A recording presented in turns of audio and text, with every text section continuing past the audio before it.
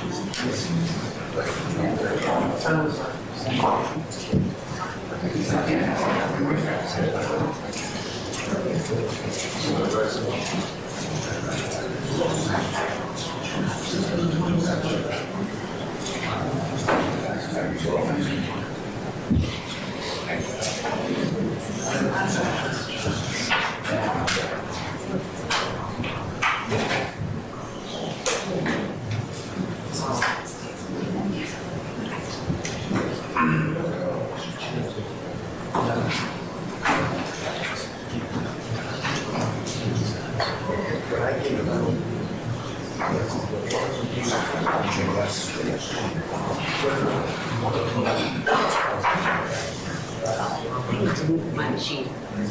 I'll take it upstairs. I'll take it upstairs.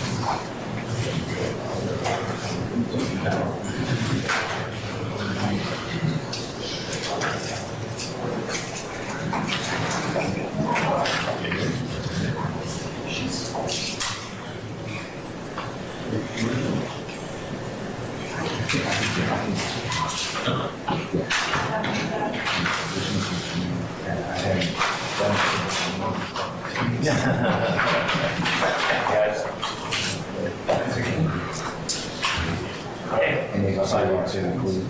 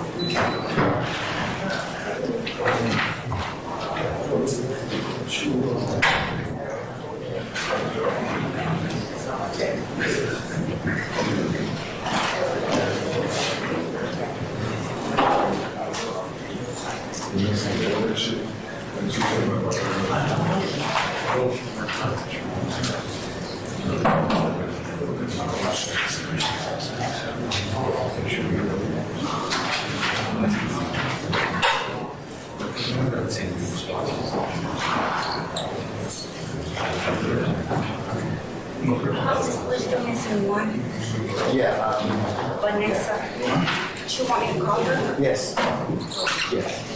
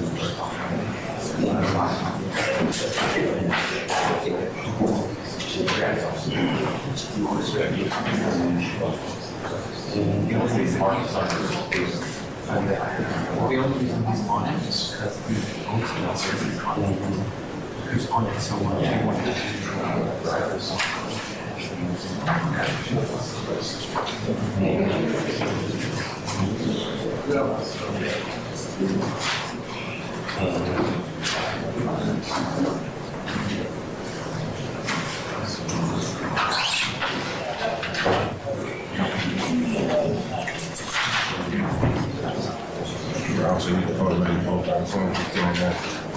He said, "What's going on?" And he's like, "She's going right now."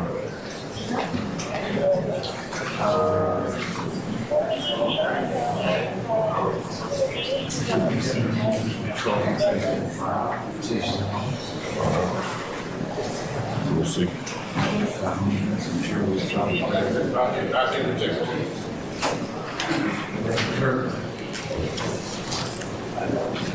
Hey, Tim.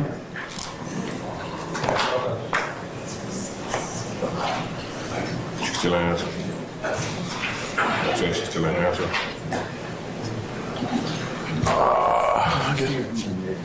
That's what I was just talking to the colonel about. Is there somebody over there? Hold on. Okay. I don't know. Yes. Who you see? I need the address. Who? Okay, I'll text it to you. So it's good. Is he there? What's the lady name? Yeah. Yeah. You got that? Yeah.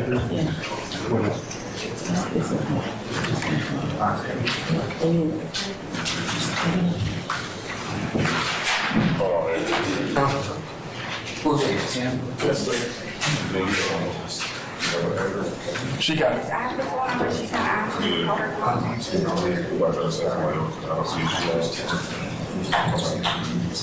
Okay. Hold on just a second. She called my last 3 times. Yeah, I know. Let me get him started first. He want to come in and we'll get everybody started, and then we'll recess and then we'll take care of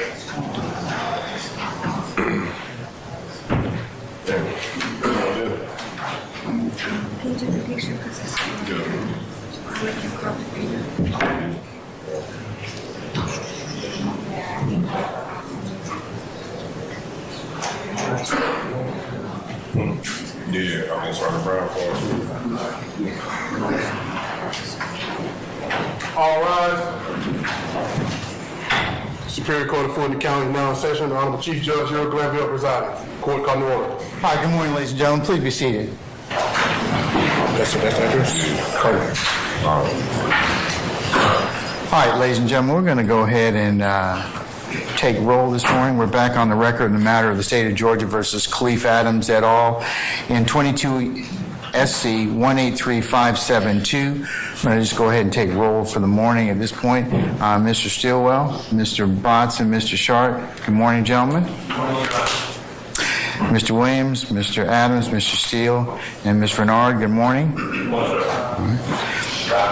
Mr. Kendrick, Mr. Apt, Mr. Hingerty, and Mr. Weinstein, good morning. Good morning, Your Honor. All right. Mr. Huey, Mr. Matthews, Jr. and Sr., good morning. Good morning, Your Honor. All right. And Miss, you have another counsel with you, Mr. Huey? Good morning, madam. All right. And Mr. Nichols, Mr. Harvey, Mr. Garner, Ms. Westmoreland, good morning. And Mr. Ryan and Ms. D. Williams, good morning. All right. All right, counsel for the state, ladies, Ms. Love and Ms. Hilton, Mr. Brown and Mr. Smith, good morning.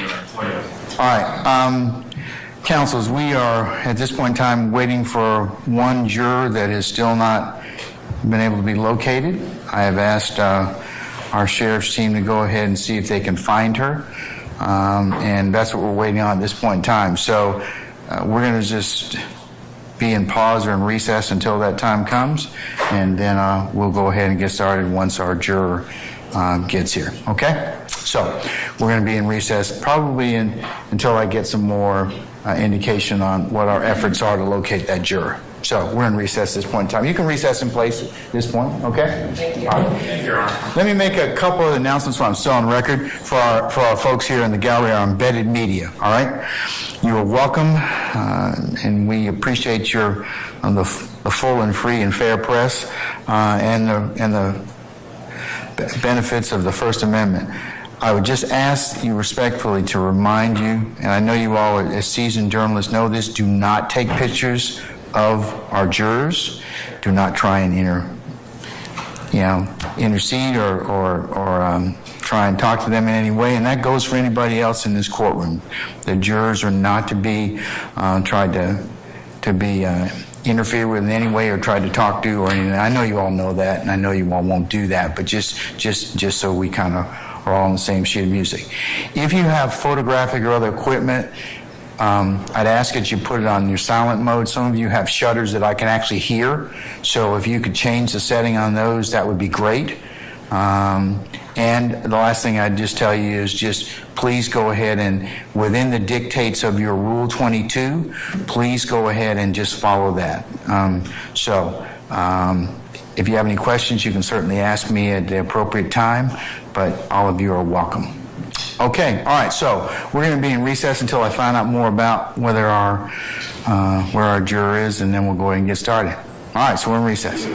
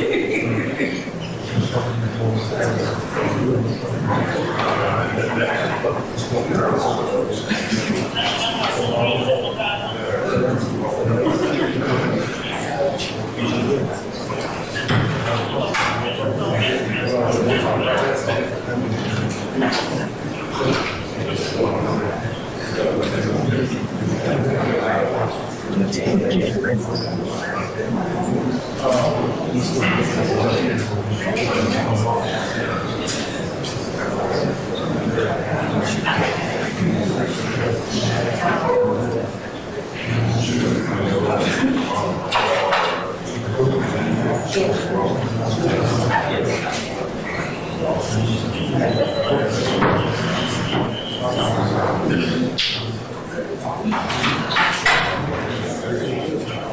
no, not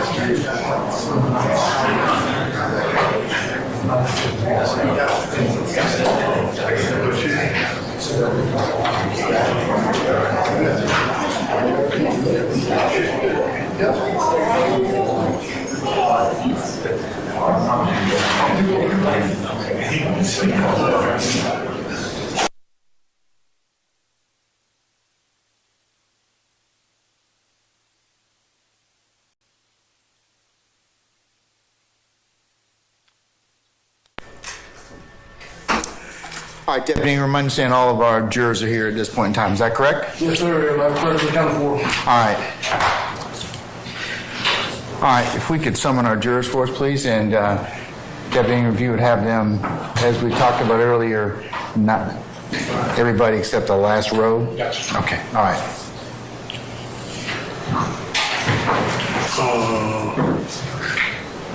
Hey, everybody. Is everybody here? Everybody present? Mr. Sharp is coming in here. All right, well, okay, I'm worried about him right now, okay? But, all right. Hi, ladies.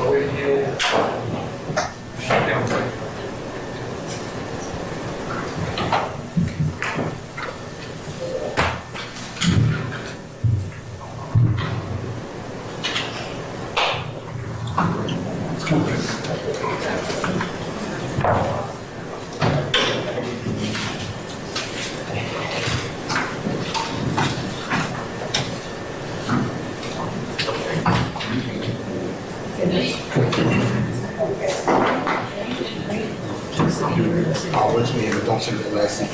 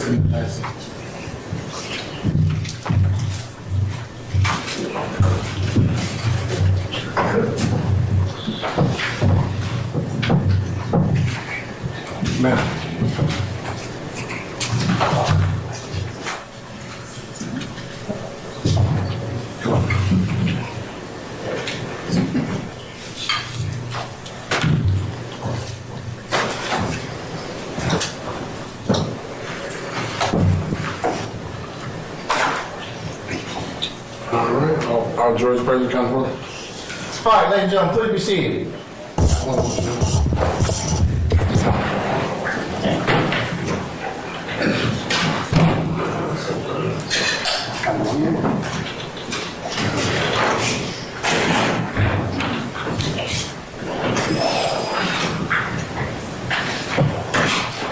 You got another chair?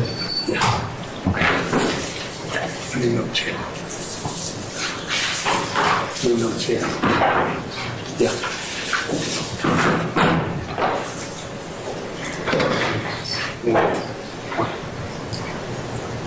Get it out there, roll. The back row, yeah.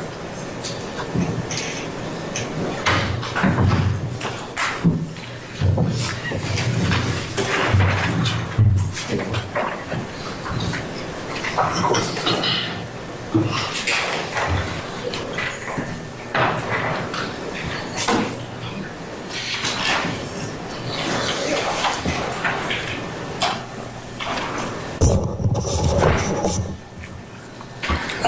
That was coming. We got- All right, all jurors present? Yes, sir. All right, okay. Good morning, ladies and gentlemen of the jury.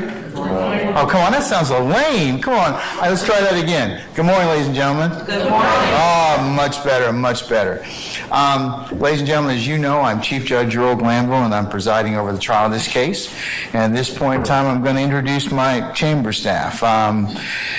In the courtroom, I have my court reporter, Miss Christina Weaver. She's my official court reporter. And then to my right, your left, is Miss Violetta Omana, who's my judicial assistant. To my left, immediate left, is Mr. Wesley Kearns. He's my staff attorney. And then the gentleman you just brought you out is Sergeant Tim Ingram. So, and then I have another litigation manager upstairs, Edward Chamberlain, and you'll meet him at some point in time if you haven't met him already when you were here before. So, as I mentioned earlier, they're here to assist me and will be happy to help you in any way you can. Your principal point of contact, should you be running late or anything should happen to you or you need to kind of reach us before the time period. I understand one of you had a car issue this morning, so that's the, you all still have my cards? Okay, and if you don't, I got plenty more. We'll give you some before you leave today. If you're going to be running late or anything, please contact Miss Umana and let her know so that I can kind of keep track of you and I can let the parties know where you are. But it is very important that you all get here on time. We were supposed to start at 9 o'clock this morning. It's now almost 10:30. So I can't do anything until all 18 of you are here. So please mind your time. Only you know how long it takes you to get from wherever you live in our great county, downtown, Fulton County, to the courthouse and all the machinations that you have to go through. So leave early. You can always come a little bit early and be comfortable and be seated in your headquarters or jury deliberation room, okay? All right, but at any point in time during recesses, you can approach my staff, or as I mentioned earlier, any of the people from our sheriff's department who are in the gray and black uniforms, you're authorized to talk with them. Before we get into preliminary instructions, ladies and gentlemen, I have some administrative matters to discuss with you. I've already introduced my staff, and I encourage you to approach them if you have questions. Remember, the sheriff's deputies have shown you how to get to the jury room, how you arrive here every day. Okay, so you're never to come into the front door of the courtroom. You always go in to the rear and go directly into your headquarters or jury deliberation room. And from this point on, you're not going to enter the courtroom unless one of the deputies brings you out from the jury room. After breaks at the beginning of the day, when you arrive, you'll go straight to the jury room, and our deputies, as I mentioned earlier when you were here a little bit earlier, gave you the nickel tour of the courthouse, so all of you know how to get from the front entrance up here to your headquarters. Is that right? Okay. We talked a little bit about meals and how you can. There's a cafeteria that's directly behind you. We talked a little bit about that. Since you were here, you like the space back there? Yes. It no longer looks like a dump. We painted it. Got you some fresh tables, chairs, and a couple of refrigerators, a microwave, a coffee pot, and we'll make sure that we go ahead and make sure that is cleaned and maintained for your use. I want you to be very comfortable while you're in there. But as I mentioned to you earlier, it might be better just to bring your lunch or bring your comfort items, but we'll make sure that you have some place to store them and otherwise can warm up your lunch if you feel necessary. All right. I would ask that you wear your juror stickers when you're here in the courthouse, and all of you have juror stickers. Wonderful. If you don't, when you go back in there, put one on, and remember at the end of the day, take one, put it in your wallet, your purse, your briefcase, whatever you may have, and put it on when you come back in the courtroom and in the courthouse. This is so the lawyers and the witnesses can identify you as a juror. From this point on, the lawyers, the parties, the witnesses, or anyone else associated with this case, except for my staff or our sheriff's deputies, is prohibited from having any contact with you whatsoever. If you happen to encounter any one of them on the street or in the elevator, please do not attempt to communicate with them in any way and do not be offended, as I mentioned to you earlier, if they ignore you, okay? They're just adhering to their responsibilities and roles as officers of this court to not have any direct or incidental contact with you. So please don't be offended. If you should some reason have contact with one of the lawyers, or if you inadvertently overhear something about this case, please notify one of my deputies or my staff immediately. Now, this also, ladies and gentlemen, pertains to third parties or anybody else that may try and talk with you. If anybody else, other than the folks I told you about the lawyers, attempts to talk with you in any way, emails you, texts you, tries to communicate with you when you're going to and from, we need to know about it immediately, okay? So please tell me if that should happen. We generally hold court from 9 a.m. to about 6 p.m. or thereabouts. We'll take some short comfort breaks as needed throughout the day and a longer break for lunch. And for the sake of your fellow jurors and the parties, as I mentioned earlier, please make every effort to be on time, as we cannot begin or continue the case until all of 18 of you are present. If something unexpected happens and you absolutely cannot help being late, please call my office and contact Ms. Umana, and she'll let me know and let us know accordingly. All right, ladies and gentlemen, now I'm going to cover some basic principles of criminal law. I'm going to explain my role, your role, and the lawyer's roles. And then finally, I'm going to tell you how the trial will proceed. Since many of you haven't served on a jury before, so this should help you in understanding how a trial proceeds and what is expected of you during the trial. Now, you've been selected and sworn to try the following: the criminal case of the state of Georgia versus Marquavius Huey.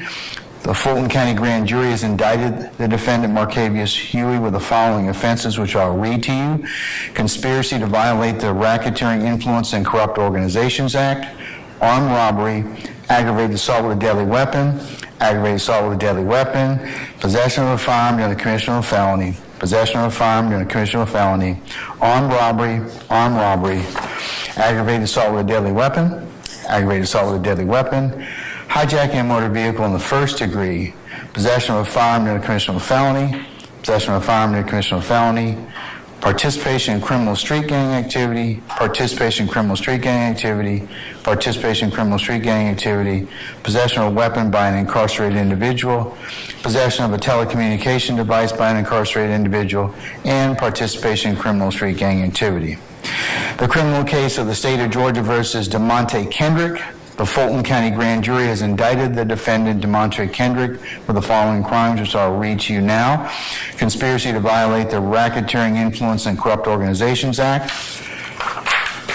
murder, participation in criminal street gang activity, violation of the Georgia Controlled Substances Act, violation of the Georgia Controlled Substances Act, violation of the Georgia Controlled Substances Act, possession of a firearm in the commission of a felony, possession of a machine gun, and possession of a firearm by a convicted felon previously convicted of a felony involving the use or possession of a firearm. The criminal case of the state of Georgia versus Quamarius Nichols. The Fulton County Grand Jury has indicted the defendant, Quamarius Nichols, for the following crimes, which I'll read to you now: conspiracy to violate the Racketeering, Influence, and Corrupt Organizations Act, murder, participation in criminal street gang activity, participation in criminal street gang activity, possession of a firearm by a convicted felon previously convicted of felony involving the use or possession of a firearm, possession of a firearm during the commission of a felony, and possession of a firearm by a convicted felon previously convicted of felony involving the use or possession of a firearm. The criminal case of the state of Georgia versus Rodeus Ryan. The Fulton County Grand Jury has indicted the defendant, Rodeus Ryan, for the following crime, which I will read to you now: conspiracy to violate the Racketeering, Influence, and Corrupt Organizations Act. The criminal case of the state of Georgia versus Shannon Stillwell. The Fulton County Grand Jury has indicted the defendant, Shannon Stillwell, for the following crimes, which I will now read to you: conspiracy to violate the Racketeering, Influence, and Corrupt Organizations Act, murder, participation in criminal street gang activity, participation in criminal street gang activity, possession of a firearm by a convicted felon previously convicted of felony involving the use or possession of a firearm, possession of a firearm during the commission of a felony, and possession of a firearm by a convicted felon previously convicted of felony involving the use or possession of a firearm. The criminal case of the state of Georgia versus Jeffrey Williams.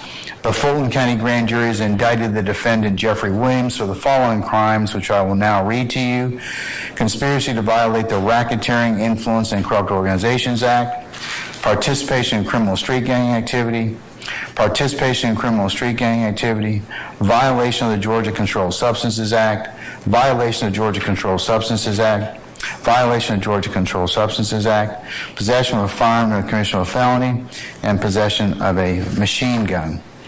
Each of the defendants have pled not guilty to this indictment, and each of them deny every charge in it. This indictment and the defendants' pleas of not guilty present the issue that you've been selected and sworn to decide. The indictment is a way the defendants are charged with committing crimes that violate the laws of Georgia. The charges in the indictment and the pleas of not guilty are not evidence of guilt, and you may not conclude the defendants are guilty based on the charges or the not guilty pleas. Each of the defendants is presumed to be innocent until he is individually proven guilty. The defendants begin the trial with a presumption of innocence in their favor, and this presumption stays with them until it is overcome by the state with evidence that convinces you beyond a reasonable doubt that the defendants are guilty of the crimes charged. You may not convict any one of the defendants of any crime unless each element of the crime is proved beyond a reasonable doubt. The burden of proof is on the state to prove every essential element of the crimes charged in the indictment beyond a reasonable doubt. The defendants have no burden at all, and the burden never shifts to any one of the defendants to prove his innocence. However, the state is not required to prove the guilt of the defendants beyond all doubt or to a mathematical certainty. A reasonable doubt means just what it says. It is the doubt of a fair-minded, impartial juror who is honestly seeking the truth. It is a doubt based upon common sense and reason.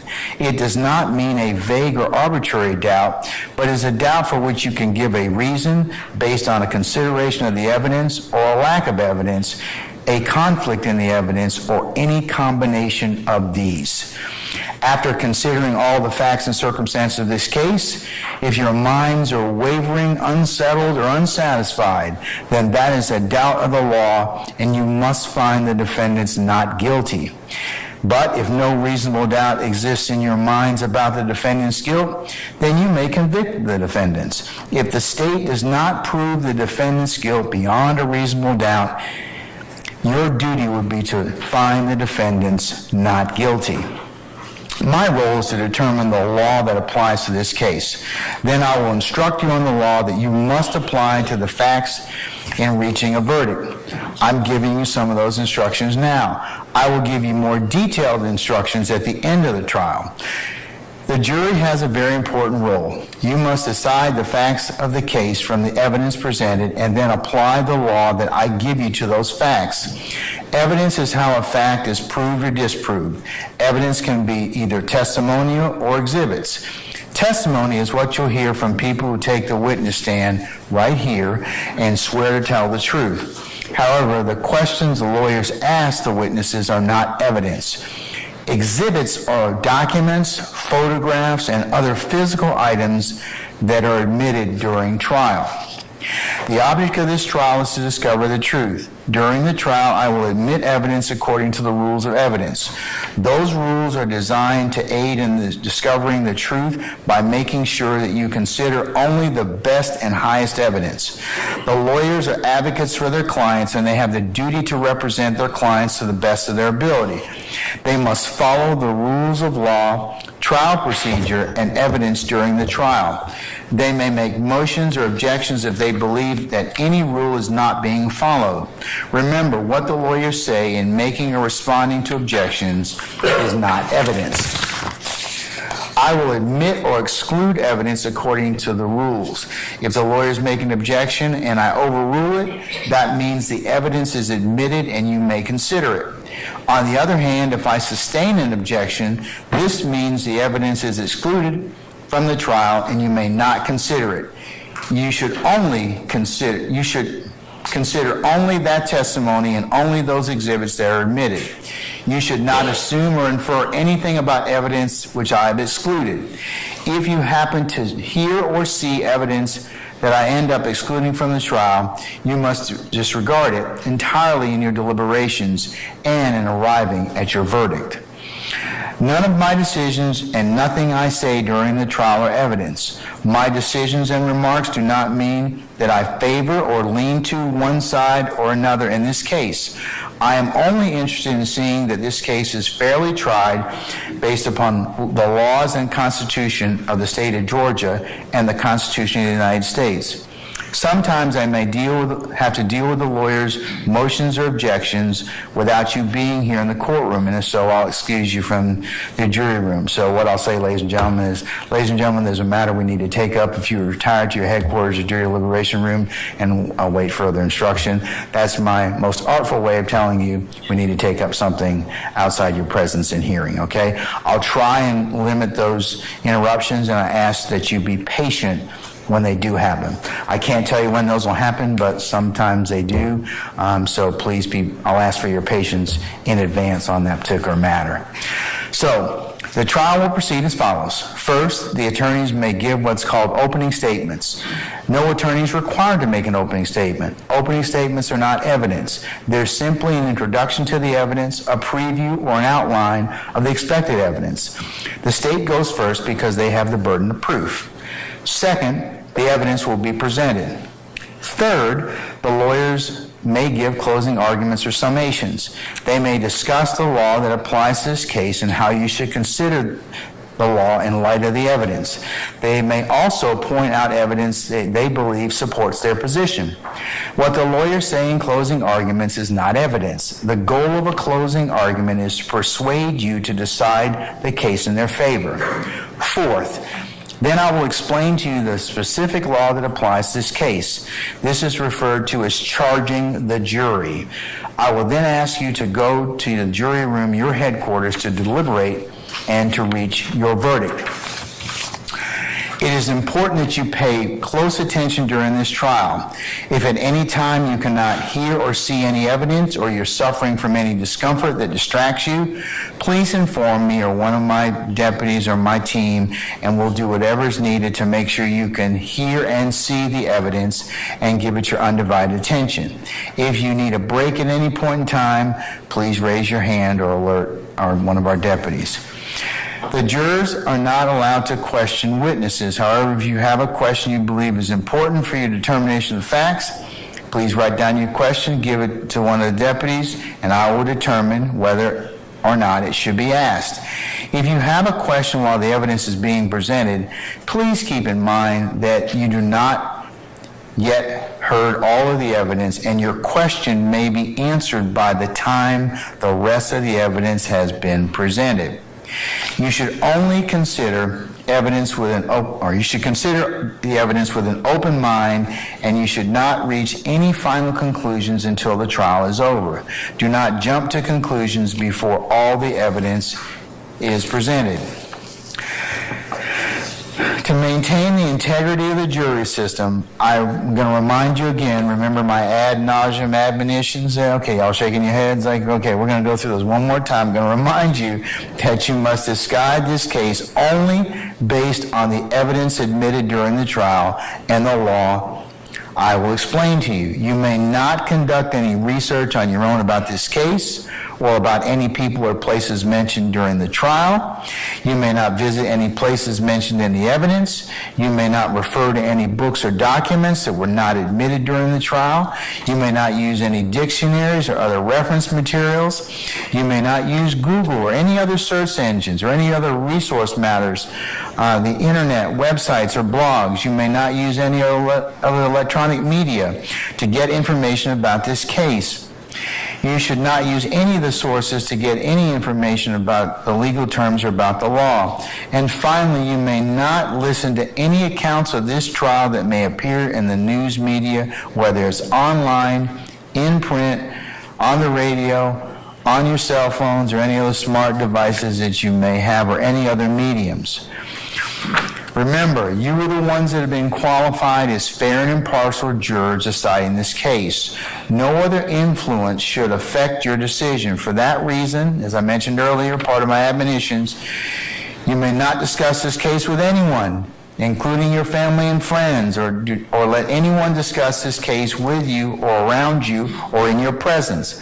This includes discussing or sharing information by email, text, blogging, or other form of social media until actual deliberations begin.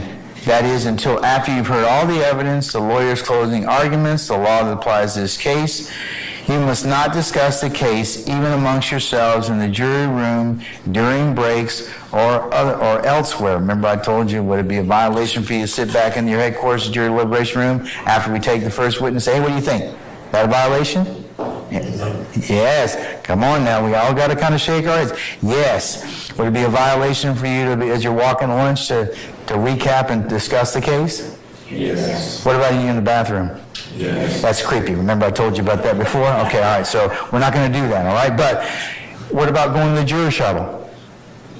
Yeah, that'd be a violation as well, okay? What about if you're walking on onesies and twosies? All right, okay, and how did I tell you you're probably going to get caught if you violate my admonitions? You're going to tell on yourself, that's right. Or somebody's going to tell me that you've been on some particular site or some particular issue. You ought to be able to learn that. Okay, I'm proud of you. All right. But it's really important, ladies and gentlemen, because remember I told you, fair trial, just trial, lawful trial. So all of these things are really important in terms of the admonitions and how serious we are about you not being only hearing what's in this courtroom and only the cases presented to you. All right? So you've been given pencils and writing utensils and pads for your note-taking and use during this trial. So what I want you to do at this point in time is take and open your pad to the very first page.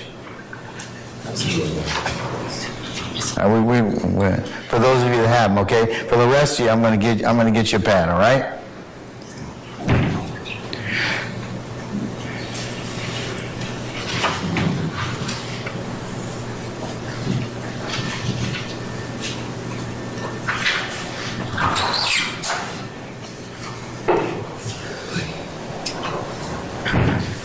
Okay, does everybody have a pad? No. Okay.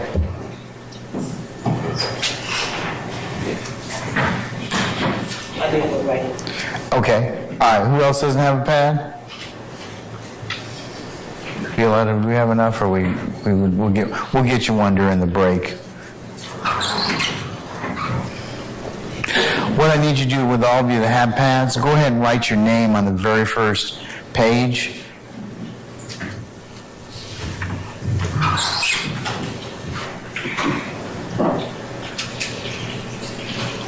Okay, that's your pad, okay? So whenever you come back in, after breaks and everything else, if you're going to your headquarters, just leave your pad inside the basket, okay? We're not going to take a look at it, and nobody's going to bother with it. Who else needs a pad?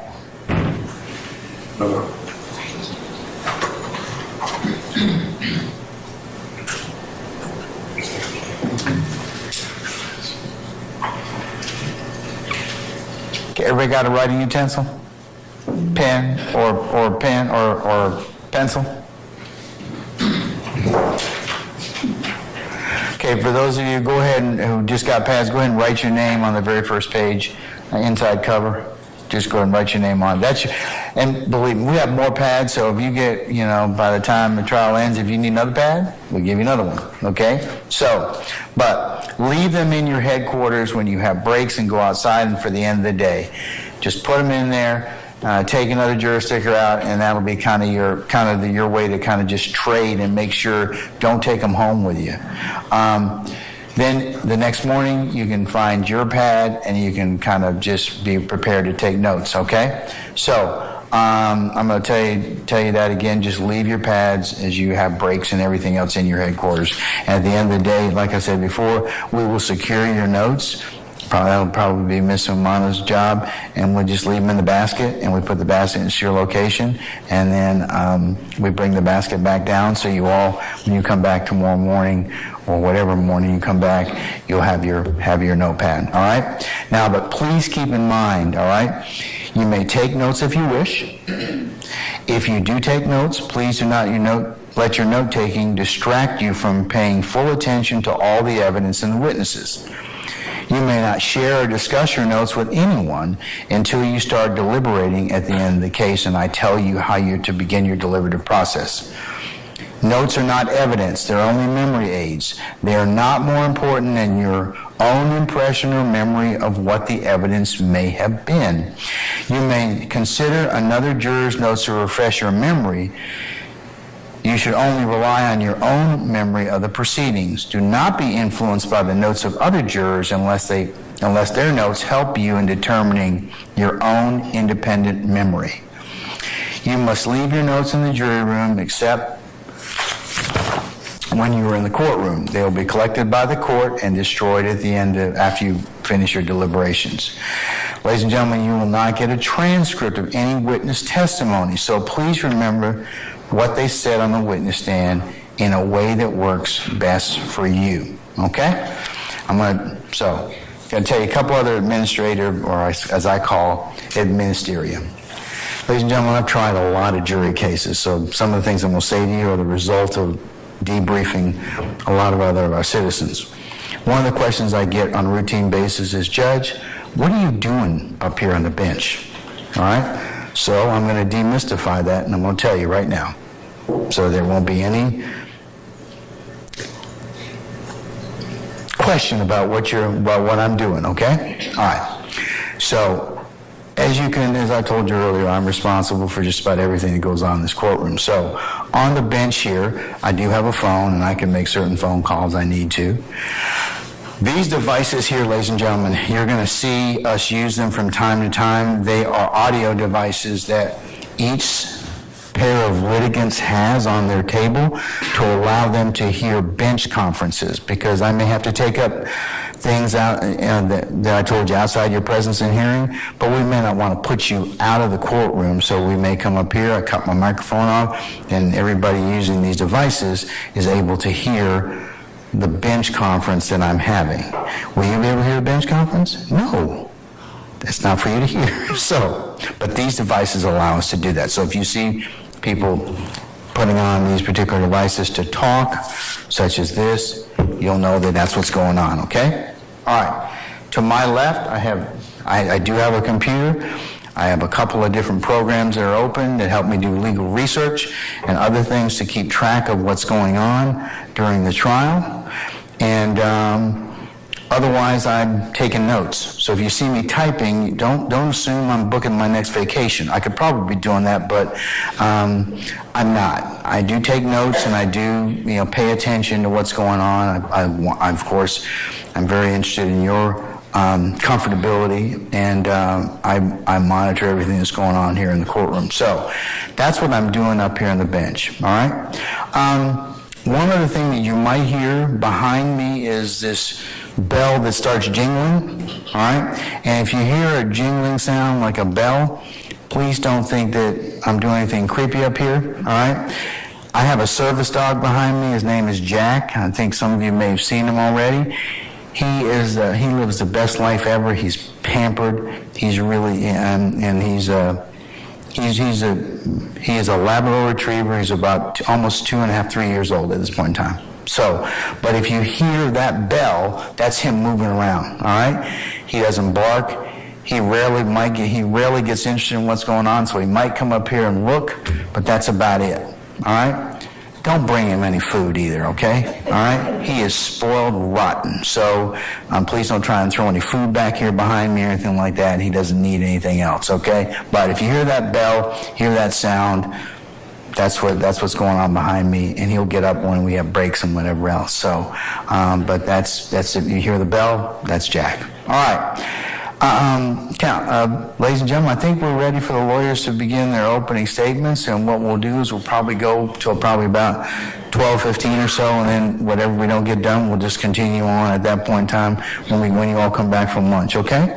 So at this point in time, councils, I'm going to invoke the rule of sequestration as to both sides. So anybody who's going to give testimony in this case, if you please absent yourself from the courtroom, please don't discuss your testimony to anybody except the attorneys in this case. So at this point in time, does the state wish to make an opening statement? All right, go right ahead, madam. Your Honor, I would ask the court regarding certain members that we have spoken with in court about in terms of witnesses, whether they are allowed to remain within the courtroom. I believe the matter that we discussed, we won't be able to take up till Tuesday. So that person should probably be excluded. That person, if they're going to. But other than that, I think we've covered everybody else. Unless there's an exemption. Do you have an exemption to the sequestration? Your Honor, the family members, the victims themselves were the only ones that I was concerned. I'm not. There's no issue about sequestration as it applies to them. Thank you, Your Honor. All right. Excuse me, Judge. I have several objections to the court's opening charge. Would you either reserve those or... I'll reserve those. Thank you. Okay? All right. Your Honor, can I just make sure that all the witnesses are excused? Because I think there's been mixed messages sent by attorneys, not by the court. Okay, all right. Okay. Your Honor, may I please approach the bench? Say again? May I please approach with the state? Yes, Ms. D. Williams.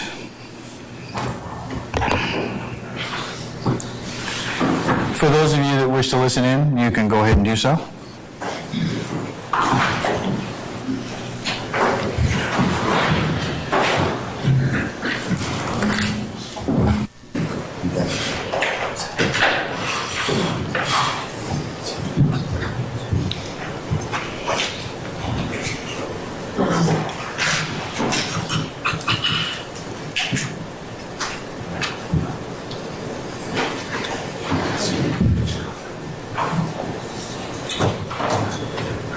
It should be good. Yes, sir. Yeah, they can hear you.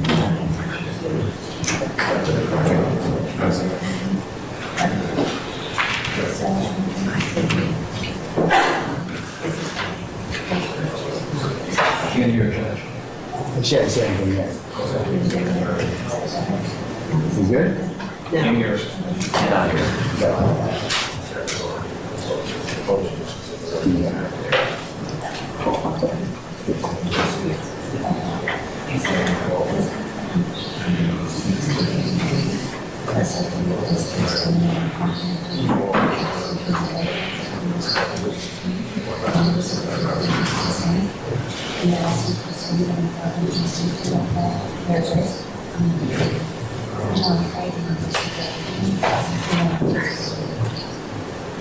I'm just hearing this now.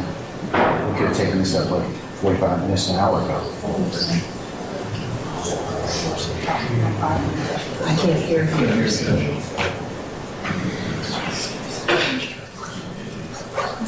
Yeah.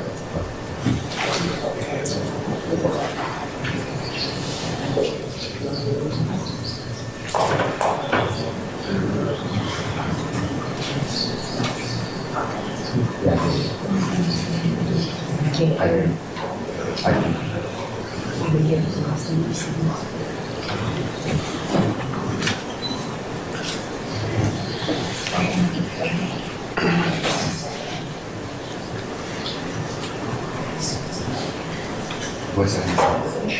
What's that? What's that?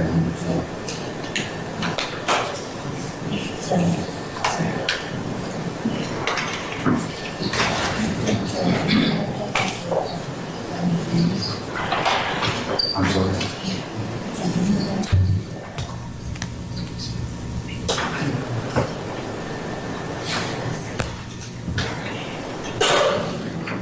I can't hear you.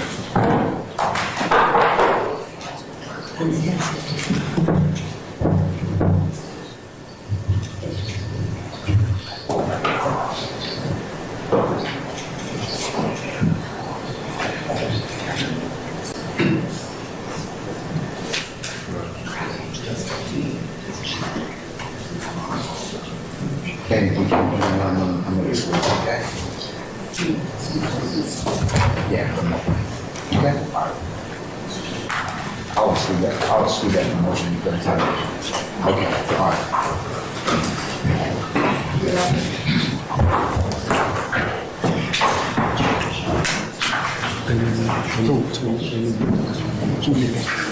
Can't hear me. You don't need 3 minutes to do it. Okay. All right. All right.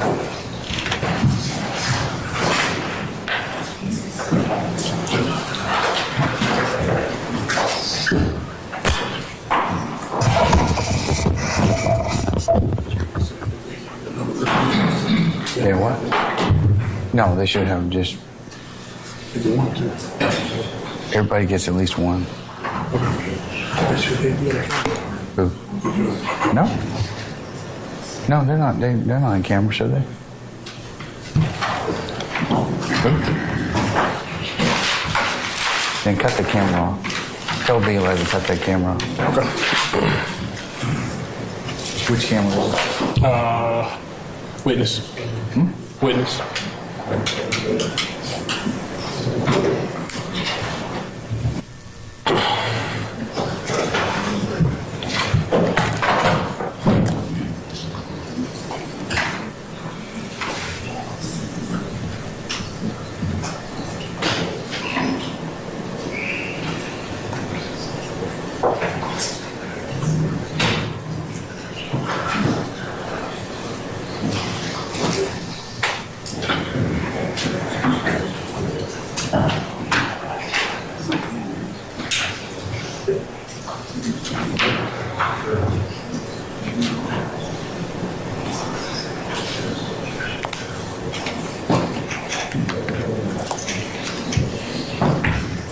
Your Honor, when the court has a moment, can we approach again with Ms.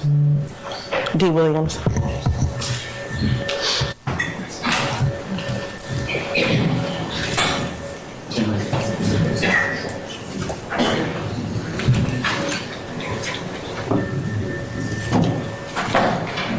I'm not gonna have any more.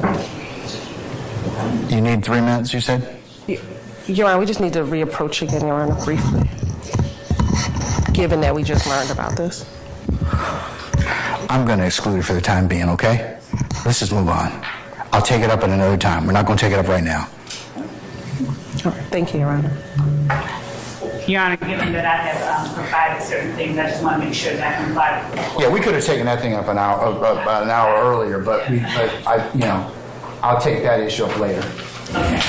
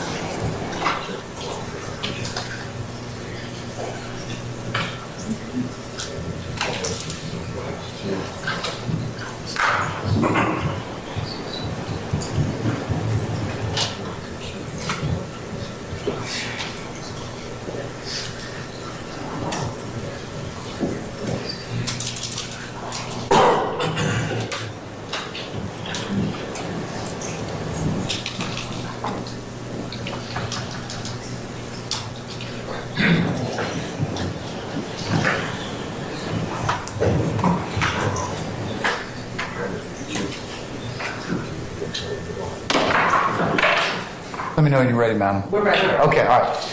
All right, if you wish to make an opening statement at this point in time, please go ahead. All right. I'm going to now share my screen with court's permission. Yes, ma'am, go right ahead. Thank you.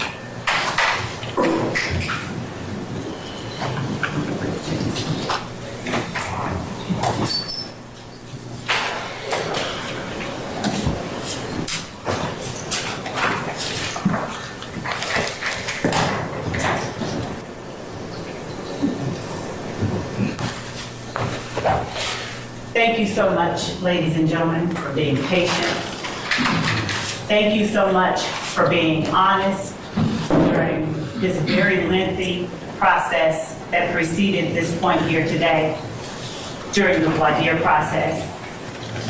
I appreciate you all being here, exercising your civic duty, and honoring your obligation to pay close attention to what's going on in this courtroom for the next several, however many weeks. Some people like to say that opening statements are a roadmap to what the trial will show. Instead, I'm going to give you an overview, a bird's eye view, because you're going to be sitting here with evidence for the next several weeks at least. And you will be able to see what that evidence is. Nothing that I say to you during this part of the trial, and nothing any other attorney says to you during this part of the trial is evidence. But I can tell you what I expect the evidence to show. And what I expect the evidence to show in this case is that YSL, the group made up of the defendants sitting before you today, along with other both indicted and unindicted co-conspirators, YSL operated as a pack. The quote that I read to you earlier is from one of my favorite books as a kid, The Jungle Book. In case anybody recognized it, those were right out Kipling's words and not mine. But they are appropriate for where we are today. For 10 years and counting, the group calling itself Young Slime Life dominated the Cleveland Avenue community of Fulton County. They created a crater in the middle of Fulton County's Cleveland Avenue community that sucked in the youth, the innocence, and even the lives of some of its youngest members. It consisted of 3 or more members with common identifiers, signs, colors, linguistic choices that committed crimes on behalf of and in furtherance of Rock Crew itself. That particular organization aligned itself under an umbrella of a larger, more traditional street gang called Sex, Money, Murder, Bloods. They adopted the nomenclature. They would do things like replace C's in words with the letter B, because traditionally Crips and Bloods were not aligned with one another. So Cleveland Avenue became Bleveland. Some of you may have indicated during voir dire you've heard or are familiar with the Cleveland Avenue area. Maybe you've even heard of Cleveland Avenue Day. The evidence will show that this is where that comes from. The evidence will also show that sometime in 2012 or thereabouts, an internal rift or divide occurred among the members of Rock Crew. Now, the defendant, Jeffrey Williams, seated back there yawning right now, he was an original member of Rock Crew. And the kind of crimes that Rock Crew did consisted of smash and grab burglaries, stealing ATM machines, things of that nature. When Rock Crew split up, YSL, or Young Slime Life, was formed. And the defendant, Jeffrey Williams, was its proclaimed leader. Young Slime Life came about and consisted of 3 or more people when it began. 3 or more people who were willing to and who did commit criminal street gang activity, that is crimes, that were intended to further the purposes and advance the directives of YSL itself. Now, there will be no evidence of a written contract or anything like that. You won't see bylaws of YSL, because this was a group of people associated in fact, who used common identifiers, common names, common colors, common symbols to communicate with one another and to express themselves to the rest of the world. So YSL, as the evidence will show, they didn't move individually. The members and associates of YSL, they moved like a pack, with the defendant Jeffrey Williams as its head.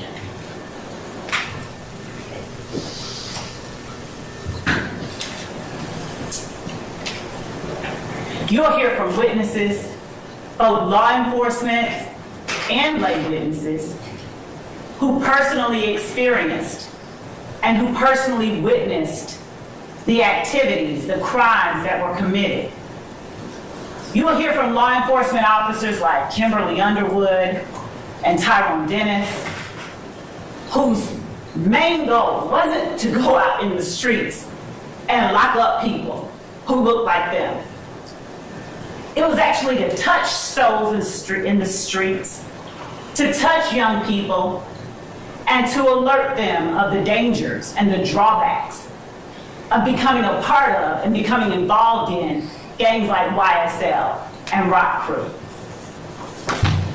You'll hear about conversations with educators. You'll hear from members and associates of the gang itself.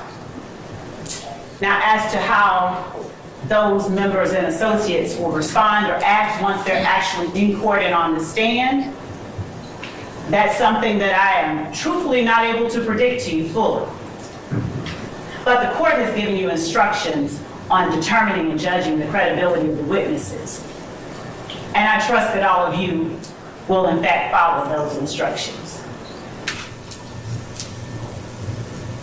The evidence will show that YSL checked all of the boxes for being a criminal street gang. As I stated earlier, they are 3 or more people associated in fact. Their members commit crimes on behalf of the gang.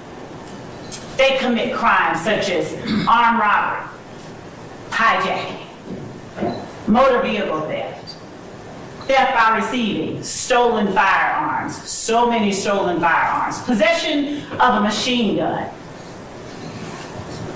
and narcotic sales. And last but certainly not least, murder. What you will not hear any evidence of is that the defendants were not involved in a criminal street gang. You will not hear any evidence that they did not commit crimes on behalf of YSL. And as I stated to you earlier, what I'm saying to you now, this is not... Let me object to that statement, please, as burden shifting. Object basis? Burden shifting. And under Parker versus the state at 277, Why don't we take that up then? 39. I'll note your objection. I'm sustaining the objection. Why don't you rephrase, madam? Yes, Your Honor. Just rephrase it. Ladies and gentlemen, I'm going to explain to you at the appropriate time, ladies and gentlemen, what the burden is in this case. Remember what I told you earlier? That the burden never shifts to the defendants to prove or certain innocence, they're presumed innocent. And it's only until you hear evidence that you decide is sufficient, and I'll instruct you on how you're supposed to do that at a later point in time, okay? All right. The evidence will show that YSL did not adhere and does not adhere to all of the customs of a traditional street gang. And the fact that YSL does not mirror all the customs of a criminal street gang, the evidence will show makes it no less a criminal street gang. The defendants on trial here today have, through their actions, displayed not only their allegiance, their alliance with one another and with the gang itself. Through their actions, they have displayed an unspoken agreement to participate in that gang through a pattern of illegal activities.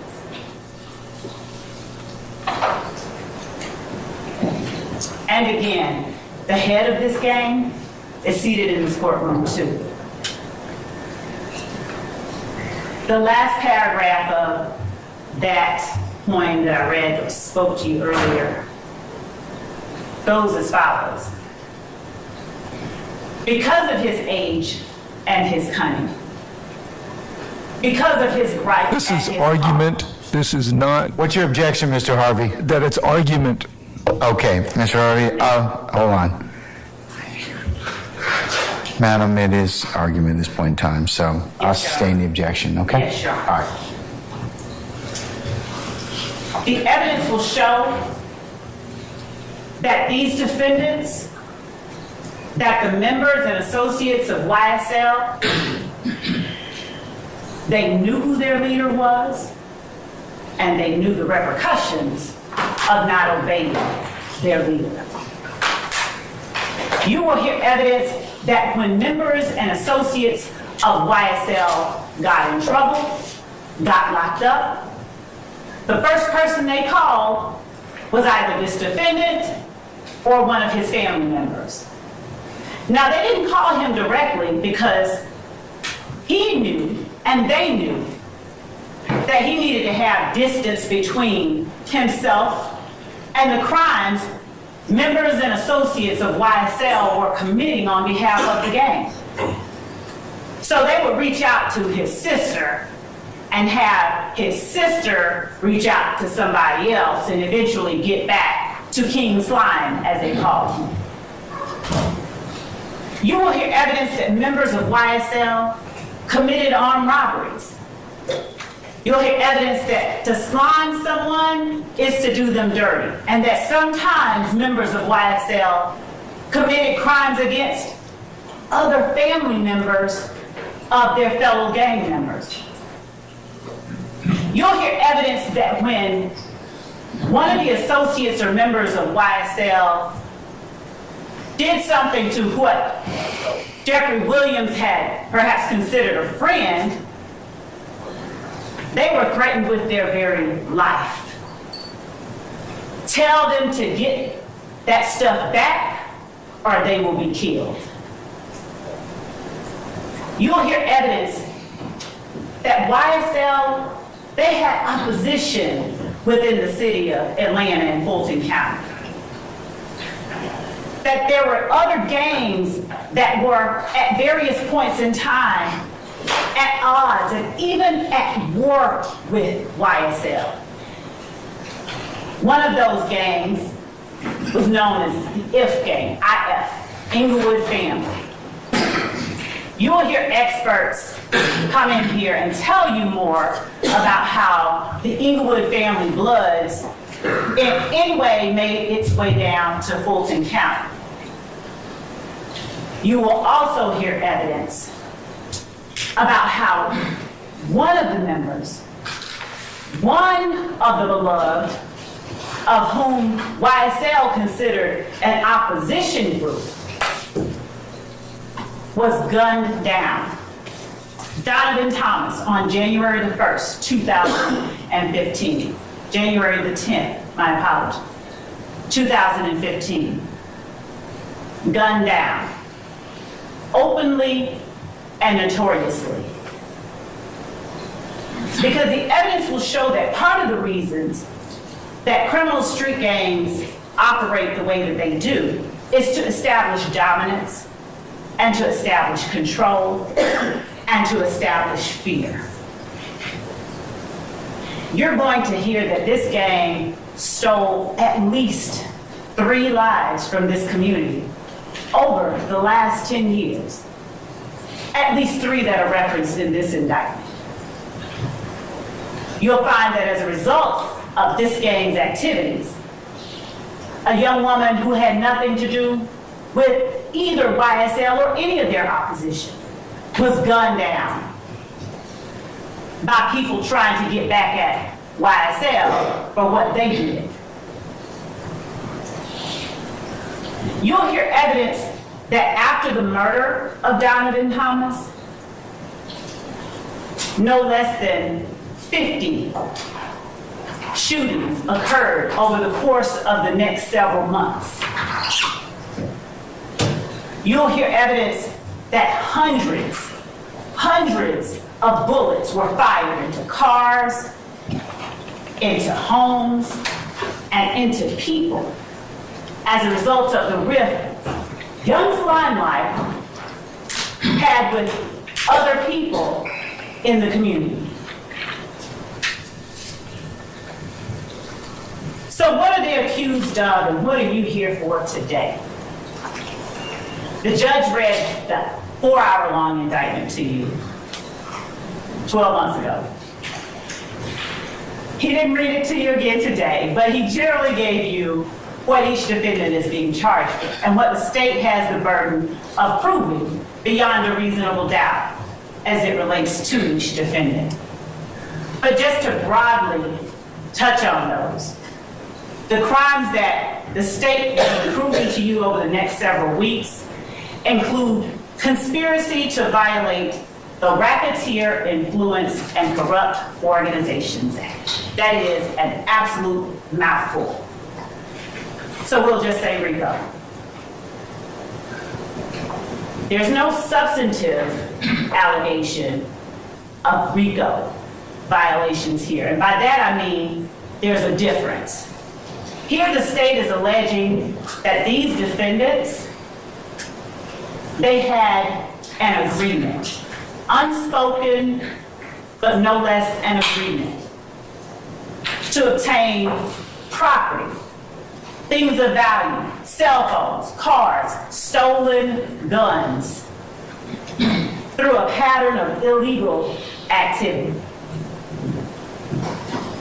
The evidence will show that it's sort of like if 2 people said, okay, you know what, we're gonna go toilet paper our dean of admissions house. And they sat there thinking and talking about it, and someone overheard them and went and reported them to the police. And the police came and said, okay, I'm gonna arrest you all for conspiracy, for planning to go and do this. The evidence will show that it's not enough that they were planning to do it.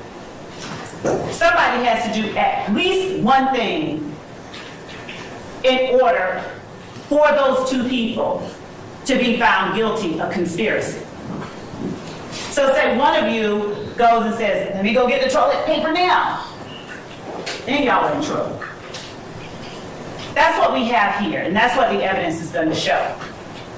there was an agreement among the members of YSL to obtain property and things of value through a pattern of illegal activity. And it is their actions over the course of the last 10 years. It did not stop, by the way, in 2015. It didn't stop at all. It continued up through and even into 2023, after this case was indicted, as the evidence will show. But their actions are what the state will be looking to you to evaluate and determine.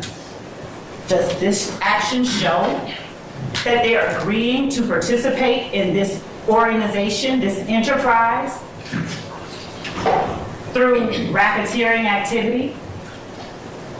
You'll see evidence, as I stated, of not just drug sales, trap houses, drug houses, whole houses out of which drug sales were conducted, where they held long guns by the door, where they stood ready to act on command if either one of their number called.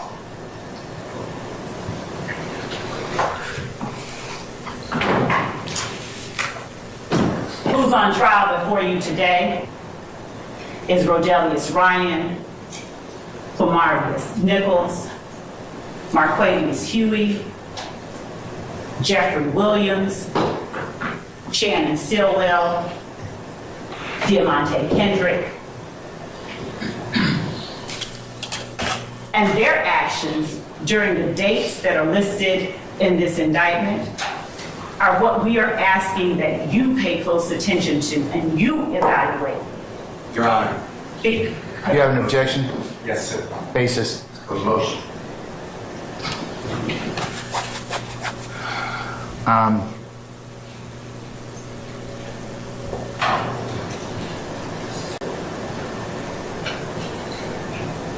All right. Ladies and gentlemen, this is one of our breaks. I'm going to need to probably ask you to retire to your headquarters at your deliberation room, and we'll call you back in just a minute, okay, when we finish up our business, all right?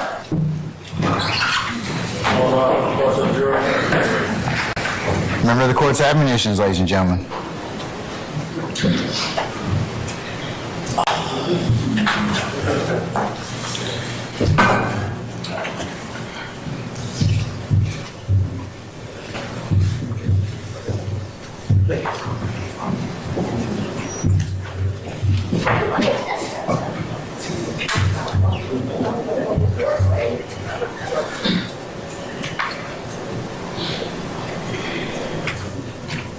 All right, please be seated. Our jury has left us.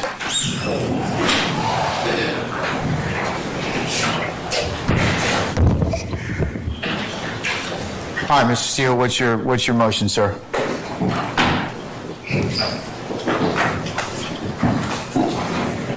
Good morning again, Your Honor. Your Honor, last week, 2 weeks, 3 weeks ago, you ordered the parties to share all of their displays in opening statement to the others so we don't have to have these interruptions. I did that. The state shared with me 4 attachments. That's all they had. That's what I got. What you just saw on your screen, if you don't remember, I'll ask the state to put it up and I asked for it to be marked as exhibit, is what you already excluded. It states that Mr. Ryan was convicted of murder and I represent the co-defendant who's not on trial on the appeal. How did that not get sent to me so I could bring it to this honorable court's attention, 1? And 2, how do we just violate court orders? So, yes, I have a serious motion for a mistrial because it's intentional misconduct. That's my motion. All right. And I'd like the screenshot to be captured for Mr. Weaver to put in the record. I'll admit it as next court exhibit in order of the state's presentation anyway, so. All right, so that'll be court 1 for purposes of the trial. So, Ms. Love, what's your response to Mr. Steele's assertion about Mr. Ryan? As it relates to Mr. Ryan and the exhibits that the state intended to play and to display for the jury, I sent to Mr. Steele and everyone else the pictures and the photographs that I expected to use. As it relates to the slide to which Mr. Steele is now referring regarding his representation on appeal, I'm not certain if the objection goes to the fact that there was the conviction, because that's part of the indictment and that's part of the evidence that the state expects will show, or if it's as to his objection about the fact that he represents Mr. Ryan or Mr. Blaylock on appeal. Don't represent Mr. Ryan. Mr. Blaylock, then. Excuse me. I was never said this, ever. That's it. Okay, what's your objection based upon, Mr. Steele? Objection based upon, I argued this before this honorable court. You argued the prosecution that before they ever mentioned my name, you granted this motion.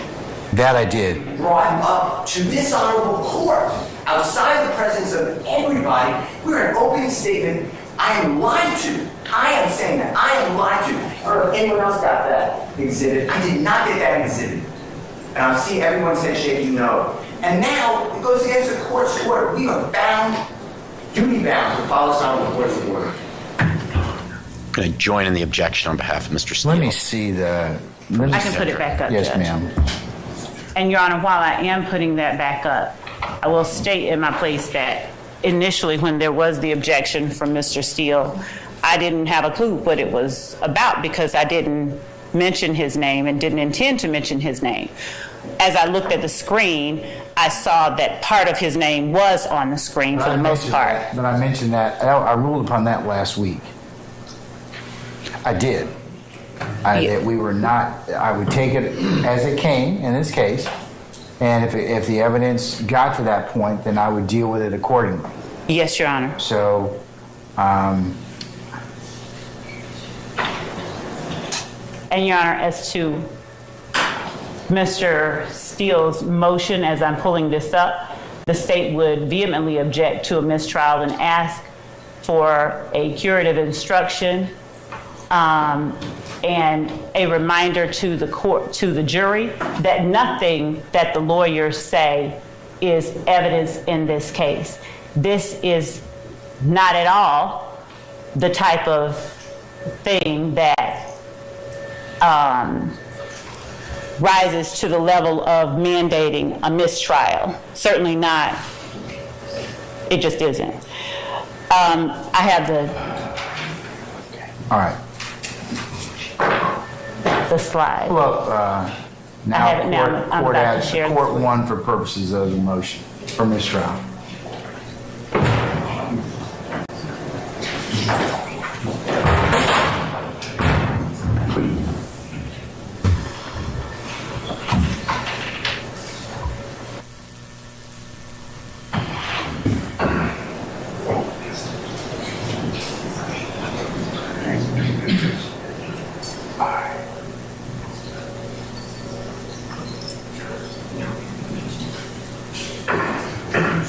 All right.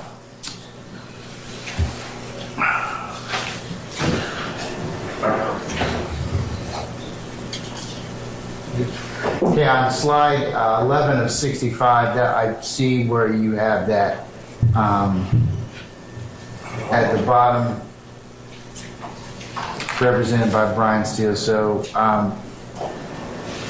we can leave that for the time being. Leave it for the time being because it is what was it was up.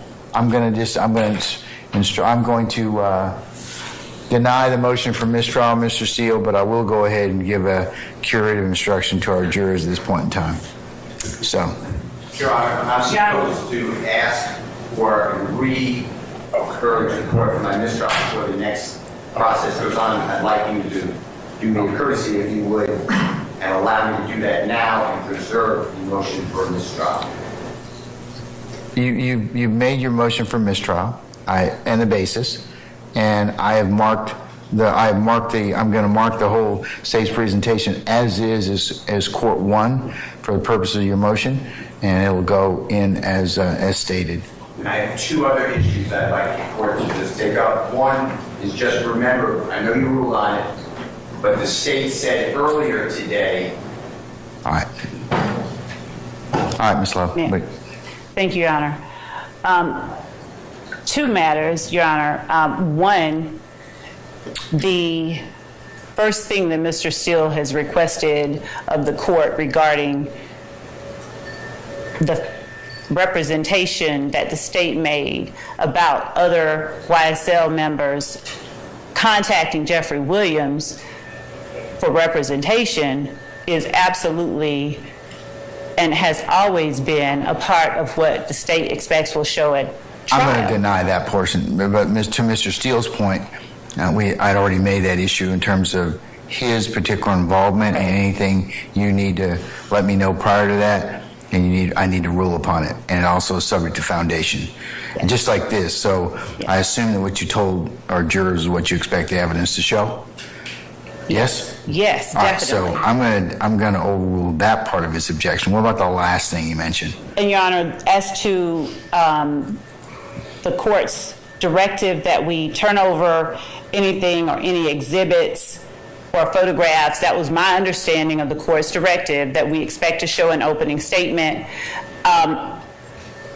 As a matter of course, I can again reiterate the fact that it was an inadvertent omission to leave Mr. Steele, at least part of his name on here. I got that, but he's talking about, is there anything else you're going to use in opening you haven't shown to defense counsel? He's telling us. Well, I said that. I told you to do that a week ago. Your Honor, because here's what I told you was going to happen.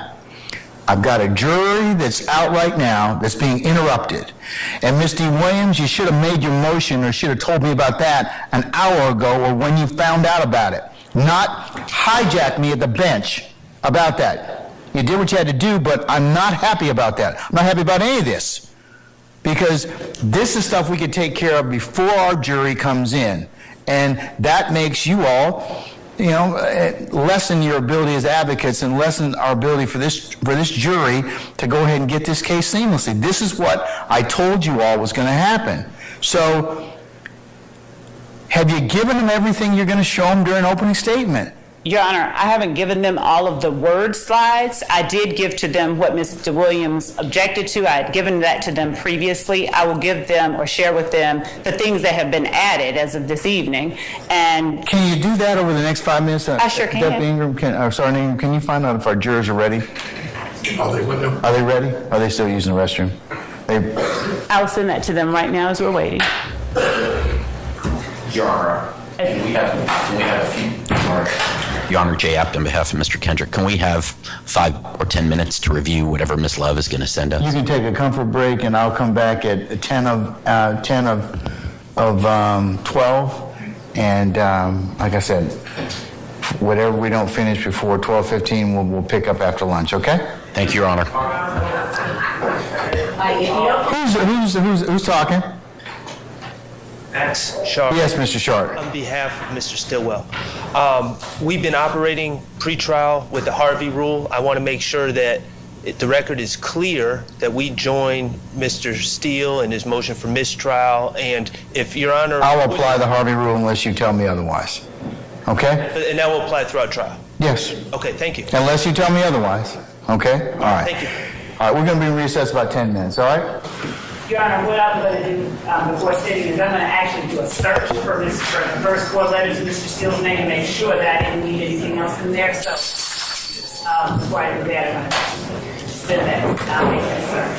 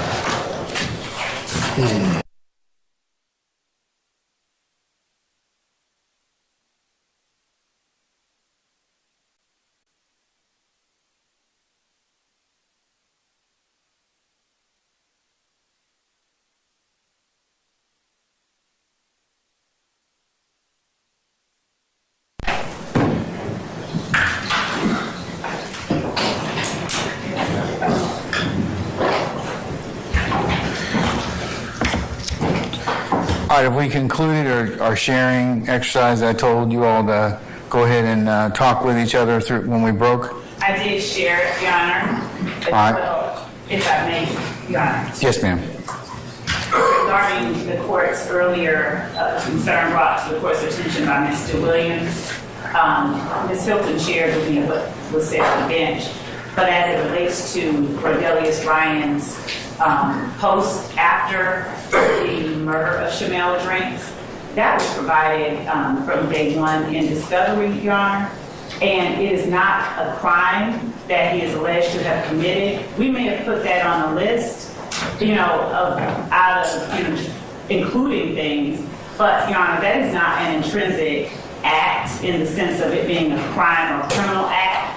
And it is what the evidence is going to show happened. What I have in the PowerPoint, I can show to the court if you like. I sent that to defense counsel prior to today. I think I sent it Friday before 5. But what I have said is that on the day that Shamel Drinks was, I'm sorry, Jamari Holmes, my apologies to the court and to the family members here.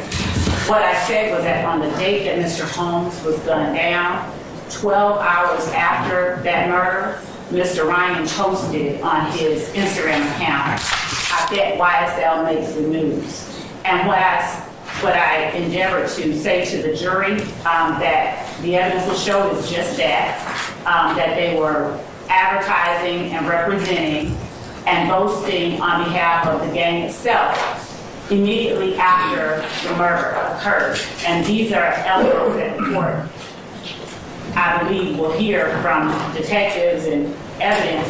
These are the things that the courts have said jurors and the courts should look to in determining whether something is done in furtherance of a gang. And so I would ask the court, I didn't take it out as the court instructed. I would ask that the court allow me to make reference to it. And thank you, Your Honor, for your time. All right, Mr. Williams. Oh, sit down, Mr. App. You can just wait a minute. All right, Mr. Williams. What's your response, madam?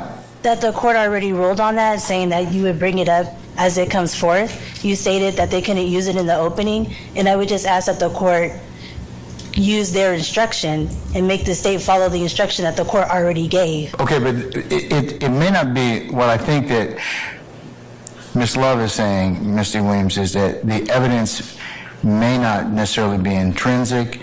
It might be for another purpose. It's what they expect the evidence to show.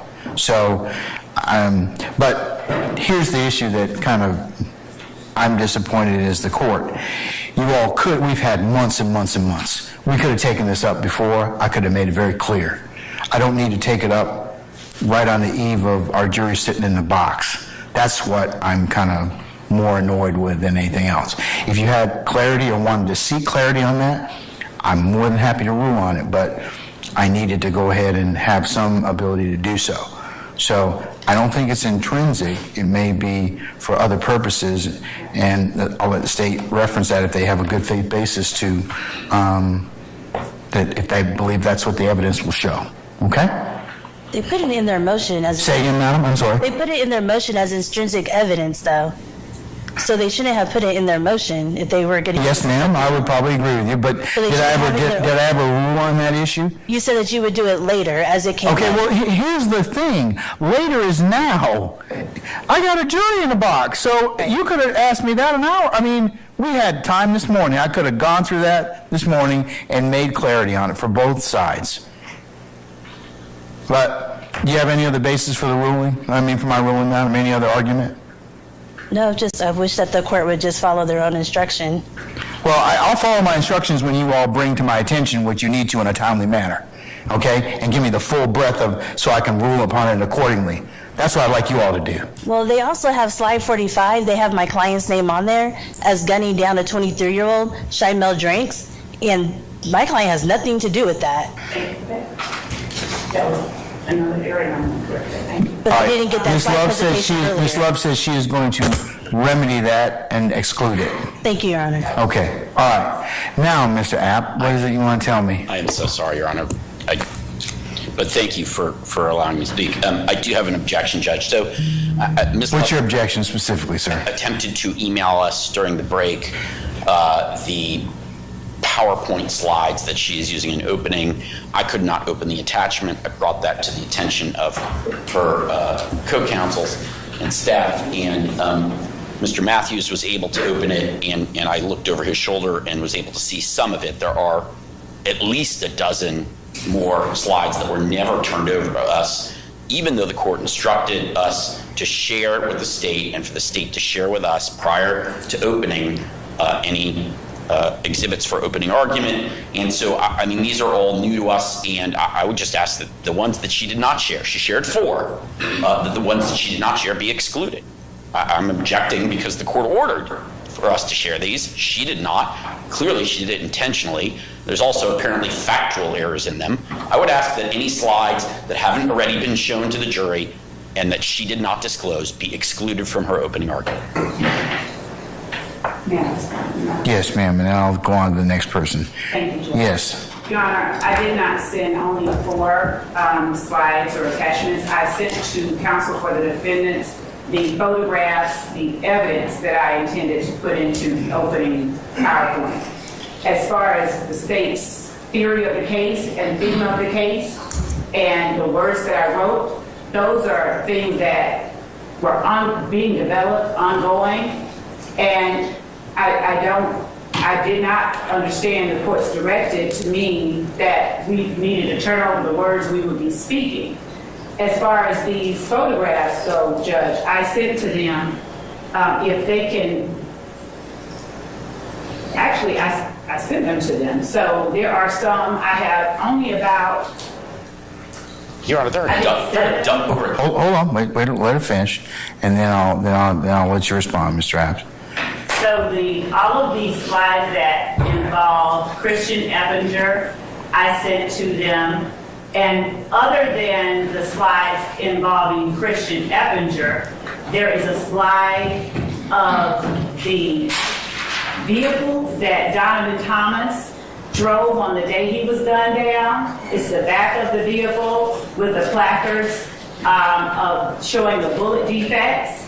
That will be shown. There's no one that has made any objection to that evidence being introduced at trial. Nothing that I have put in the PowerPoint includes anything that has been objected to as being admissible at trial. And I believe that I'm not certain if Mr. App thinks that we only served 4. Maybe, I don't know if he had trouble opening it up, but we served, I think, all of them, if not the great majority of them, because I don't have that many. I don't even have 20 photographs in this PowerPoint. So everything, and I can show the court, I would share it if I did not, with the court as well. But these photographs, I have a picture of Donovan Thomas in life. I have a picture of the barbershop where he was gunned down. I have a picture of the back of Donovan Thomas's Tahoe. I have a picture of Donovan Thomas's headshot. At the time of the autopsy, no cutting, no nothing, just his face with the number. I have a picture of, as I stated earlier, Your Honor, the truck with the defects noted. And then I have pictures of Christian Eppinger, all of which were provided, and that's the extent of it. The majority of the slides have my words, my work product on them. All right, Mr. App, before I go ahead and respond.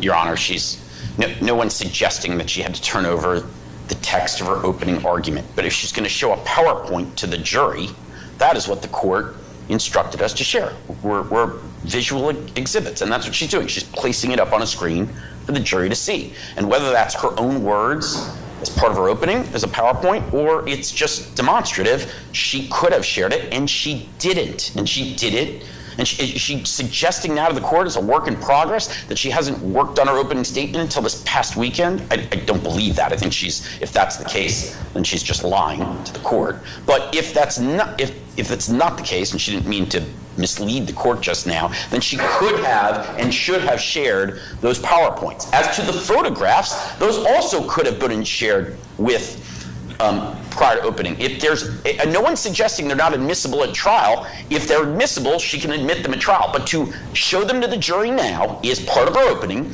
that violates this court's order that we were supposed to share our exhibits for opening prior to trial, which she did not do. So I think they should be excluded from the opening, and if she wants to introduce them later as evidence during the course of the case, then so be it. But I think there is good grounds for this court to, and Your Honor got upset because these issues could have been handled. They didn't have to wait until now. This is wasting time while the jury's waiting. Your Honor's right. And it's not our fault. It's her fault for not doing what the court instructed. And as a result, the appropriate and reasonable remedy is to prevent her from sharing any of these slides with the jury that she did not share with defense counsel prior to today. Whether they're evidence or whether they're text is part of our opening. All right, Mr. Matthews? Yes, Your Honor. Good morning to the Honorable Court. I'd like to direct the state's attention to slide 15. In slide 15, the third bullet point, it references October 1st, 2020 in terms of that quote from the text message. In the indictment, Your Honor, if you look at Overt Act 102, that's where that particular quote comes from, Overt Act 102. In Overt Act 102, the date of that alleged text message was March 12th, 2020, not October 1st, 2020, as in the PowerPoint presentation. That's number one. Number two, the quote in the indictment is different from the quote in the PowerPoint. So that's two errors in slide 15 pertaining to Marquavius Huey. And then when you go to slide 16, slide 16 is an overt act that is alleged in the indictment as Overt Act 123. In the state's opening presentation, the date they have is October 1, 2020, but in the indictment, that particular overt act is November 16, 2020. So that's a third error in the state's opening slide presentation. So those need to be corrected to mirror the indictment so that it's not misleading the jury and in fact giving wrong information to the jury judge. So I would ask that the state correct that, remove it, or correct it. All right. Anybody else? Yes, Mr. Short. Your Honor, on behalf of Mr. Stillwell. Speak up, please. On behalf of Mr. Stillwell, slide number 47, it suggests that Mr. Stillwell is still committing crimes on behalf of the gang even after being indicted on these charges.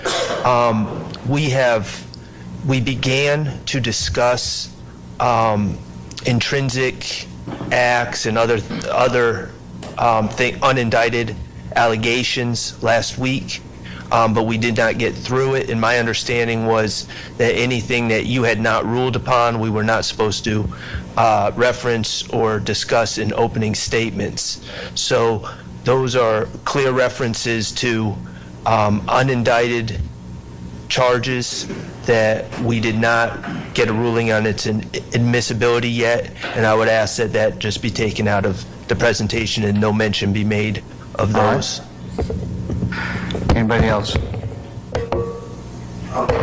Yes, Mr. Steele. Thank you, sir. If you would look at also I'm looking at now, 48, 49, 53, 54, and 55. That's your prerogative. That's within your zone. That's law. Would the court allow Mr. Steele to repeat those slide numbers? Because what I think that he's referring to is something that I placed in here that the court said during its preliminary instructions to the jury. And it was regarding the court, as a matter of fact, was the last thing that the court said. And all that I did was put on the slide, judge's bar.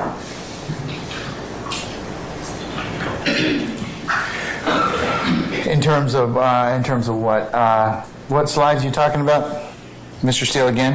I have 48, 49, 53, 54, 55. So 49, 48 through 55? Excluding, so it's 48, 49, but then skipping to 53, 54, and 55. 48 and 49. Your Honor, may I share via Zoom the slides that Mr. Seals? I would, yes, please, ma'am. Thank you. And you said, Mr. Seals, you said 45? Just share the presentation, please. Yes, Your Honor.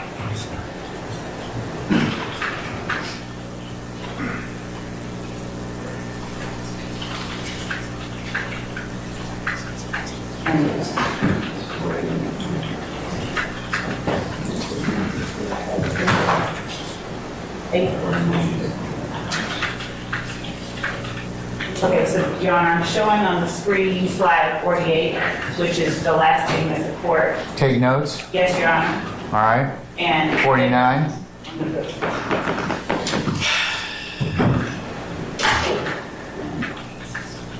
That was directly from what the court just said. All right. 50. And 50. It's not 50, sir, 53. 53. Okay, let's get down to 53. And 53 is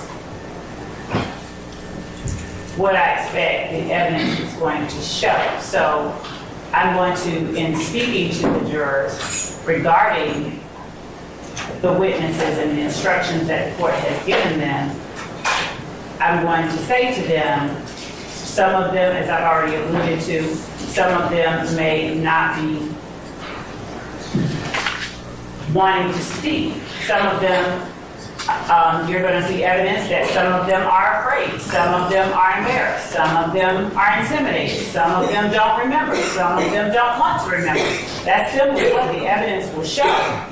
And Your Honor, what I'm asking that the jury does in listening to and considering the testimony of any such witnesses is as the court has already instructed, which is just to use your common sense because you alone decide who you believe. We're asking you to listen carefully, take notes, and pay attention. So there's nothing in that slide 53 that is in any way infringing on or entering into a lane that does not belong to the state. We are entitled and allowed to show and to state to the jury what the evidence will show. The way that I have decided to represent it in writing makes it no less so. Yeah, but it borders on argument at this point in time. So I can change it because I do expect that the evidence will show that some of the witnesses are afraid, some of the witnesses are embarrassed. So I can take out. Well, that's different. You might want to just redo it. I can do that. Any further objections, folks? Yes, Your Honor. I went over to the state's table, Carter and Matthews and Mr. Huey went over to the state's table and brought to their attention an error in slide 42, and I think it's incorrect. All right. Is that correct, State? Not yet, but in a moment. All right, here's what I'm going to do. Folks, this is exactly why I told you I wanted you to, and let me go ahead and just say this. Ms. Love, I told you to give them your PowerPoint presentation. This is why you give it to them, so that they can get errors and they can also figure out if there's something they object to. So this is what's caused this delay. Because at this point, like I told you, there's no secrets in the trial of this case. You all have gone through quite a long process. But this just highlights the concerns the court had in terms of just breaking up the presentation for our jurors. So what I'm going to do, ladies and gentlemen, I'm going to go ahead and call our jurors out. I'm going to go ahead and release them for lunch.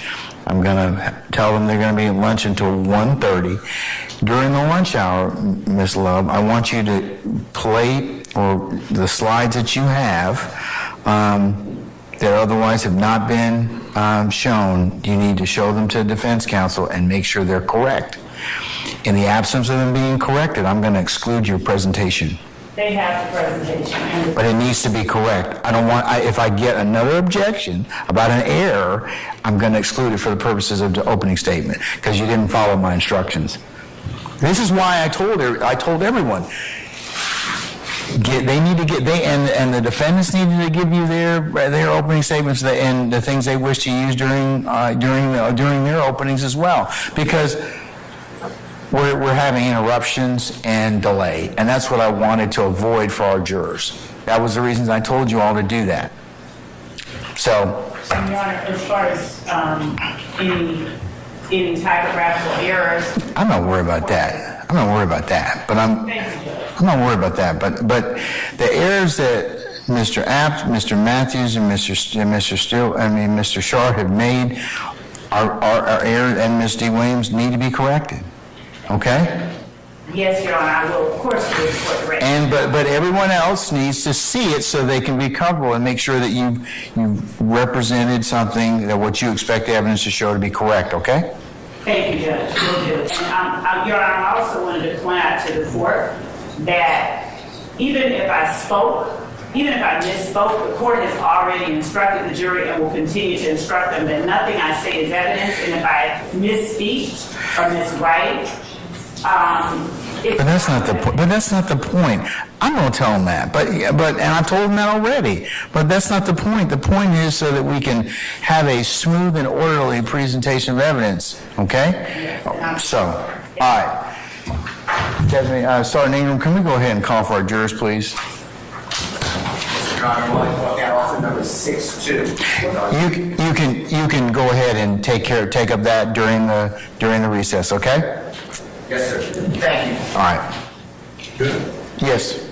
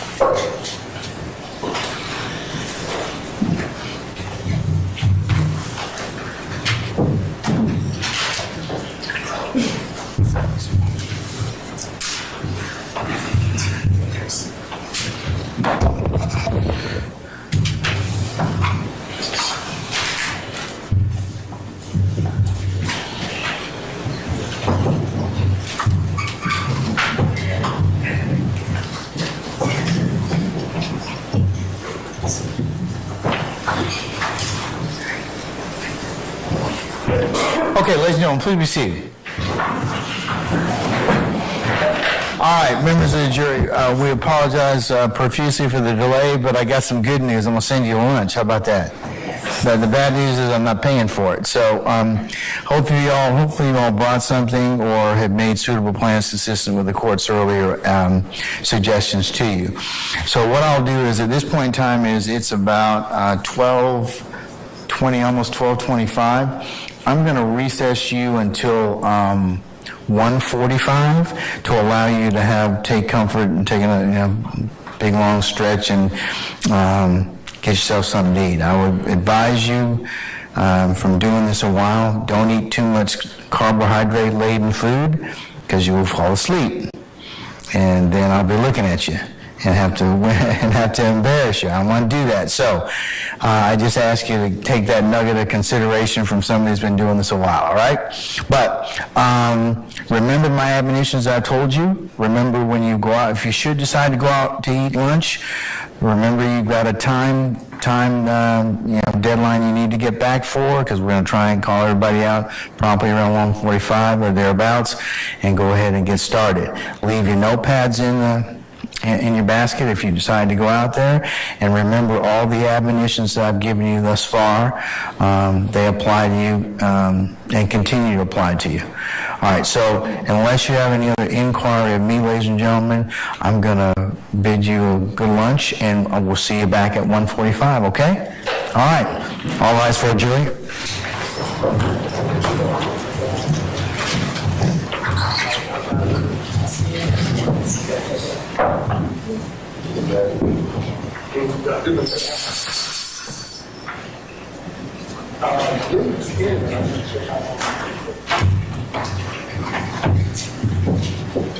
Not time yet.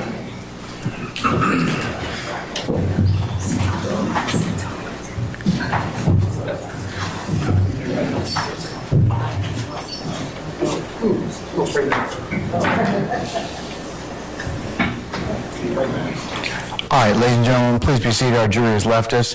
All right, so ladies and gentlemen, consistent with my earlier directions, go ahead and take a look at that, make those corrections, and I'll see everybody back for 1:45, and we'll go ahead and continue with opening statements at that point in time, okay?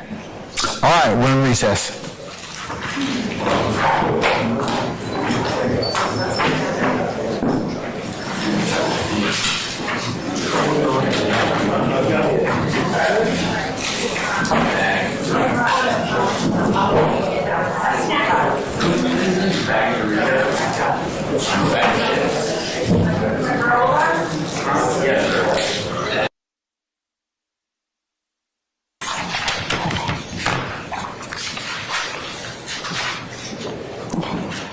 So I'm attorney Angela D. Williams, and I have the privilege of representing Rodriguez Ryan over there in the back. Poor, young, convenient. That's all it takes to become the target of the state. I'm gonna break that down for you. Poor. Rodriguez was born on a couch. Let that sink in. He was born on a couch. From day one that he was brought into this world, he has been fighting to survive. The hospital was only 5 minutes away. I don't want to throw a school under the bus or anything, but the elementary school and middle school that he went to, 98% of the children there were on free or reduced lunch. What that means is they lived at the national or under the national poverty level. At one point, the Atlanta public school system was under scrutiny. They accused educators of cheating the students. The DA kept going around saying, we got to think of the children, we have to think of the children. These children are victims. The only time the state cares about poor people is when they can exploit them.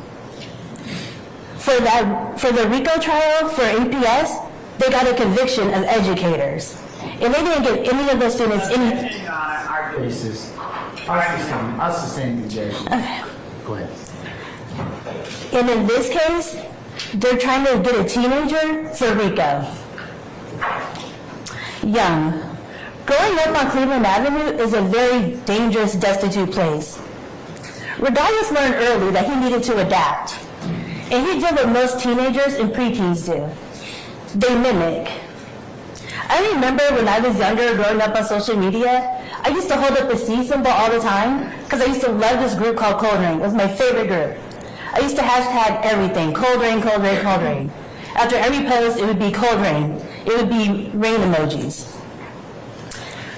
Fortunately for me, I didn't grow up poor, so the state didn't care what I was doing. Unlike Rodriguez, if I had grown up on Cleveland Avenue with all these rain emojis and C, I would have been accused of being a Crip. I would have been a gang member. I sustain this. They would have said that I was... Oh, that. You can go ahead and continue, madam. Thank you. They would have said my raining emoji said some murder that happened. Convenient. Rodriguez is here because when he was 15 years old, the state told this incredible tale of murder, and when you're young and you don't have the means, it's hard to refute those claims. From the age of 15, Rodriguez has been in 3 different prison systems. He's been to juvenile detention because they were holding him for the murder. He went to Fulton County waiting for the murder, and once he finally turned 18, they sent him to the Department of Correction. And I don't know about you, but a lot of people in here haven't been to prison.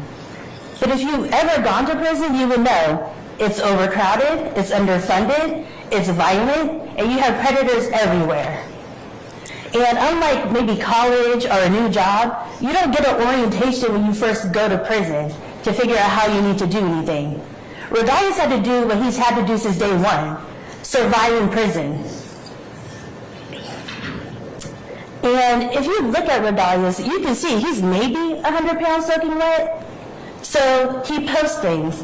He posts things on Instagram. And I wouldn't even call them Instagram posts. I would call it a survival post. He has to boast, he has to be boastful. He has to show people, this is what I have. Because he has to protect himself. It's prison. So you put poor, young, and convenient together, and what do you have? You have the perfect scapegoat for the state. This indictment has 28 co-defendants. And the prosecutors keep saying, we're trying to clean up the streets of Atlanta. We're cleaning up Fulton County. We're trying to drive crime down. You just heard me say Rodriguez is in prison. The jurors got it wrong in that murder case, and they convicted him. He's going to be there for life. They're not cleaning up the streets of Atlanta. They're cleaning up the prisons. And I promise you, the people in the prison, the wardens, they know how to handle their inmates. They don't need the DA's help. They have it. Objection. Out of 65 counts in this indictment that you guys had to listen to, Rodriguez is only in 1 count. He's only in RICO, that's it. Out of 190 overt acts, Rodriguez has 8 of those acts. 3 of them are for the murder that I've already told you about. 5 of them are survivor posts. He has to do these posts so he can survive prison. So why are me and Rodriguez here? Because the state wants to put on a show. Rodriguez is in less than 1% of this whole indictment. This reminds me of this anime named Bleach, where it's 16 seasons. Every episode is about 18, 20 episodes. Sorry, every season is 18 to 20 episodes. And they have season 4 and 5. They have these bouts. They're the villains of the whole thing in season 4 and season 5. The main characters are trying to get them out of soul society. You go to season 6, you don't hear about the bounce. You go to season 7, you don't hear about the bounce. Why don't you hear about these important characters? Because they're filler characters. It's a filler season. Me and Rodriguez, we're fillers. We're not integral to the story. They just drag him out of prison to jail to make this bigger than it has to be. We're basically distractions. So, as a juror, what can you do to tell the state, we're not going to be distracted? We don't need to listen to filler. You come back at the end of this with a not guilty for Rodriguez Ryan. You tell them we do not want to waste our time on fillers. We just want to get to substance. So I guess sit back, enjoy the show, get some popcorn, because this is not justice, this is a circus. Thank you.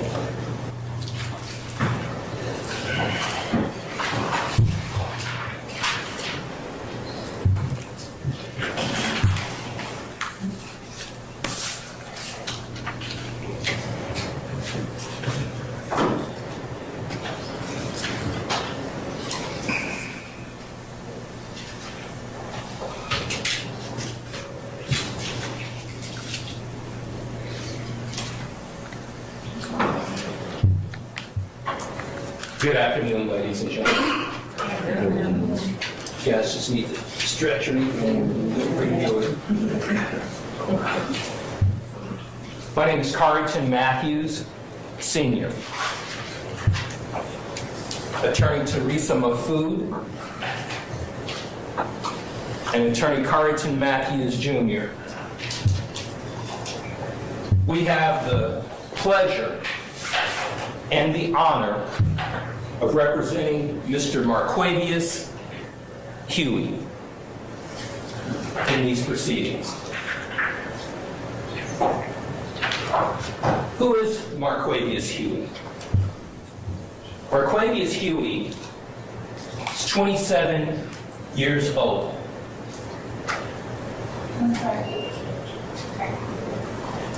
He is 27 years old. He was born and raised in Atlanta, Georgia.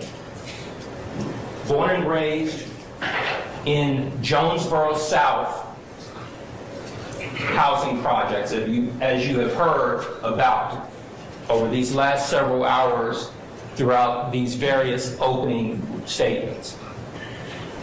He has 6 other brothers and sisters, and he actually graduated, ladies and gentlemen, from South Atlanta High School in 2014. He has 2 children. He has a 4-year-old son, Major, and a 1-year-old daughter, Journey. Mr. Marquavius Huey is not a convicted felon. He can sit on a jury. He can own a firearm. He can vote. And he can do what other law-abiding citizens can do as a non-convicted felon. He has goals, ladies and gentlemen. He has goals of being able to one day open a store, a retail store that sells men's and women's clothing. It's one of his goals. And when he grew up in Jonesboro South, ladies and gentlemen, he grew up with various folks that live in that community. As any community that you live in, you gain friendships and you grow up together. And Mr. Huey, he grew up. He grew up with Jeffrey Williams. They were friends from childhood. That's what the evidence will show. You will learn it. Now, let's get into the Overt Act 76. This is a theft by receiving of a handgun in 2018. That's one of the overt acts in this case, ladies and gentlemen. Now, in that particular indictment, back in 2018, that actual indictment was brought by the Fulton County District Attorney's Office. They brought it in 2018 against Mr. Huey. Also in 2018, they reduced it to misdemeanor disorderly conduct. They gave him 12 months probation, and they agreed to that reduction. This table, this organization, this agency, in 2018. Now, in 2018, they reached that agreement with Mr. Huey. Now here we are in 2022 when this case was indicted, and now in 23 when it's being heard. They're using the same charge that they initially charged him with, of theft by receiving of a handgun. They reduce it down to a little misdemeanor, disorderly conduct. And now they say, hey, let's tell the ladies and gentlemen of this RICO trial that this is an overt act in a RICO conspiracy in a YSL case. That's what they have brought to you in this indictment. The evidence will show that in 2018, this had nothing to do with anything concerning RICO. Because the evidence will show, had it, now keep in mind, the dates 2013 to even the present is what the government just told you all yesterday, was this RICO conspiracy. So in 2018, ladies and gentlemen, if this particular overt act has anything to do with a RICO conspiracy today, why did the same agency decide in 2018 that a felony theft by receiving charge negotiated, agreed to, should get reduced down to disorderly conduct? But this is what the evidence will show. You will learn it, and this is what's been handed to you. Now, let's break it down. This indictment. Counts 3 through 7 we're going to go through first, and then we're going to go through another grouping of counts. But these are there are a lot of charges in this indictment with respect to Mr. Huey. There are a lot of charges, right? But when these charges are put together the way that they are supposed to be, you will see as we get through this case that there are 2 cases that we're dealing with in these groupings, and then we're going to talk about another incident concerning the Fulton County Jail. So just stay with me. We're going to get there. Let's first talk about April 26, 2019. These are counts 3 through 7. Count 3, overt act 88. Mr. Huey is charged with armed robbery. They're saying that on April 26, they're alleging that Mr. Huey, as a party to a crime, committed this armed robbery against this gentleman by the name of DeJuan Maynard. That's what that particular count talks about, an armed robbery, using a firearm with an unknown person to take these items from this person. We're going to get into details, but I'm going to go over the charges first. Count 4. They are charging Mr. Huey with overt act 89, aggravated assault, saying that with that same firearm that Mr. Huey pointed the weapon at Mr. Maynard as he took the items, and that this makes up an aggravated assault. That's the charge. Going over the charges, then we're going to get into what the evidence is going to show. That's count 4. Count 5, the same one case we're talking about, the same one grouping, aggravated assault, because there was this other individual by the name of Damon Jenkins who was with Mr. Maynard. So they have charged Mr. Huey with this ag assault on the Damon Jenkins. Same grouping, same incident, April 26, 2019. And then count 6 are these tag-along charges that you typically come when you get charged with an armed robbery. You're going to get an ag assault, you're going to get a possession of a firearm during a commissioned felony. That's how the government, that's how they indict cases. Those are the charges. We'll get into all that later, but these are the charges. We'll get into that at a different stage in this trial. But that's count 6, saying that Mr. Huey had in his possession this firearm when this alleged incident happened, where they are claiming that Mr. Huey was involved. We're going to get into it. And then 7 is that same gun charge against Mr. Damon Jenkins. So that's 3 through 7, ladies and gentlemen. April 26, 2019. So what happened? Let's get into it a little bit. April 26, 2019, around 12:39 a.m. in the morning, at 741 Morosco Drive, Northeast, Atlanta, Georgia, at this apartment complex called Core Lindbergh Apartments. That's a stock photo of that particular complex. Now, here's the story. The story is that, and we're not disputing that this incident happened. We're disputing that Mr. Huey is ever a part of it.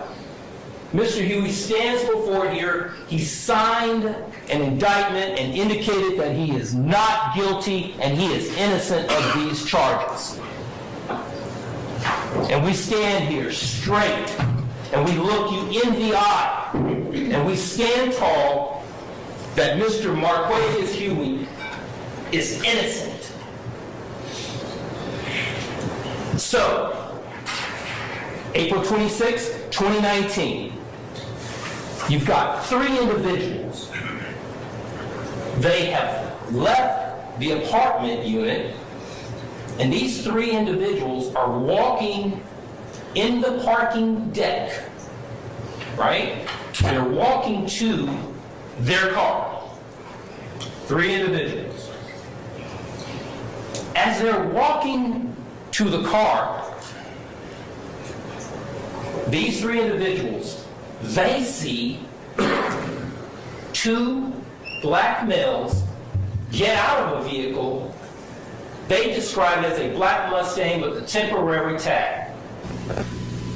So these 3 individuals, they're in the parking deck, they're walking to their car, and 2 other individuals get out of the car and they begin to chase these 3 individuals. There's video surveillance in the parking garage. You will likely see this video surveillance. It's the government's case, and they get to present their case however they choose. If they choose to show you a video, you will see it. Right? Now, let's talk about these 3 individuals that are walking from their apartment to their car. Damon Jenkins, he lives there. He knows the apartment complex. He knows the parking deck, right? So he lives there. He's familiar with his spot. He's familiar with his crib, right? So he runs down the parking deck.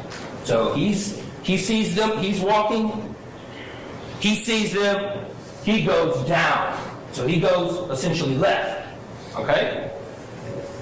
That's Damon Jenkins, the apartment lessee, the owner of the apartment, his crib. Dewan Maynard. Dewan Maynard is with Damon Jenkins, right? What does he do? So he's visiting his friend, Damon Jenkins. Damon Jenkins has the keys to Maynard's vehicle. Maynard is the one with the jewelry and the items, right? Maynard, he goes right, and he goes up the parking deck, right? And he's running.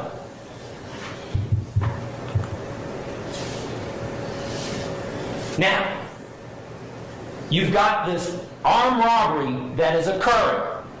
You've got Damon Jenkins going left, down the deck. You've got Maynard going right, up the deck. Now, pay close attention. The 2 perpetrators, they decide that they are going to go after one person, not 2. Right? This is an armed robbery. Right? You've got 2 perpetrators, you've got 3 victims. One of those victims goes left, Jenkins, Maynard goes right. Maynard is the one person out of those three that those two perpetrators go after. So you've got two individuals that are the perpetrators chasing Maynard up the parking deck.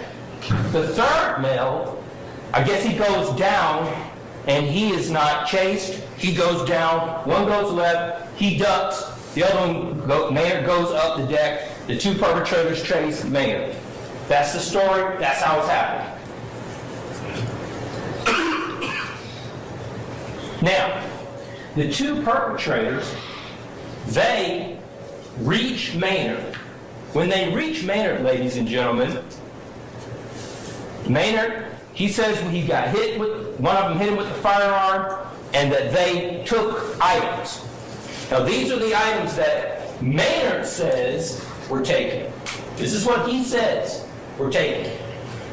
He says a ring, a diamond 5-point star ring. He says 2 gold chain necklaces, one with a cross, another with diamonds, 1 pair of diamond earrings, a gold Gucci bracelet, a SunTrust debit card, a Gucci bag, a Louis Vuitton bag, and some cash. So you got all this grouping of items that Maynard says that was taken from him.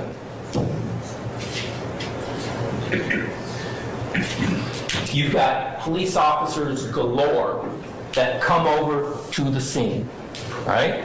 So you've got responding officers, you've got white shirt officers, you've got sergeants, everybody's responding there, trying to figure out what happened. They talked to Maynard and Jenkins, right? They talked to the security guard, Joel Hines. Joel Hines, he says that, I was patrolling the area. I saw this black vehicle had been parked and running for about an hour or so. It had tinted windows, and I couldn't see inside. And, apartment owners, sometimes they'll come sit in their apartment, in their cars before they go inside, so I didn't think anything of it. I didn't see anybody.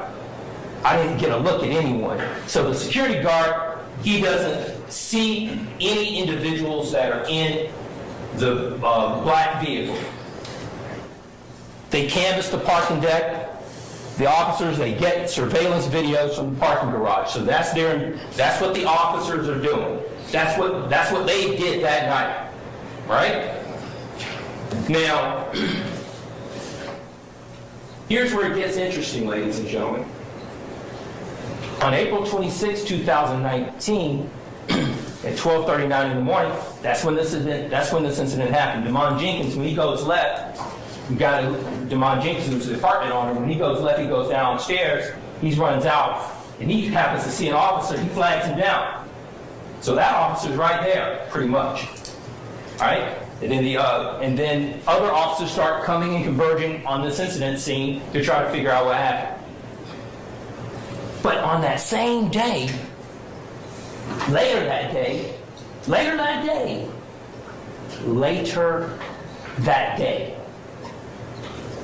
Maynard, the one whose items he claims were taken, he does this, I don't know if he does an internet search, what he does.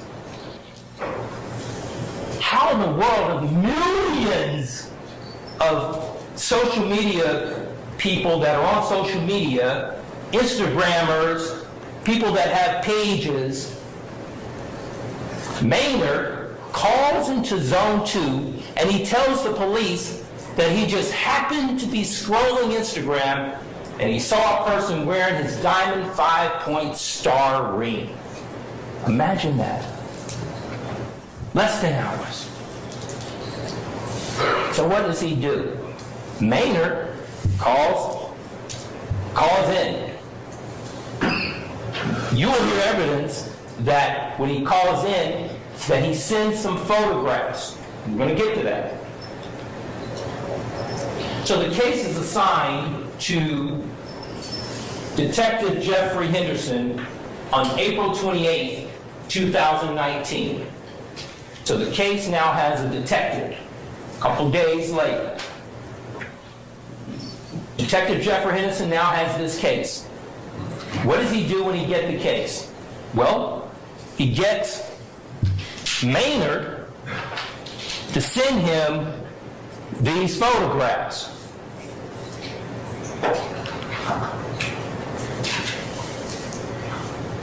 He views the video surveillance footage that he obtained from the parking deck, from the apartment complex. And he asked him to send some pictures of the jury. So send this information that you found on Instagram, send me some pictures of your jury, and send me some videos, and let me take a look at the video surveillances that I was able to get from the parking deck. So these are the photographs that Maynard, the victim in the case, he sends Detective Jeffrey Henderson 2 separate Instagram pictures of 2 separate people. On the left there is a picture he sends of someone else, some person in the world on social media. Maynard sends that photograph, and he sends the one on the right. The one on the right is Mr. Huey's Instagram. The one on the left is someone else's Instagram. He sends these to Maynard, to the Detective Henderson. 2 different people with the same ring, or the similar ring, or some ring that looks like the one that he owned the same day. So he becomes his own detective.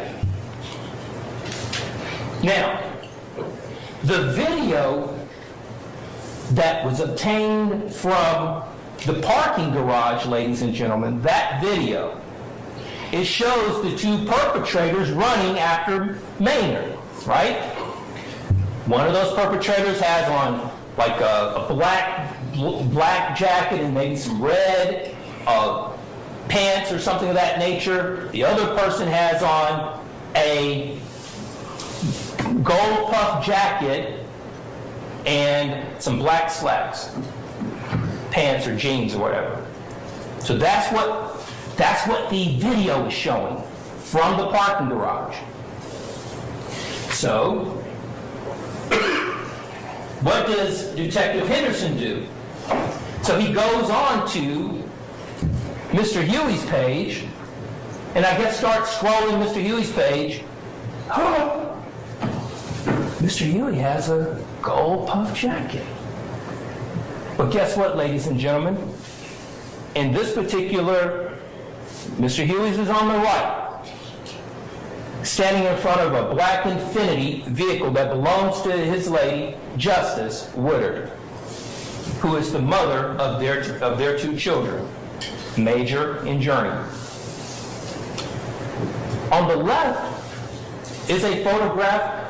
You heard Mr. App talk about that huge discovery that was sent to us. The evidence will show that that particular photograph is part of the discovery that came to us in this pile of evidence that is a part of this case. That on the left are 2 young men.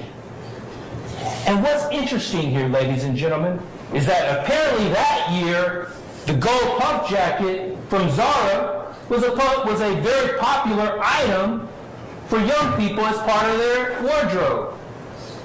We know that because you're going to learn that this is what was sent to us, and that is what was going on with the dress back in 2019. 3 different people with the same gold puff jacket that was provided to us in discovery, that the government provided to us. So the gold puff jacket is relevant here. Why? Because what was Detective Jeffrey Henderson's investigation at that point? Maynard sends him these two hands with the similar jewelry.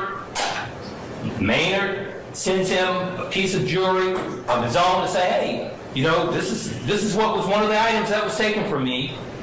And the video, ladies and gentlemen, from the apartment complex shows a person with that similar gold puff jacket.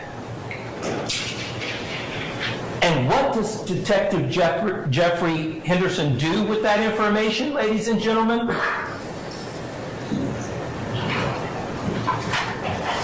He completes it. He completes his investigation.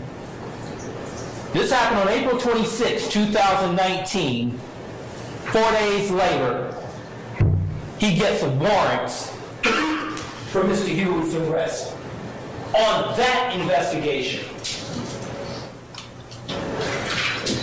That is the case. Now, there is no photographic lineup that was ever done. Maynard never says he saw Mr. Huey that night on April 26, 2019. They're not wearing masks. Mr. Devon Jenkins never selects Mr. Huey out of any photographic lineup. In fact, there was none done.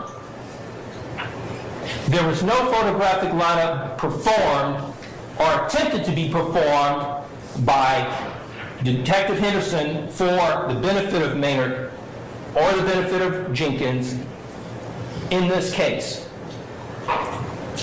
He took what he got from that video surveillance, went on to receive the information that Maynard sent him, and decided that there was enough for a warrant. No photographic identification, no fingerprints left at any of those scenes, no shell casings that are linked to any firearms belonging to Mr. Huey. None of it. That's what you're going to learn.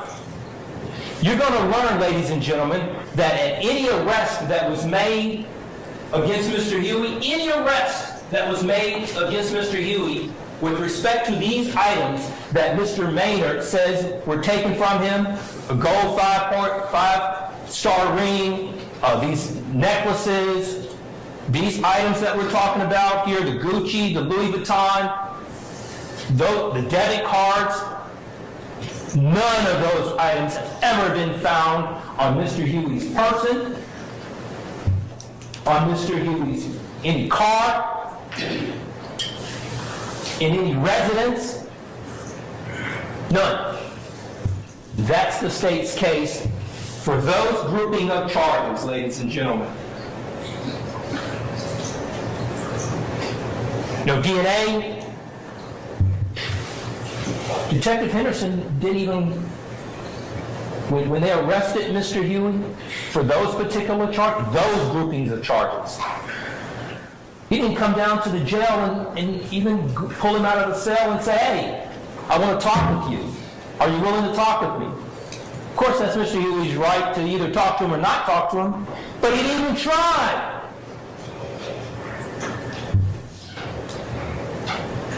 No other witnesses out there at that location that are going to tell you that they ever saw Mr. Huey at that location. That's what you're going to learn about that grouping of cases.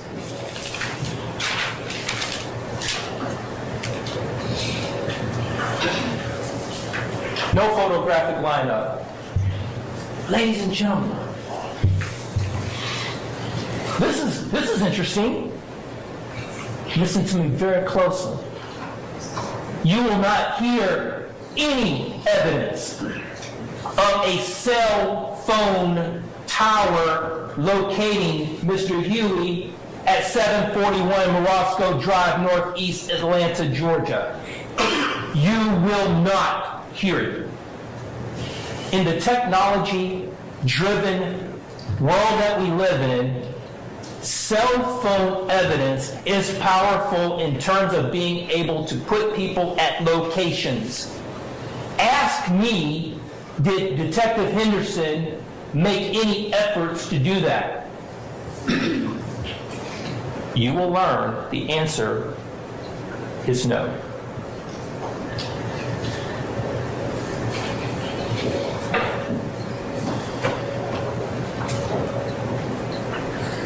Okay, that was that grouping of cases, ladies and gentlemen. Okay? That was that case from April 26, 2019. Okay? Now let's move on to this other grouping of cases that we just, that I want to talk about now. So let's move on to another time and another place. Let's go to October 1st, 2020.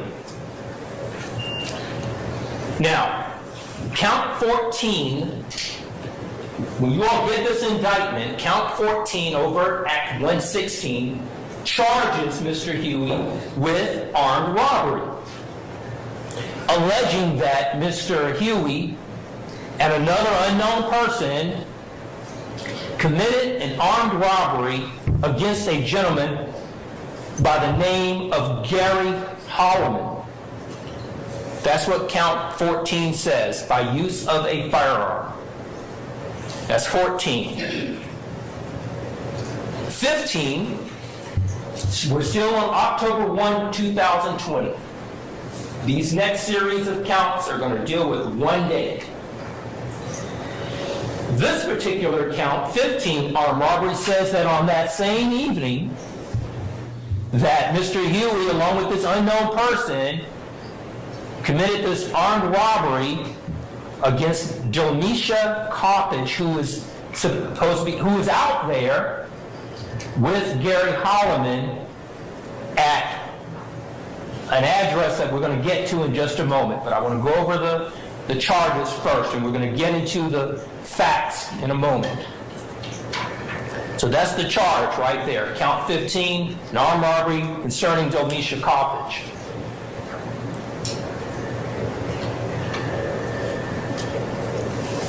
Count 16, this is a big case, ladies and gentlemen, so I'm giving you an opportunity to try to organize it as best you can. Because we definitely have been learning all year how to organize a big case.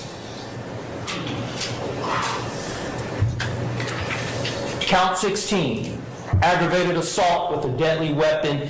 Like I said, whenever there's this armed robbery allegation, it's going to come with a host of other counts and charges tagging along with it.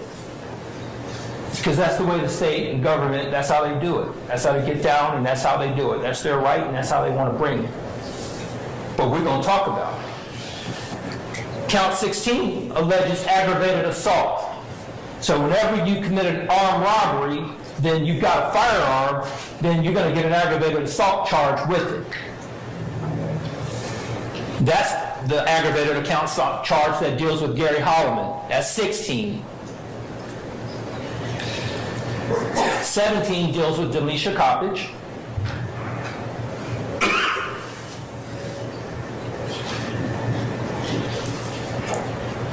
18 is another way of alleging an armed robbery. When you specifically use a firearm to take this clicker out of my hand, that's armed robbery. But if this clicker were an automobile, and I was sitting in this automobile, and you use a weapon to demand me to get out of the automobile, it's an armed robbery, but they call it, it's a separate charge that's called hijacking of a motor vehicle. Basically, it's an armed robbery of a car, or a truck, or a vehicle. That's count 18. They're saying that Mr. Huey, along with this other person, took a 2016 Buick LaCrosse from Gary Holloman. That's 18. 19, Again, whenever there's a weapon that's involved, they're going to tag along this possession of a firearm to the commission of, in this case, the ag assault with a deadly weapon and the hijacking of a motor vehicle. So you're going to get a possession of a firearm during the commission of a felony charge. Same thing with respect to Ms. Coppage. Armed robbery and an aggravated assault to take that cell phone that she's saying was taken. You're going to get a count 20, a possession of a firearm during the commission of a felony. And then what they've done is they've said in 21 that this was gang related. So they tack on a criminal street gang charge.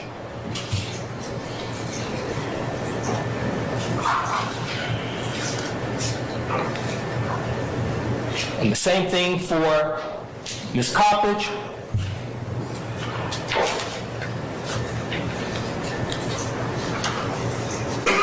So those are the street gang charges that they've alleged. That's 23. So let's get into it now. So those are the charges, ladies and gentlemen.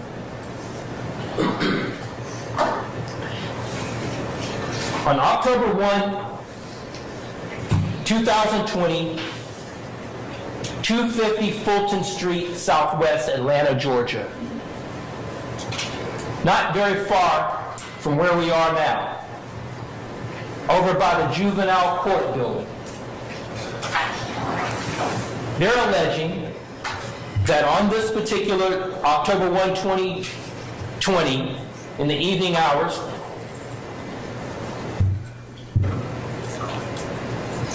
that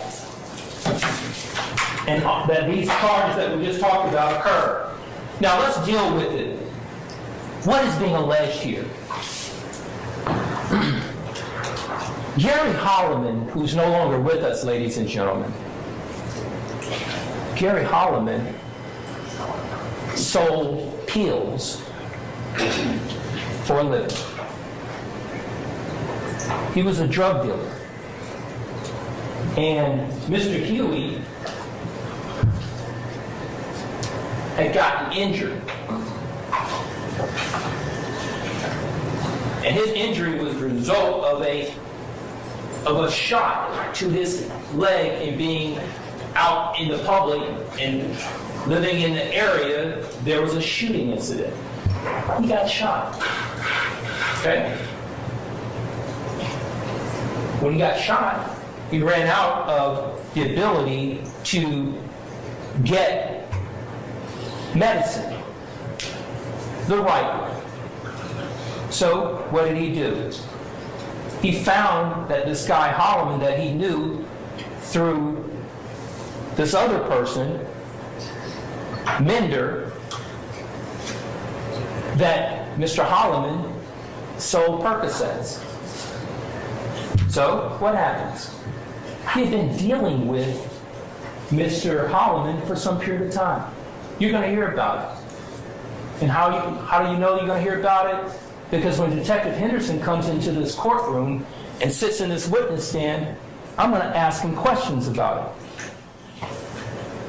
Now, Huey knows Gary Holloman because they had been doing business. Mr. Holloman purchased 2 or 3 pills periodically, $20 a pop, Percocets. And he dealt with Holloman various occasions. Nothing unusual. I'm going to meet you. I'm going to call you, right? He calls him. Huey calls Holloman from time to time, right?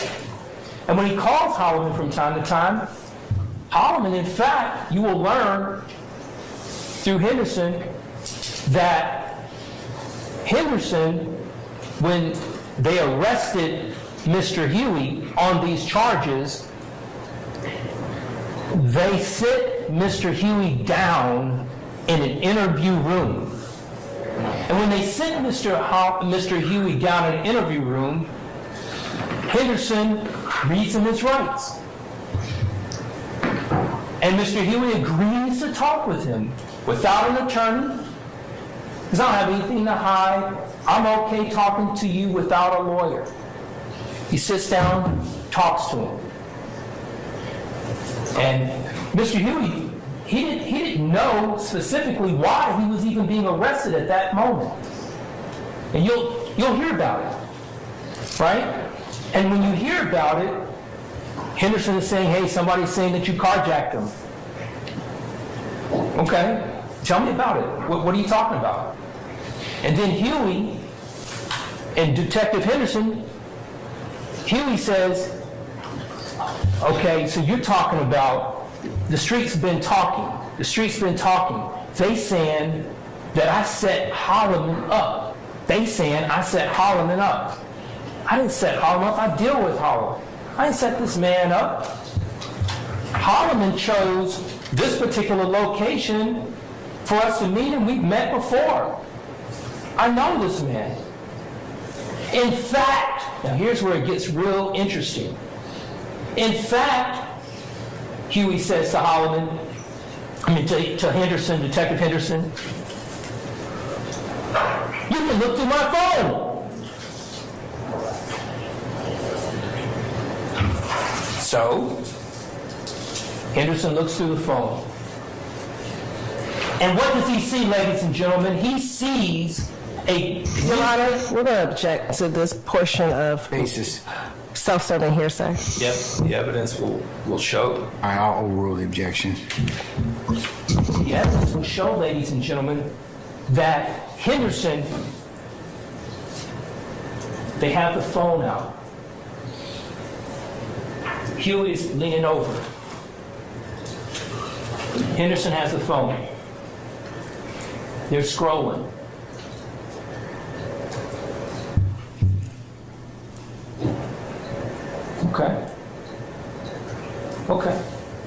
Okay. But the warrants had already been written up. He was in jail. He was arrested that night. He was being arrested for it on the 24th of November, 2020.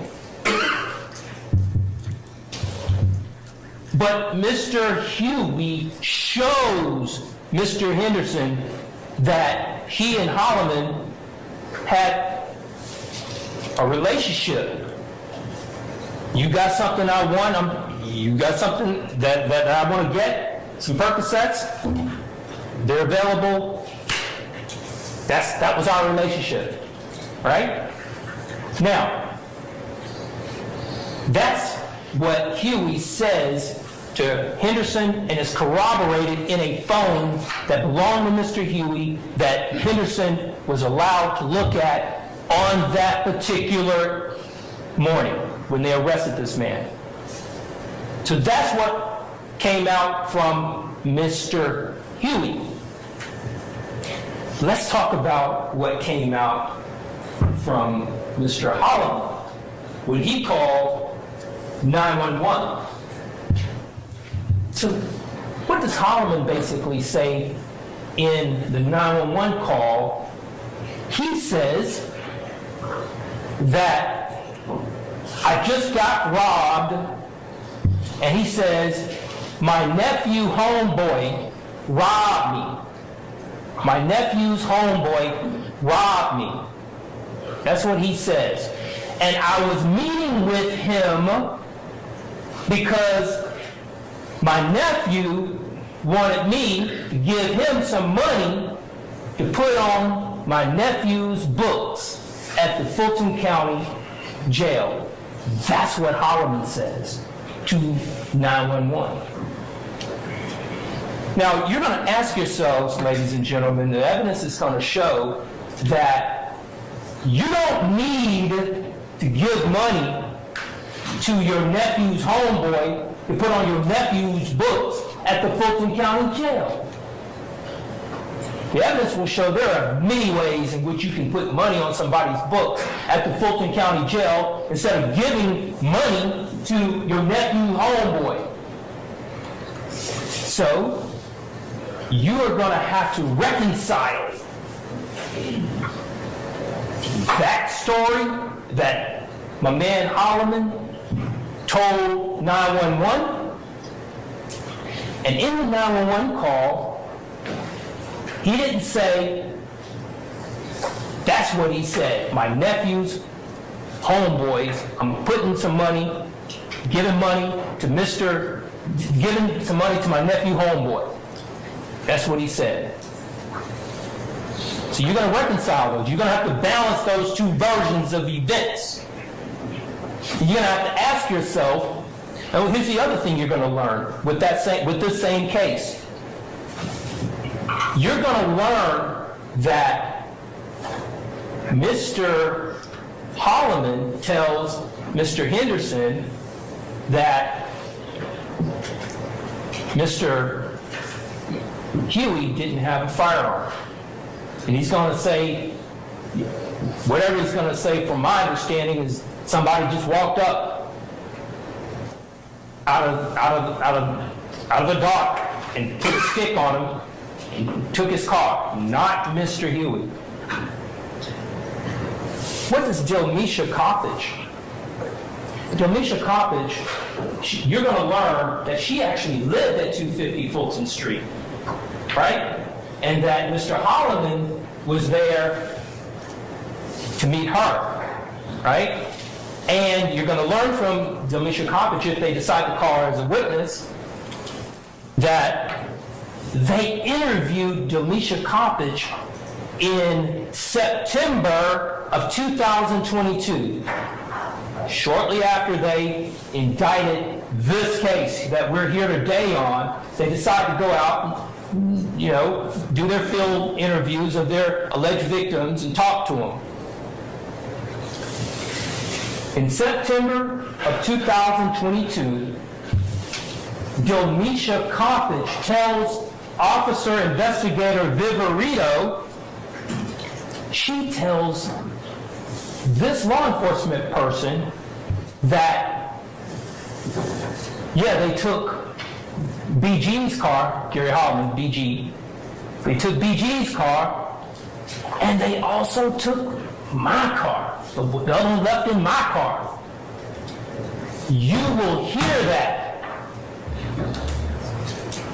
And there had been no information, allegations of her car ever being taken on October 1, 2020 until September 22nd, 2022, when she told it to Investigator Viverito. Mr. Huey's not even charged with taking Delmisha Coppage's vehicle. Why would she say something like that? So you all, as the triers of fact, fancy little phrase that we use in the legal business, you all, as the deciders, will have to determine with whom you will believe. What is the credibility? So those are things and decisions that you will have to make. But her car was never, ever taken.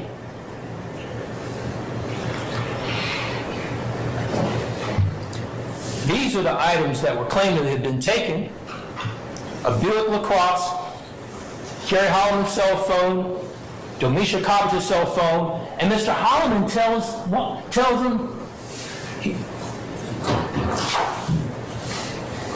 $10,000 in cash.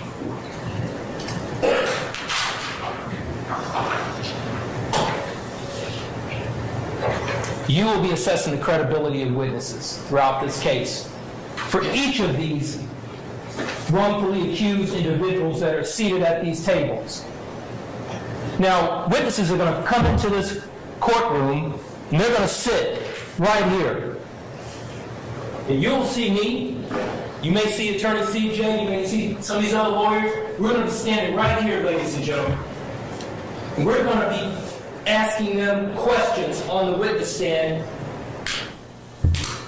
And they come into this court and raise their hand, promising to tell them God's honest truth. And when we get them into this courtroom, and when we cross-examine them, and we bring it out and establish certain things, we're going to come back to you and we're going to tell you why, when we set this in opening, that this is the way it should go.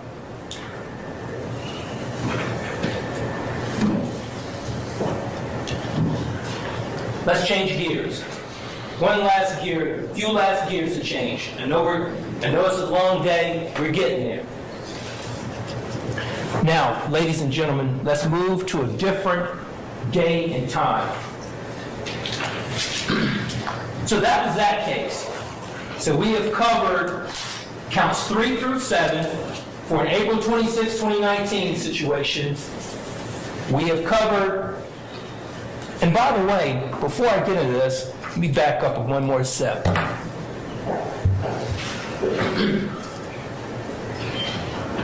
No vehicle cross was ever found in Mr. Huey's possession. No cell phone was ever found in Mr. Huey's possession belonging to Delisha Coppage, Gary Holloman. And in fact, there's technology out here, ladies and gentlemen, where these smartphones, these iPhones, you know, they stay on, right? You can track these bad boys. We're going to be asking questions down the line. So when I'm up standing and cross-examining and talking to these witnesses, pay very close attention to, you know, that technology, these smartphones. What did Detective Henderson do to follow up? Mr. Matthews, I hate to interrupt your opening remarks. Can we take a brief comfort break? How much longer do you have, sir? Probably 30 minutes. Let's take a comfort break, okay? All right, 10 minutes, ladies and gentlemen. Please be seated. All right, Mr. Matthews, you can conclude your opening statement at this point in time, sir. Go ahead. Thank you very much, Your Honor. We're almost there, ladies and gentlemen. We're almost there. So on that last grouping of charges that we just got through talking about, the Gary Holloman and the Delisha Coppage bunching of the case, I want you all to know that you will learn that Delisha Coppage never presented herself to Detective Henderson or any other law enforcement person to look at any type of photographic lineup array to say that this is a person, Mr. Huey, that was present when an armed robbery took place, participated in an armed robbery, or anything of that nature. So there was no photo lineup that ever took place with Delisha Coppage. Okay? Now let's move to this last series of groupings of cases. Count 44. This is possession of a weapon by an incarcerated individual arising from a February 18, 2022 alleged incident. So the government, they're alleging that Mr. Huey, along with Tinquarius Mender, did possess a weapon inside the Fulton County Jail on that particular date. That is count 44. We're going through the charges first, and then we're going to talk about a little bit of the facts surrounding these particular counts. So that's count 44. Possessing a shank with Tinquarius Mender in the Fulton County Jail. Count 45. Possessing a telecommunication device by an incarcerated individual. February 18th, 2022, at the Fulton County Jail, the government is alleging that Mr. Huey and Mr. Mender possessed a cell phone inside the jail. Unlawful. That's what they're alleging. In 45. In 46, what they're alleging. Now, when you look at the indictment, ladies and gentlemen, They are alleging that on this particular date, when you look at the indictment, I don't know anything about February 22nd, 2022, but in the indictment it says that on February 22, 2022, that he, Mr. Huey, and Mr. Mender, that they participated in criminal street gang activity by possessing a weapon and possessing a cell phone on February 22nd, 2022, 3 or 4 days, or how many days that is after February 18th, 2022. That's in the indictment. I don't know what that's about, but that's what is being alleged on February 22nd, 2022.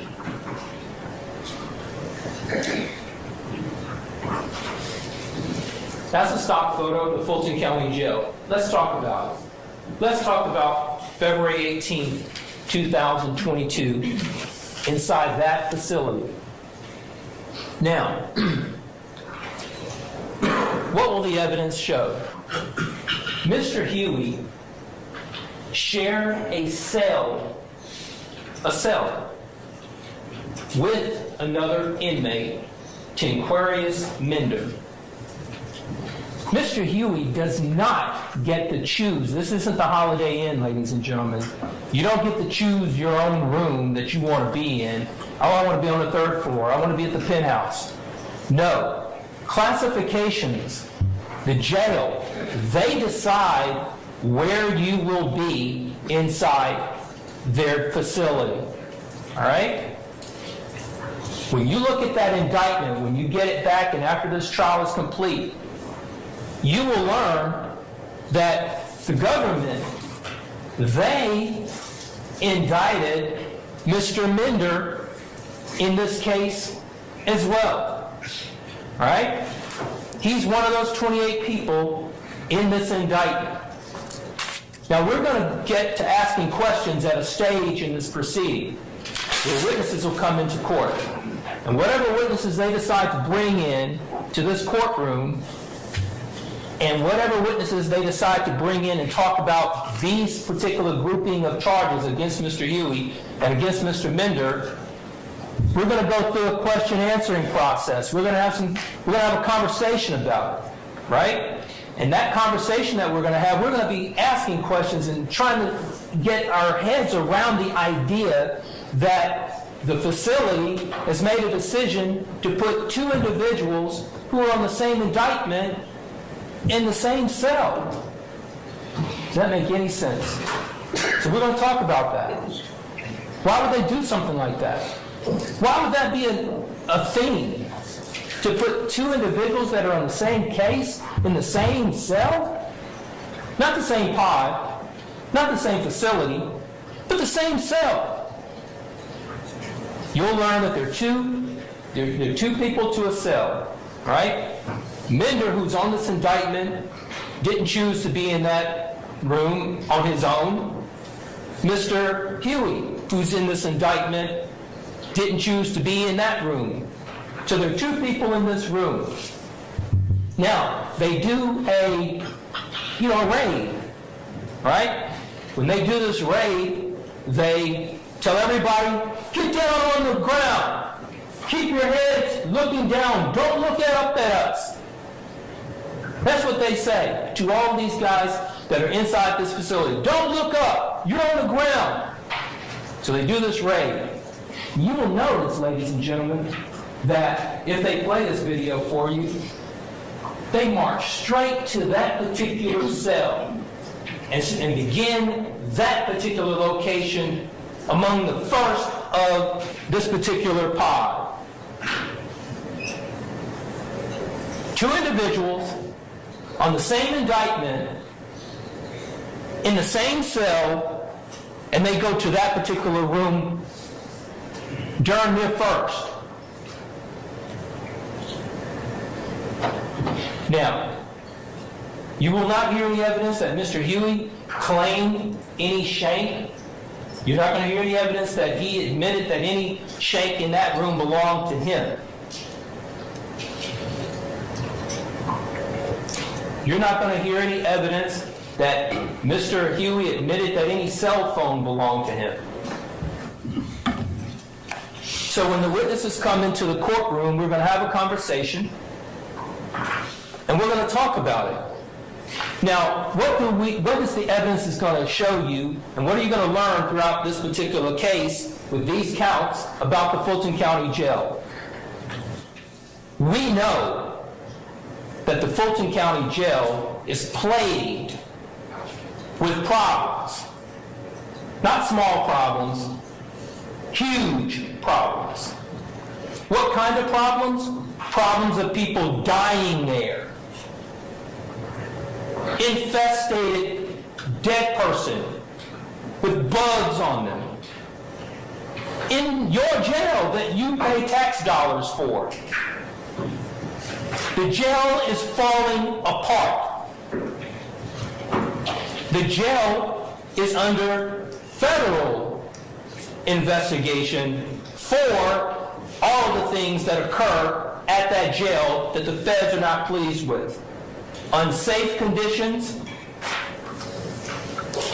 inmates not receiving adequate medical care, employees having legal problems. So they charge Mr. Huey and Mr. Minder with possessing a shank. You will learn that there are cells that are left open.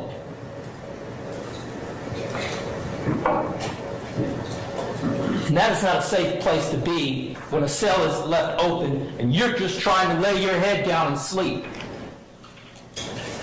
There are scenarios where you want the cell to be locked. So we're going to ask some difficult conversation questions when that time comes.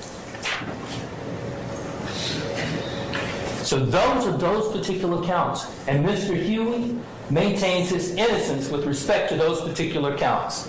Mr. Minder is not here today on trial. Mr. Huey is.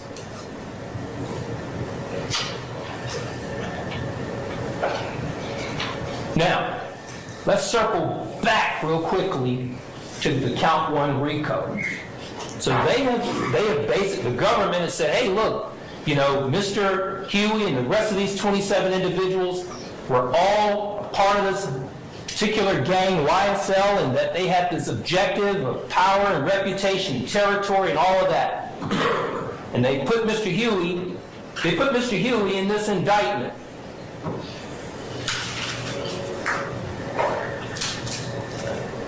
Over Act 102, March 12, 2020. If he don't take it back, he gonna die. You heard Mr.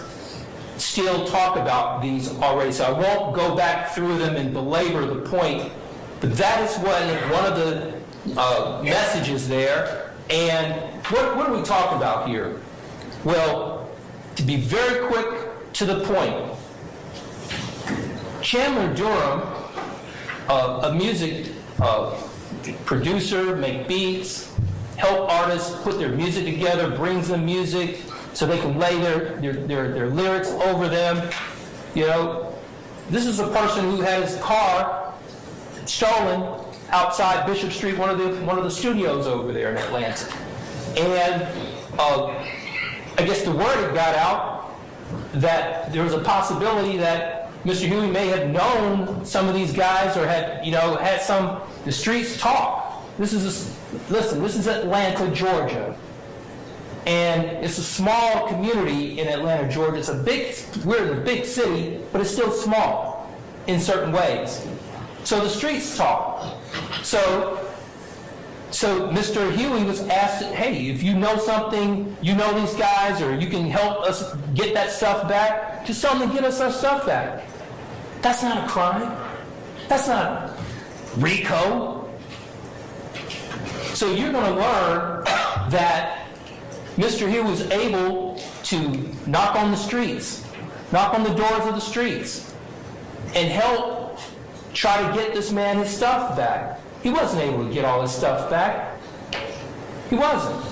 But he was able to get some of the stuff back, and he was able to secure it. And Mr. Durham was aware of it. And Mr. Durham had no issues with Mr. Huey at all. And of course, Mr. Williams had no issues with Mr. Huey. And Mr. Huey was able to help try to secure that. And you're going to hear evidence that it was secured safely for Mr. Durham as Mr. Durham was in LA until he got back. Some of those items, not all.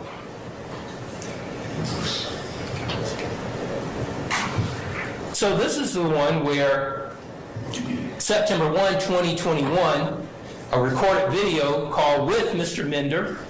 Now, Mr. Mender, you may hear as part of that Holloman case that we just talked about, you may hear a recorded jail call between Mender and some other person, some other female on the phone, and then some other male comes onto the phone, and they may tell you that that other male was Holloman. I don't know. We'll figure it all out when we get to that point. But Mr. Mender is a friend of Mr. Huey, is a friend of Mr. Williams. Mr. Mender was in jail, right? So Mr. Mender does a video call with Mr. Huey. Mr. Huey, being the friends that he is with Mr. Williams and trying to get work and trying to work and be part of that label as an employee, and they grew up together. So he wants to be able to take care of his family, Mr. Huey. But on this particular day, this is not a crime. What's happening here? On this day, Mr. Mender is on a video call with Mr. Huey, and Mr. Huey had already had some communication maybe with Mr. Williams, and they're at a jewelry store.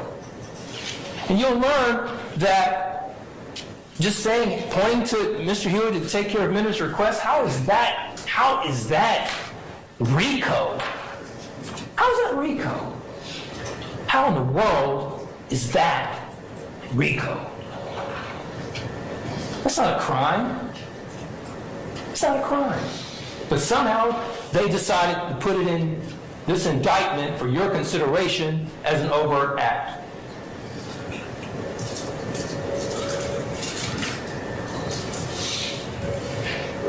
September 4th, 2021, overt act 140.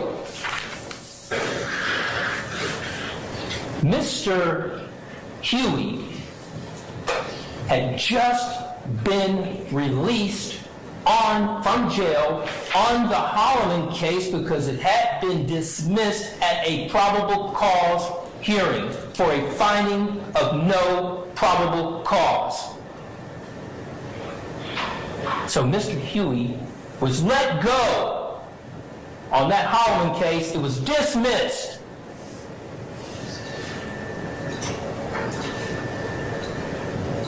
So he walks out of the jail. He and Mr. Williams are cool. They're friends. They grew up together in the South. So he's traveled with Mr. Williams before on his private jet. What's the big deal? That's awesome. So Mr. Huey, he says, from lockdown, we beat that case. We beat it. It was dismissed. Now it's back in this indictment. So Huey said, hey, lockdown, we're about to go to a concert. To Philly. He had a show. They went that evening and they came back. How's that RICO? How's that RICO?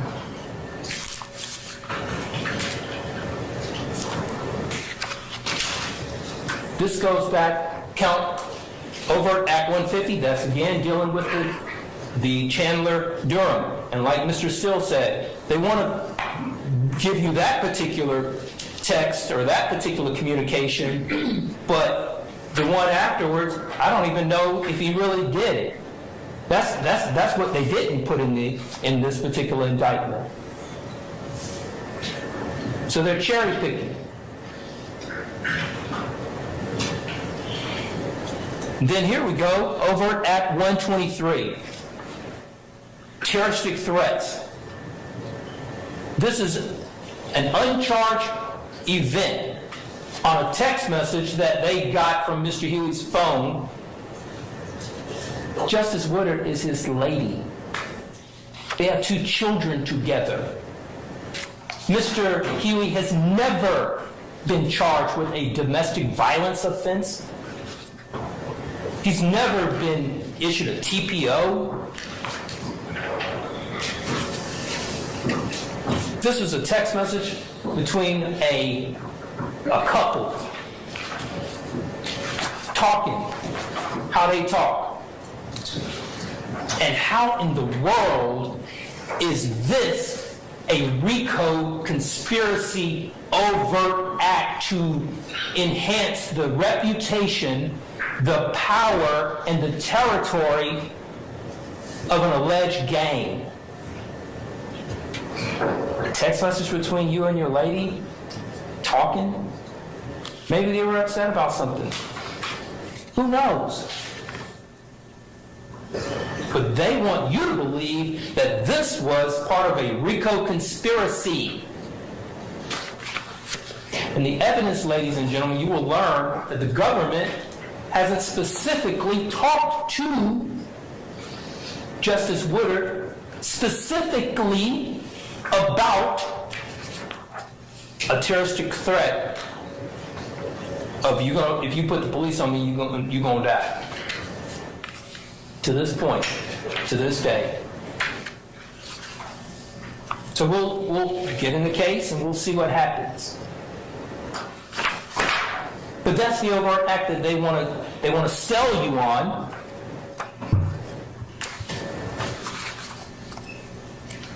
As being part of a RICO. So those are the overt acts that are uncharged. So it's not a crime, but it is a crime. So we'll deal with it. So, we're here, guys. We're here. We are at the conclusion of this presentation. I have said it, and I'll say it again. When we get through hearing all of the state's witnesses and government's witnesses as it relates to all of these guys that are on this trial, including my client, Mr. Huey, we're going to come back to you. We're going to stand firm, look you all in the eye yet again, and we are going to say to you humbly and respectfully that on these grouping of charges, count 1, counts 3 through 7, and counts 14 through 23, and counts 44 through 46, Mr. Marquavius Huey is not guilty. Not guilty. Not guilty. So, continue to take notes as you choose. Continue to listen intently. And collectively, you will make a decision. And that decision will be not guilty for Mr. Marquavius Huey on these charges. Thank you. Thank you, Your Honor. All right. You're welcome, Mr. Matthews. Okay. Ladies and gentlemen, it is almost 6 o'clock, and I think it might be a stopping point for us today. What do you think? Yes. Okay. All right. Okay. So let's wind things down for today then. It is more important that innocence be protected than it is that guilt be punished. For guilt and crimes are so frequent in this world. That's a quote from the man who wrote into our Constitution what the presumption of innocence means. His name was John Adams. He was the second president of the United States, right after George Washington. Why is that quote important? Why is the presumption of innocence important? Why did that get included in our great Constitution? Because we want to make sure that we don't accidentally send innocent people to prison. Innocent people don't get punished. I have the great honor of representing Diamante Kendrick, who's sitting in the gray vest at counsel table with me, along with my co-counsel, Doug Weinstein. Doug, stand up so everyone can see. Also, you'll meet or hear from, at times, Katie Hingerty. She was here yesterday. She was the tall woman, blonde hair. And the three of us have the great honor and privilege of defending Mr. Kendrick. I've been practicing law here in Atlanta for almost 30 years, exclusively representing innocent people like Mr. Kendrick. He is not guilty. He is not guilty of every accusation and every count in the indictment that the state alleges. Let me say it a third time, just so you're clear. He is not guilty of every single charge against him.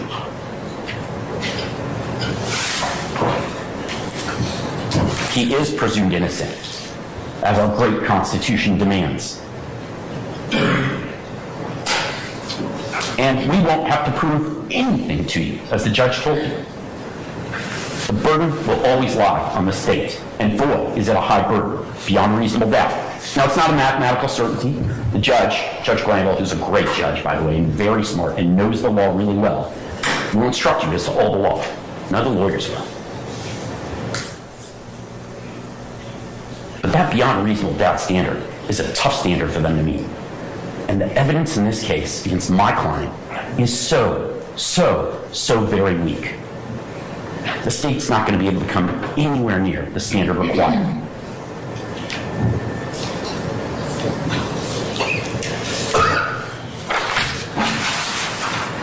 My client, Mr. Kendrick, grew up here in Atlanta in a tough neighborhood. He did not come from money. He was poor, hungry, deprived, socioeconomically disadvantaged. But he had a loving mother, a mother who's been with him the entire time of this case and will be every day. And she made sure that he had the best upbringing that he could. You heard Mr. Steele earlier talk about the disadvantage of how Mr. Williams was brought up, and my client had a similar upbringing. It was tough. Food, clothing were sparse. But he dreamt of a better life for himself and for his family. And through hard work, through creativity, maybe a little luck and fortitude, he became a very successful musical artist, a rapper. Now, despite Mr. Kendrick's mom's best efforts, he did get into some trouble. And we acknowledge that. We don't hide from it. We don't skirt it. Mr. Kendrick, you'll find out, went to prison between 2015 and 2020. So, the state is actually limited because during those years, he was locked up. He can't possibly be committing any crimes they've alleged. You'll also hear that he pled guilty to a crime right here in Fulton County in 2017 while he was locked up. And he admits that wrongdoing. He owns it. He paid his debt to society.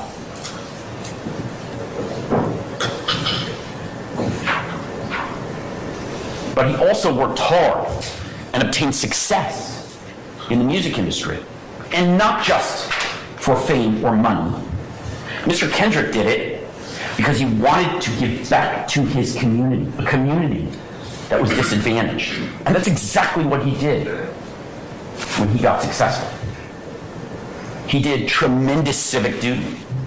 You'll hear evidence that he volunteered, he helped coach a youth football team, and he gave back to his community. He gave back because he knew it was the right thing to do. Now the state, and the evidence will show, the state, the police and the prosecution want to use Mr. Kendrick's past. They put it in the indictment. despite having paid his debt to society, the state is going to use his prior conviction to try to bootstrap these old crimes that he's already paid his debt for to get you, to convince you that he's guilty of these new offenses. They're going to try to get a second bite of the apple, despite the fact that he served his time, that he pled guilty. They want you to find him guilty again because of a debt he's already paid.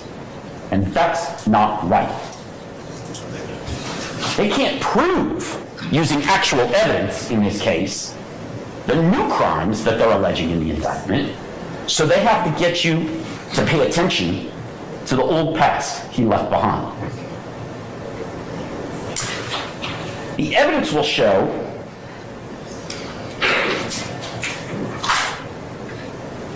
that he is not guilty of the charges in the indictment, and that the police and the prosecution's case is so incredibly weak. But they have to distract you with the old Mr. Kendrick, the Mr. Kendrick that paid his debt and pled guilty and served his time. It's like a bad magic trick. You ever see a bad magician who's like, look over here, while they're picking your pocket? That's the evidence the state wants you to pay attention to.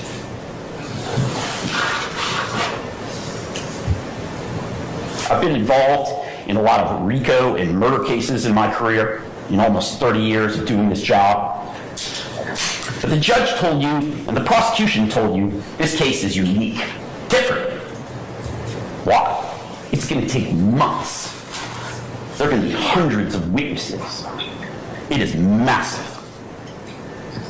It's definitely the biggest case that any of us have ever been in. Maybe the biggest case in the history of the state of Georgia. Why is that? Lots of murder cases, gang cases, RICO cases take 1, 2, maybe 3 weeks to try at most. Why is this case going to take months? I'll tell you why. Because the evidence will show the government has got to drag in hundreds of witnesses to dance around the weak actual case that they have. They've got to bring in 5 experts to tell you what a gang is. They've got to bring in an expert to tell you what an Infinity is, an Infinity automobile. They've got to bring in dozens and dozens of witnesses that are not going to say, Mr. Kendrick committed a murder. Mr. Kendrick possessed or sold drugs. Mr. Kendrick possessed illegal firearms. They're going to tell you everything under the sun that dances around the facts and hope that after hundreds and hundreds of witnesses, you're either so confused or so worn down that you'll believe the state's theory. If the case were direct and the evidence were true, it wouldn't take long to try, because they bring to court someone to say, I saw Mr. Kendrick kill Donovan Thomas. They don't have that. And we're going to talk about what else they don't have, but they don't have enough evidence to prove my client guilty of any of these charges. And so to put lipstick on a pig, they've got to try and bury you with hundreds of witnesses that won't tell you that my client's guilty beyond a reasonable doubt. Why not bring in someone to say, Mr. Kendrick's fingerprints were on a firearm. Mr. Kendrick's fingerprints were on a bag of drugs. Mr. Kendrick's fingerprints were in the Infinity that was used to kill Donovan Thomas. Mr. Kendrick's DNA was present at the scene of the crime. Why not bring in one witness out of the hundreds that you're going to hear from that will just say, I saw Mr. Kendrick do it? Why not? Because it doesn't exist. And our Constitution and our set of laws and our democracy demand more. They demand that high standard. You may not like Mr. Kendrick or any of these other defendants, but we are not here for a popularity contest. We are here to decide something so much more important. And the state doesn't have the evidence to do it.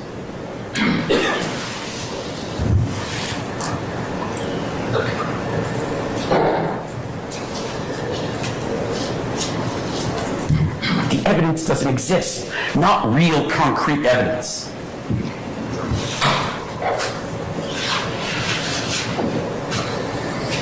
The evidence will show that the state is trying to find Mr. Kendrick guilty by association. That's what they want you to believe. Because they want you to find him guilty because who his friends are. The evidence will show that he had friends, that he knew people, that he associated with people. I thought in America, we had freedom of speech, freedom of association in the First Amendment. But the state wants to present evidence to show you that those freedoms are not true, that the Constitution does not matter. They want to present evidence that Mr. Kendrick is guilty by who he hangs out with, the color of the clothes that he wears, the symbols he makes with his hands, and the beautiful lyrics that he writes and sings. Those aren't actual crimes, that's just free speech. And that is what is on trial here, the First Amendment of the Constitution. They want you to look at evidence and say, these people are guilty because they exercise their right to free speech in America. That's not just wrong, it's un-American. Now, the evidence will show you in 2020 that when my client did get out of prison, due to his hard work, his talent, he became a famous rap star. Almost like buying a lottery. You know, the chances of a young person going in the music industry and making it are very, very small. But that man was successful. He used his brain and his creativity and his really hard work to make his family and his mother proud. And the government wants to punish him for that success. They told you in their opening argument to find him guilty because of overt acts. And they had the gall to tell you that those acts didn't even need to be crimes. Objection, argument. That's what the evidence will show. That's what the state says the evidence will show. The objection. They told you that those overt acts don't even have to be crimes, but you should, as a result, find him guilty of criminal RICO. This isn't a civil trial, this is a criminal trial. And they told you he doesn't even need to commit a crime, but you should find him guilty of a crime. Does that make sense to you? Does 1 + 1 equal 3? Objection, misstatement, argument. I stand in objection to that. Ladies and gentlemen, disregard counsel's last remark. What are the charges against? Thank you. What are the charges against Mr. Kendrick?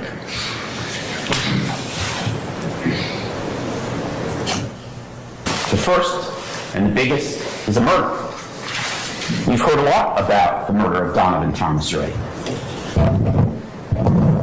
Now, Donovan Thomas died, and it's tragic, and murder is wrong. The state had the nerve to show you an autopsy photo in opening argument, not because they needed to prove that Donovan Thomas died, but to exaggerate and scare. Objection, argument, not what the evidence will show. The evidence will The evidence will clearly show that Donovan Thomas died. We concede that, and it's a tragic occurrence. And my client and his family grieve for the family of Mr. Thomas. We don't think it was acceptable. But my client had nothing to do with that man's death. He died because of a drive-by shooting at a barbershop on January 10th, 2015. And what happens next? The police arrest the wrong group of people. They admit they arrested the wrong group of people. You heard Mr. Sharp and Mr. Seal tell you about Kenneth Copeland and Amican Garlington and the others who were arrested for this crime. And the police charged them. And what is the evidence that turned out that those people got their charges dismissed and Mr. Kendrick got charged instead? Are there fingerprints of Mr. Kendrick on anywhere at the crime scene, on the body of Mr. Donovan, in the car that was used, on a firearm that was used? Are there fingerprints anywhere that tie my client to that crime? No. What about DNA? Is my client's DNA anywhere related to the death of Donovan Thomas? No. What about ballistics? Are you going to hear evidence that there was a match between the bullets or the gun used to kill Donovan Thomas that was a gun ever possessed by Diamante Kendrick? No. Are you going to hear from a single witness out of the hundreds of witnesses that are going to be brought here by the state? One. I beg you for one witness to come to court and stand right here on this witness stand and say to you, I saw Diamante Kendrick kill Donovan Thomas. Will that occur? And the answer is resoundingly no, because my client is not guilty, ladies and gentlemen. He's an innocent man, wrongfully accused of a murder he didn't commit. And if that doesn't get you upset, I don't know what will. It makes me angry.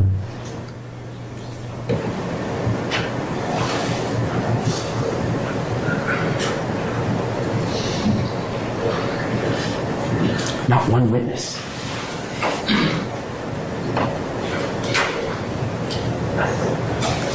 There's videotape that the state will present of an Infiniti automobile driving by to kill Donovan Thomas. Are you going to hear witnesses that say my client owned the Infiniti, rented the Infiniti, leased the Infiniti, was the rightful driver of the Infiniti? Nope. Will you hear or see evidence to the contrary? Oh, yes, you will. Shortly before Donovan Thomas dies, the state has another video of my client getting into, are you ready? A Pontiac Bonneville. Not an Infiniti, a Pontiac Bonneville. So, will you see evidence? Will the evidence show that my client is Superman and can fly through the sky from one car to another? No, you will not. He is not Superman. Maybe he's Mr. Spock and he can teleport. You will not hear evidence of his ability to teleport from one car to another either. And yet, the state claims he's guilty of murder.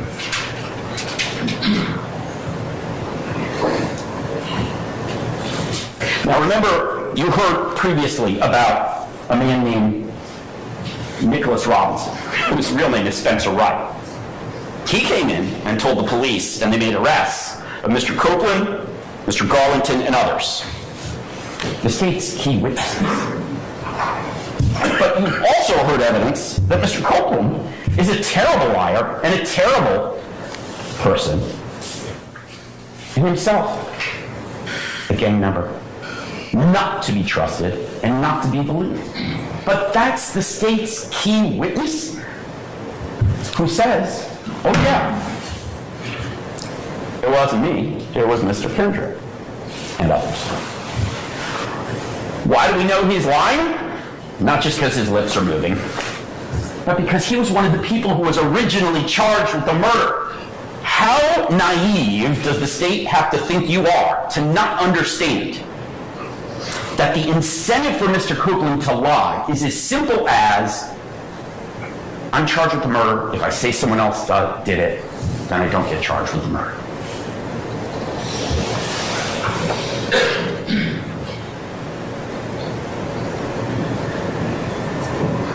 It's a ridiculous theory that they have, quite frankly.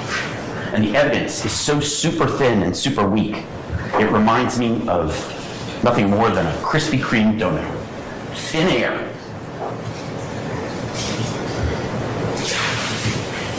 In fact, Mr. Garlington, when he's interviewed by the police, says, yeah, I don't know who killed Donovan Thomas.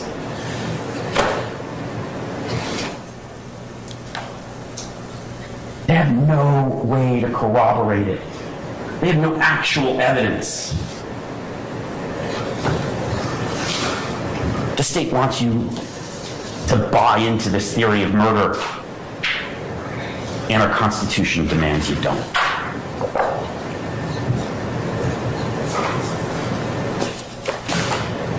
They charged a bunch of people, the police, the Atlanta Police Department, figured out, oh, we messed up and got it wrong, but now we're going to charge a bunch of other people. But trust us this time. Does that imbue trust to you? Is that evidence that you'll hear about that seems trustworthy? No, it is not. That evidence is completely untrustworthy and unbelievable and unreliable. It's a bad magic trick. No fingerprints, no DNA, no witnesses, no ballistics, and videotape that actually exonerates him and proves that he's not guilty. Krispy Kreme donut hole. What's the next charge against my client? Well, there's a bunch of them involving guns. And 3, to be exact. One is that he's charged with possession of firearm during the commission of a felony. If you're committing some other felony and you're using a gun, you get charged as an extra charge. The second is possession of a machine gun. Ms. Love described to you, Mr. Steele described to you what a fully automatic weapon is. Pull the trigger once, all the bullets fly out. That's illegal. And the third is possession of firearm by a convicted felon. Yes, Mr. Kendrick's a convicted felon. So he's not allowed to possess a gun. And he knows that. And again, the indictment. We've talked a lot about the indictment. You're going to get it. It's a document. It's a long document. But the indictment charges my client with those 3 firearm charges, all stemming from one date, March 9th of 2022, the date that Mr. Kendrick is arrested. So what happens on March 9th of 2022? He's at a house owned by Jeffrey Williams, his friend and colleague, who he's made beautiful music with, wonderful music that's entertained millions of people. And at that house, the police, and there's dozens and dozens of people at this house on the night of March 9th of 2022. It's not like there's 2 or 3 people there.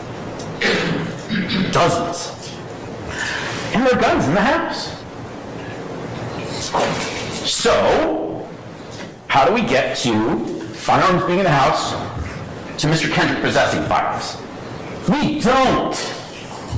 We don't.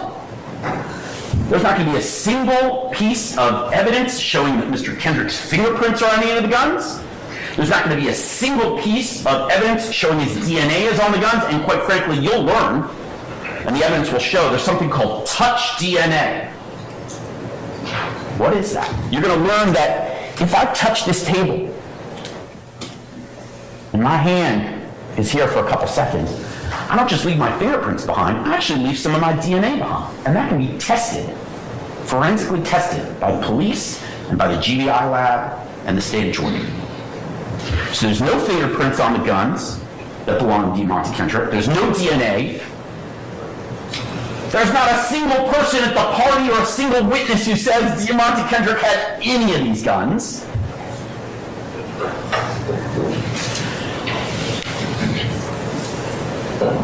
No one is going to say he bought any of the guns. No one's going to say he sold any of the guns. No one is going to say he possessed any of the guns.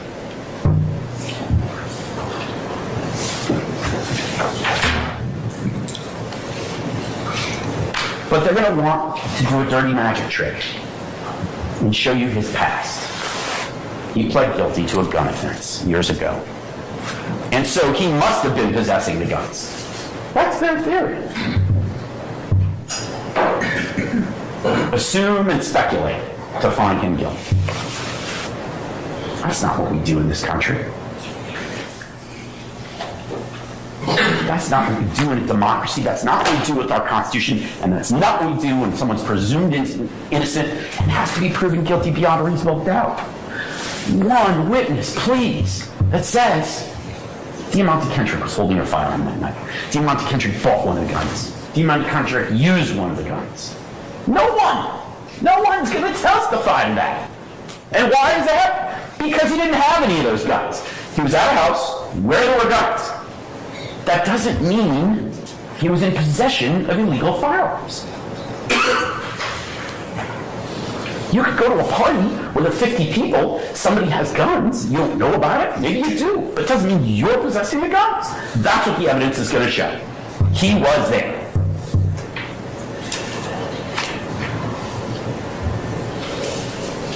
There could have been a bazooka in that house. I don't care. Mr. Kendrick wasn't in possession of any firearms, illegal, machine gun, or otherwise. He didn't control a gun, he didn't use a gun, he didn't buy a gun, he didn't sell a gun, he didn't hold a gun. Not one witness. And there are dozens of people that they could call to say, oh yeah, I saw Mr. Kendrick hold a gun, but not one. And there could be hundreds of witnesses. I want to bury you with witnesses so that you'll forget about the presumption of innocence and what real evidence is required. Zero, nada, zilch, donut hole, reasonable doubt. What will they show you?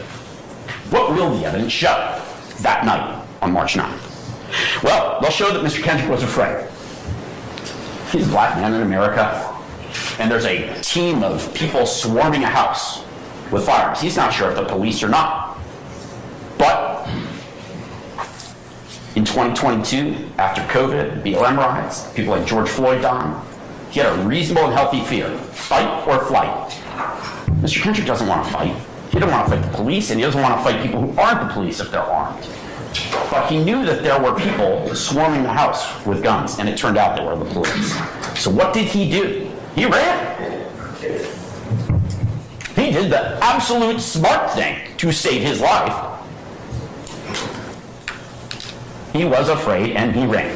And the police caught up with him shortly thereafter. Now, he's not charged with fleeing the house.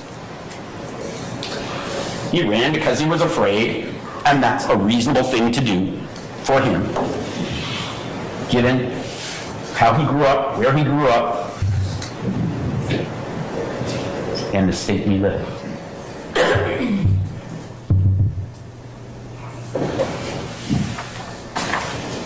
And when the police caught up with him, just shortly thereafter, did they find him holding an FN, the type of gun Ms. Love described? Did they find him holding a strap machine gun? Did they find him holding a Glock? Did they find him with an AK-47, an AR-15, or any other kind of gun? No! He was unarmed because he never had a gun.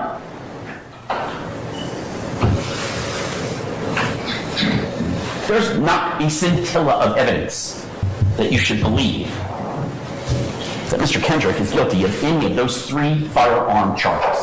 Not a scintilla. Hundreds of witnesses. I asked for one to come to court and say, Mr. Kendrick was holding a gun that night. What about the next set of charges?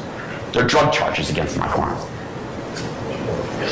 But all the drug charges against him, possession of cocaine, possession of codeine, all the drug charges alleged against Mr. Kendrick are again from March 9th of that year. From the date he was arrested, the party at Mr. Williams' house. And apparently the police find drugs in the house, where there are dozens and dozens of people. So again, I ask you, Listen to the evidence. What will the evidence show? Will the evidence show my client's fingerprints on a bag of drugs? No. Will the evidence show my client's DNA on a bag of drugs? No. Will a witness come to court and tell you he was using drugs that night at the house? No. Is there videotape of my client snorting a line of cocaine? No. Is there going to be a witness who tells you that my client sold him drugs? No. Is there a witness that's going to tell you that my client bought drugs? No. Is there going to be any evidence that my client possessed, used, bought, sold, controlled drugs on the night in question? Absolutely not. There were drugs at the house, my client was at the house, there are dozens of people at the house. 1 + 1 does not equal 3. It's another Krispy Kreme donut hole for the prosecution. Zero, nada, zilch.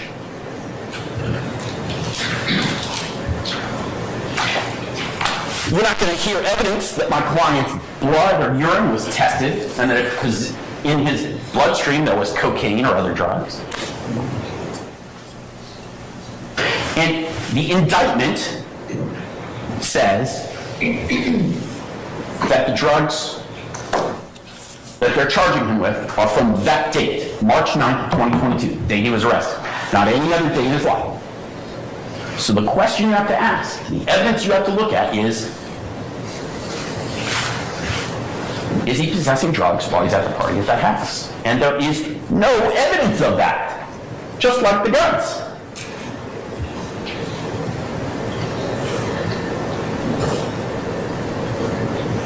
The next charge against my client is gaming activity. And the gang activity they allege, very specifically in the indictment, it's not just any gang activity, it's gang activity related to the possession with the intent to distribute illegal drugs from March 9th of 2022. And again, where is the evidence? Not one witness. They also allege that he committed gang activity based on the guns.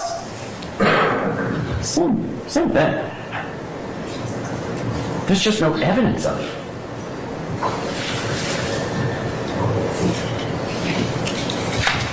It is not illegal to be part of a group in America. Freedom of association. Otherwise, the Atlanta Falcons would be an illegal street game because they wear red and black and they have certain symbols they wear. And the Braves, certainly the Braves, because they lost in the playoffs. Maybe the state of Washington would die better. It's not illegal for my client to want to wear the color green and do fancy symbols with his hands. But they're going to bring dozens of witnesses in to talk about that. So what? That's not a crime.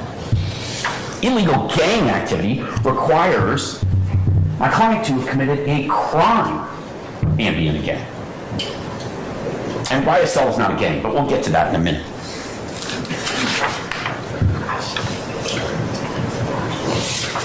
They want to attack free speech and freedom of association. They're guaranteed to us in the Constitution. And if they want to do that, then they should go out and arrest the Falcons and the Braves too.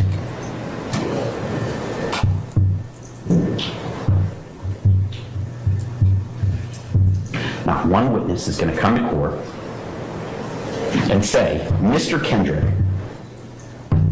possessed, sold, bought, used drugs as part of gang activity. Or possessed, sold, used a firearm as part of gang activity. I want you to tally, keep counts, take notes. How many witnesses the state brings in this case? Hundreds. And I want you to remember this conversation I'm having, this one-sided conversation I'm having with you all, about how many witnesses say, my client possessed a firearm because he was a YSL gang member. My client possessed drugs because he was a YSL gang member. What is YSL? It's a successful, massively, worldwide, internationally successful record label. And my client was a part of that record label and a successful rapper and blessed with the ability to make that music. And last I checked, those lyrics, which the state is going to try and use, are just part of free speech.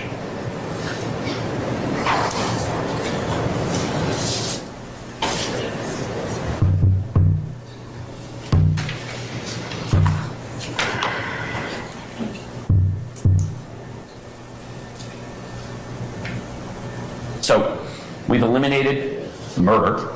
We've eliminated the gun charges. We've eliminated the drug charges. We've eliminated gang activity based on gun or drug charges. So what's left? What's left is count one, RICO. Ms. Love told you that's a term that most normal people don't use for good reason. It's a very complicated legal term. Most lawyers don't even understand it. I'm going to try to explain it to you. And you've heard a lot about overt acts versus predicate acts. Are you confused already? You should be. They want you to believe, and they want the evidence to show, that Mr. Kendrick is guilty of this vast conspiracy because who his friends are, who he hangs out with, the colors he wears on his clothing, and the lyrics that he writes, the rap music that he makes. And they suggest to you this is all part of a vast conspiracy. But the reality is, some of these lyrics may be offensive to you, and that's okay. Because in a free society, we have free speech. That doesn't make it a crime. The state says that the evidence will show that they dug to find out the murder and then used the lyrics to support it. You know, I watched Goodfellas. It was a movie about real crimes that took place. It was written by Martin Scorsese and acted out by Robert De Niro. The DA's office is going to go arrest Mr. Scorsese and Mr. De Niro. They're exercising their free speech to tell a story. Why can't my client, Mr. Williams, do the same and write lyrics about crime? Maybe they're offensive. Maybe the movie Goodfellas is offensive because you see people committing crimes. But in a free society, we're allowed to exercise free speech. It's the price we pay to live in a free country, and it's a great price. Just because someone raps about murder or other crime does not make it a crime.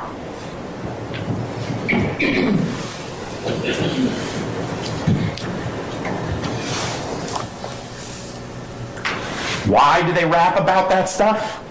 Because it sells records and it allows them to creatively express their feelings about how they grew up and where they grew up. And they are proposing a war on the First Amendment of freedom of association and free speech. They don't like those lyrics. They want to send a message to all those inner city kids in Atlanta who dream about getting out of the ghetto and becoming successful musicians. And their message is, you rap lyrics about crime, we're gonna indict you and charge you and brand you a criminal. That's un-American. That's wrong. The evidence will show that the state of Georgia and the city of Atlanta have been blessed in the last 20 years by the entertainment industry. And not just rap music, TV and film, and all kinds of entertainment. And some of it's fictional. And that's okay. It's okay to rap about crime or life or your experiences, even if it's not true, even if it didn't really happen. That's just free speech, ladies and gentlemen. That's not evidence of a crime. That's protected in our Constitution. It's a protected part of living in a free society.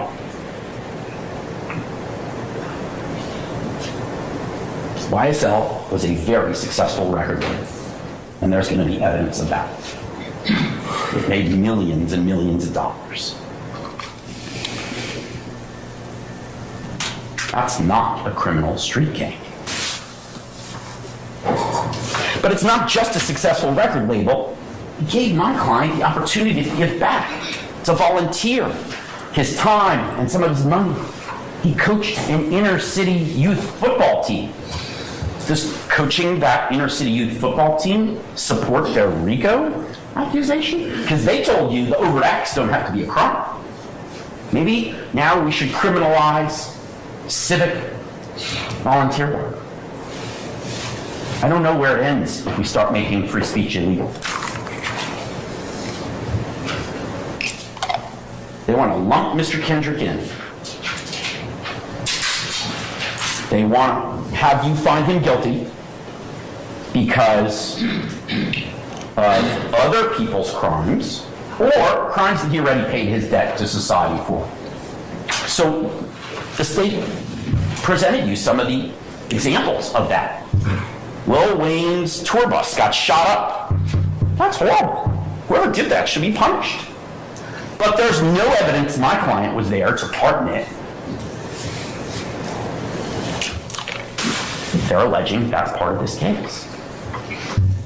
The shooting of Shamel Drinks you heard about, gunned down in a rental car. But they're not alleging Mr. Kendrick took part in that either. And what about the attempted stabbing of Rayshawn Bennett, Wyatt, who's known as Wyatt Fenucci, another rapper, and the armed robberies they alleged? None of those incidents involve Mr. Kendrick. But what they're going to argue to you is that if Mr. Kendrick was part of the YSL label, or what they call the YSL gang, then even if he's not charged with those crimes or involved in those crimes in any way, he should be found guilty of RICO conspiracy, even if he didn't commit a crime. And that's wrong. It's just wrong.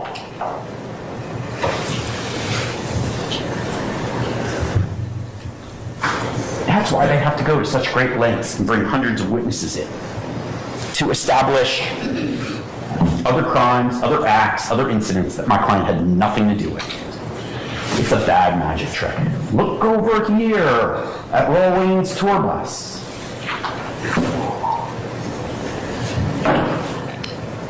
If they actually had evidence of my client committing a crime, we'd be here for a week, not months. The conspiracy they want you to criminalize is being a rapper in America and being successful. They want to attack the First Amendment. They want to attack free speech. They want to attack capitalism because they don't like rappers who rap about criminal behavior in Atlanta. And they're telling you that this is a pattern of activity, a trend to attempt to control and exert influence. But really what they're showing you is, if we don't like your speech, then some free speech is wrong and illegal. And you should find my client guilty as a result.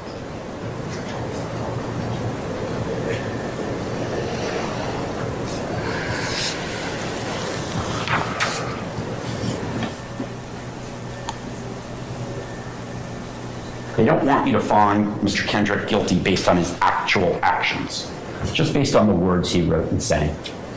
They don't want you to find Mr.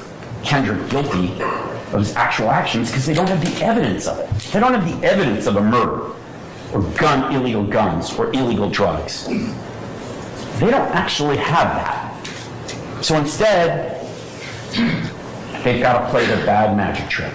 But you're smart and you can listen to the evidence and you will see it's nothing but a Krispy Kreme donut. That's what the evidence will show.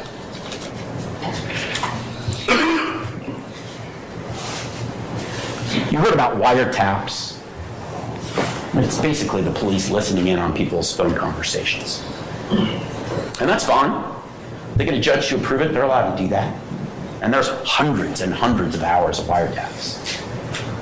And I dare you to listen to all that over the next few months and hear one time my client saying, I have a gun, I have some drugs, I committed a murder. It doesn't exist. Nowhere.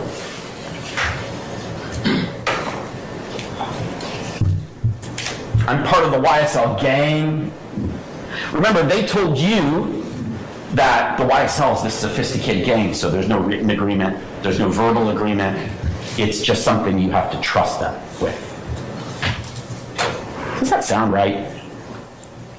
Just trust them. Take the government's word. And they're going to bring in experts on gang activity to tell you that the record label is a gang because They think so. Well, they work for the state, for the police. They're going to tell you what they want you to hear. But use your brain. Use your common sense. All those wiretaps, you're not going to hear Mr. Kendrick saying one time, I'm going to do something illegal. Whether it's a violent crime, a gun crime, a drug crime, or admitting he's part of a gang. Not once. In hundreds and hundreds and hundreds of hours of wiretaps. And why? Isn't it you won't hear that? Because what is he actually?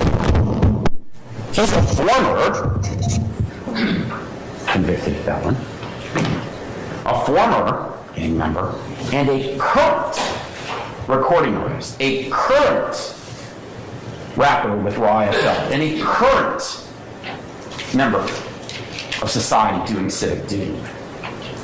They have to point at his past and get you to only look at that because the actual evidence from March 9th and from January 10th, the 2 dates in the indictment that accused my client, there's no evidence of him committing a crime. The state turned over to us, the prosecution, 6 terabytes of data in this case. Now, I'm not a computer expert, but I want to talk to you about what the evidence will show. A lot of that evidence you're going to hear and see. What is a terabyte? It's an enormous amount of computer data. And here's what I'll sort of tell you the analogy is.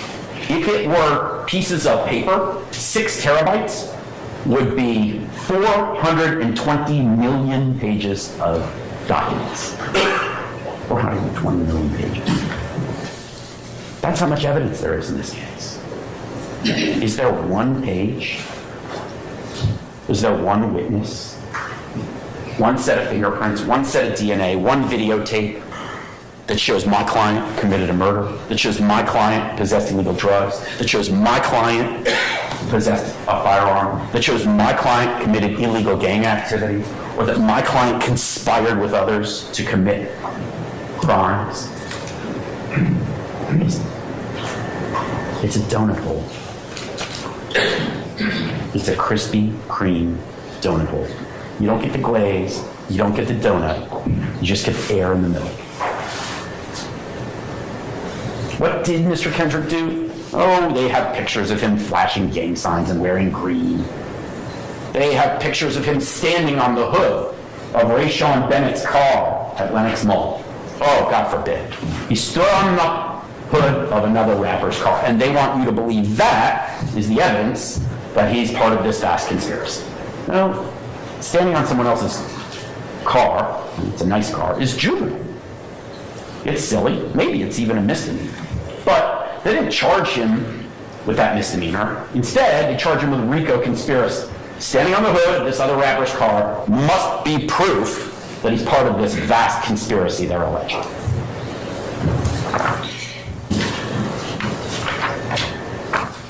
Quite frankly, the real juvenile behavior is all these hundreds and hundreds of witnesses to try and prove something that doesn't exist. There are lots of other overt acts, and I'm not going to belabor each one of them to you because you heard most of them from Mr. Steele and from the state. But you've also heard from me. If there's a witness who says Mr. Kendrick possessed a firearm or possessed illegal drugs or murdered Donovan Thomas, they saw him murder Donovan Thomas, then bring that person to court.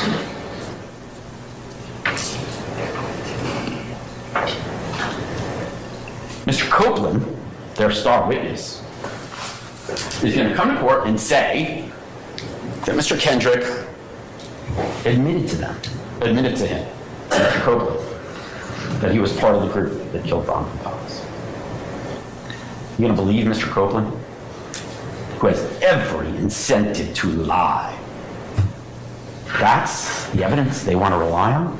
That's what they're keeping us here for months and months for? The guy who was charged with the crime, who now says it's not him, it's my client instead? Please Please tell me there's something better, something else that we're here for.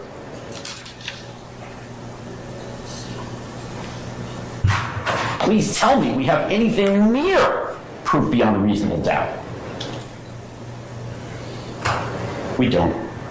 There's no real or concrete evidence my client committed a crime. Not a single offense. Not RICO, not gang activity, not guns, not drugs, and definitely not murder. Miss Love talked about the wolf pack. I understand that. She thinks the evidence will show that. But I really think it's more like the boy who cried wolf. You know that old story. There's a wolf, there's a wolf, there's a wolf. And it turns out there wasn't a wolf. That's the state's case, ladies and gentlemen. And that is why you will come back many months from now and find my client, Mr. Diamante Kendrick, not guilty on every single count. Thank you.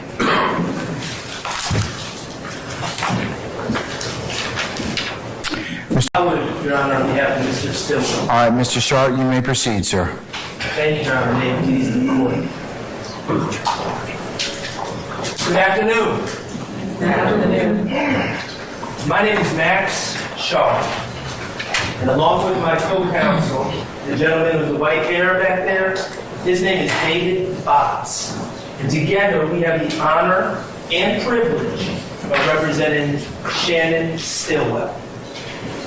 Shannon Stillwell is an innocent man. He's been accused of a murder of Donovan Thomas in 2015. He is not guilty. He has been accused of a murder of Jamal Drinks in 2022. He is not guilty. He has been accused of conspiring to violate the Georgia State RICO law. He is not guilty. Now, I am going to deliver an opening statement that will preview what I believe and what I believe the evidence will show in this case and the evidence that will come in trial. But before I even start previewing what I believe the evidence will be, I want to discuss with you some preliminary matters regarding this case. The first preliminary matter that I wish to discuss is my client's name. Okay? On the indictment, you will see, when you look at the indictment, that my client is listed as Shannon Stillwell, also known as Shannon Jackson. Okay, and there's a simple explanation for that. You will learn that his mother was a Stillwell, but he was raised by his paternal grandmother, Betty Jackson. So at times, he's been a Stillwell, at times he's been a Jackson. He's indicted as Shannon Stillwell. I know him as Shannon Stillwell, but throughout this trial, some people may say Shannon Jackson, some people may say Shannon Stillwell. I may slip up and say Shannon Jackson. But we're talking about the same person, Shannon Stillwell. Second preliminary matter. It has not been lost on me that my client, it's not lost on any of us, that my client is charged with 2 murders in this case. He's charged in 2015, and the evidence will show that he was wrongfully accused. And that case never went to court. He was accused in 2022, wrongfully, based largely on assumptions made about the 2015 case. We plead absolutely not guilty. With our backs straight and our eyes wide open, we plead not guilty to those charges. And finally, ladies and gentlemen, as far as preliminary matters, as you probably have realized through jury selection and the fact that we have some visitors from the press here today and different things about this case, this is somewhat of a unique case. It's drawn some attention. But the thing I want to stress is that this case is no different than any other case in the state of Georgia or the United States of America as far as criminal cases go. And it has the same ground rules as any other case tried in this great union. The ground rules of this case are that the defendant, Shannon Stillwell, and all the other defendants are presumed innocent. The state bears the burden of proving their case against all the accused individually. And the state's burden of proof is the highest burden in our system, beyond a reasonable doubt. Beyond a reasonable doubt.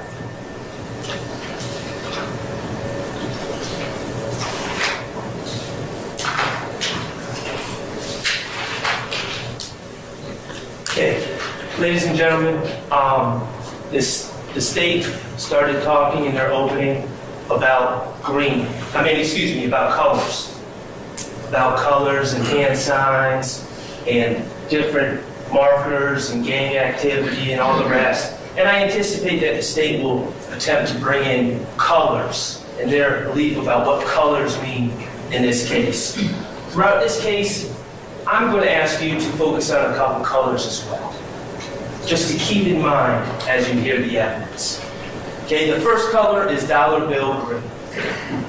Dollar bill green, as you may guess, is the exact shade of green that the U.S. government uses when printing U.S. currency.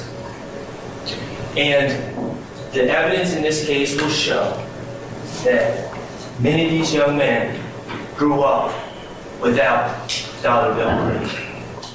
The evidence will show, and you'll learn about different areas of Atlanta, Capitol Homes, Jonesboro South, places that have since been revitalized in some ways, but back 15 years ago were not nice places. Places in despair, lack of opportunity, poverty, lack of positive role models. You'll hear about Shannon and his upbringing. You'll hear that he grew up in the Forest Cove Apartments, which have since been condemned. And he was raised by his paternal grandmother, Betty Jackson. He couldn't live with his mother, who had succumbed to drug addiction, and it was his paternal grandmother, Betty Jackson, who raised him. And she raised him in the Forest Cove Apartments, and you'll hear that she loved him, poured love into him, called him her sweet thing, and he called her Mom because she was Mom. You'll hear that despite the love and guidance that Miss Jackson tried to pour into Mr. Stillwell, at the age of 14, without other people providing him guidance, he dropped out of school. And he decided that he wanted to be a rapper. You'll learn about the rap industry in this case. And you'll learn, and you probably already know this, but becoming a rapper is not the same as signing up for a job at Home Depot, where you work for 2 weeks and you get your first paycheck. When you're chasing superstardom in the rap game, those paychecks might not come for a long time. And sadly, they may not come at all. It might be a dead end to nowhere. You'll learn about the vast numbers of young men with the same dream as Shannon and how the supply of potential rappers greatly exceeds the demand for superstar rappers. That was really a bad occupation to try to get into when it really comes down to it. But Shannon was 14. And you'll hear how he tried to hone his skills and tried to make it in the rap game. But you'll hear that Shannon, like many other young men chasing this same dream, weren't making any money. And bills have to be paid. And kids have to eat. And rent becomes due. And in this case, and we're not going to hide from it, the chase of dollar bill green turned into a different shade of green for Shannon and many others. That type of green, that shade of green is called bud green, which is actually a color. You can paint your house bud green. But in this case, of course, bud green stands for marijuana. And you'll hear how Shannon, trying to make it in rap, sold marijuana. The state has alleged in their overt acts, okay? These are acts that they claim prove that there's some RICO conspiracy afoot. You'll hear that on August 23rd, 2013, Shannon was charged with possession of marijuana with intent to distribute, approximately 1 ounce, over 10 years ago. And you'll hear that he pled guilty and did his time. You'll hear that in 2015, in July of 2015, he was charged with possession of marijuana with intent and possession of a firearm. And you'll hear he pled guilty, took responsibility, did his time. You'll hear that in September 25th of 2019, he was arrested and charged with possession of a firearm. And he took responsibility and he did his time. We're not hiding from the fact that Shannon Stillwell has sold drugs. We're not hiding from the fact that he's been found in possession of marijuana. We're not hiding from the fact that he's been found in possession of a firearm, which is always synonymous with selling drugs. Okay? These are his path, his past, his truth, and they were his decisions. His motivation was to make money for him, to live, to pay rent, to eat. Ladies and gentlemen, we're not hiding from the past. But the evidence will show that Shannon's decisions, starting over 10 years ago, had nothing to do with YSL or any other organization. You won't hear evidence that Shannon was selling marijuana and then calling someone from YSL saying, hey, I got some money to support the organization, or calling Jeffrey Williams and saying, hey, I got some money for you, man. No, it was for him. He was a drug dealer. He pled guilty. He did his time. Just like thousands of other people in Atlanta. This has nothing to do with YSL. Has nothing to do with the January 10th shooting of Donovan Thomas. And it has nothing to do with the 2022 shooting of Jamal Drakes.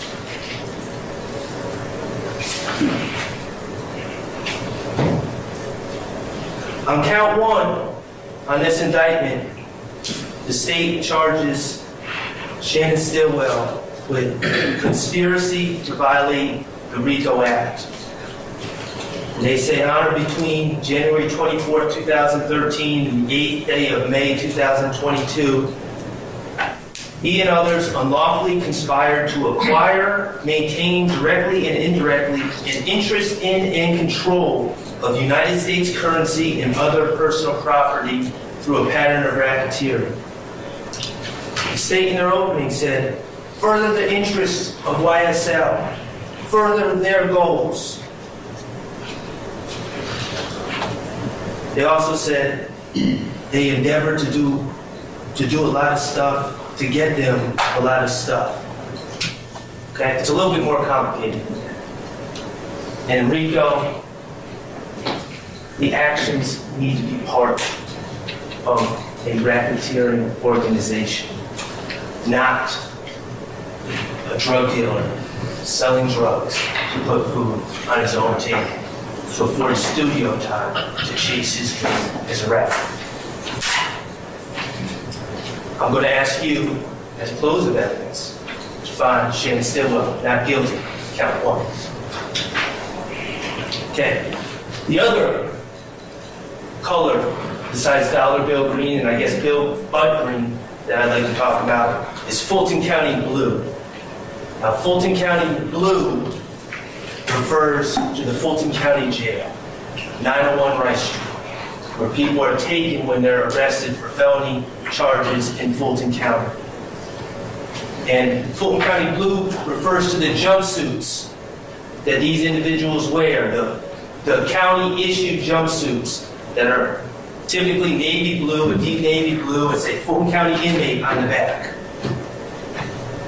You'll hear about the conditions of jail life and Fulton County jail life in particular, and common sense dictates some of this. You're confined to a cell, sometimes with another man sharing that small cell with you. You have no privacy. Use the bathroom in front of men, shower in front of men. You're in fear, danger. You're separated from your family and your loved ones. But most importantly, the men wearing blue, Fulton County blue, they've lost control of their lives. They've lost control of their destiny. Their destiny is now in the hands of the judicial system, in the hands of prosecutors.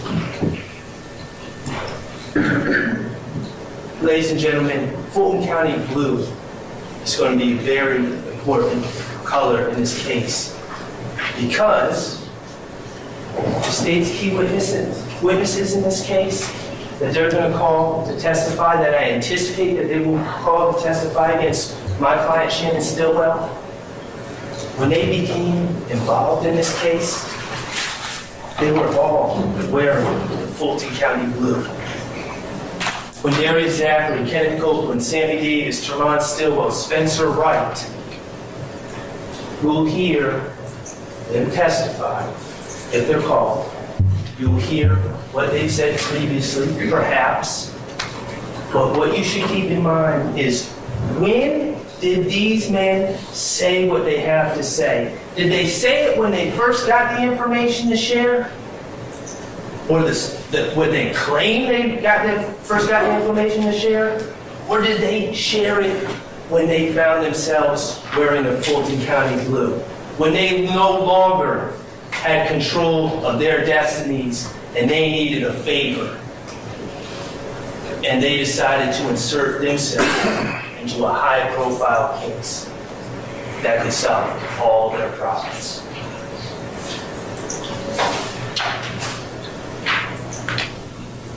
Okay. Let's talk about January 10, 2015. That's the case involving Mr. Thomas. And the evidence will show that this was a high-profile case. And the reason,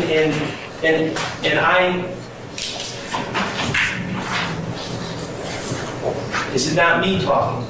I anticipate the evidence will show. I anticipate the state's own witnesses, the state's own gang investigators will tell you, not me talking. I anticipate they will tell you that Donovan Thomas was a big deal, that he was a gang leader, that he was the leader of the Inglewood family Bloods in Atlanta, that he was high-ranking. And that's what made this case a big deal on the streets. You'll also hear that this case, this shooting of Donovan Thomas, was caught on surveillance video. Now, I'm not going to suggest that it's the highest quality surveillance video, but it was caught on surveillance video. And you'll be able to watch the surveillance video. And you'll see McDaniel Street in downtown Atlanta at about 7:20 p.m. on January 10, 2015. Remember, winter, it's cold, dark. And you'll see a car zoom down McDaniel Street towards Northside Drive, headed northwest, I believe. And you will see and you will hear testimony that Mr. Thomas was with other individuals. What they were doing, I don't know. But he was with other individuals in a parking lot in between two barbershops. One being Mr. George's barbershop and one being Mr. Bernard's barbershop. And you will hear that this car zoomed down this dark street on that January night, and it appears from the video that you will see that an individual starts shooting out of the sunroof in the direction of Donovan Thomas and others. And you'll see that surveillance video for what it is and what it isn't. And you will also see how quickly everything occurred that night. A matter of seconds. Detective Thorpe is the Atlanta Police Department detective that was assigned this case in January 2015, and you'll hear that he gathered the evidence from the crime scene. There was no DNA, there was no fingerprints of value. You'll hear that there were shell casings all along the street, but you won't ever hear that these shell casings were linked to any particular gun or Shannon Stillwell or anything else. And there were no eyewitnesses on January 10, 2015 coming forward saying, yes, I was here and this is what I saw. And I saw this person do this. There was none of that. And you'll hear that this case remained unsolved. No one had been charged for 9 months and 9 days.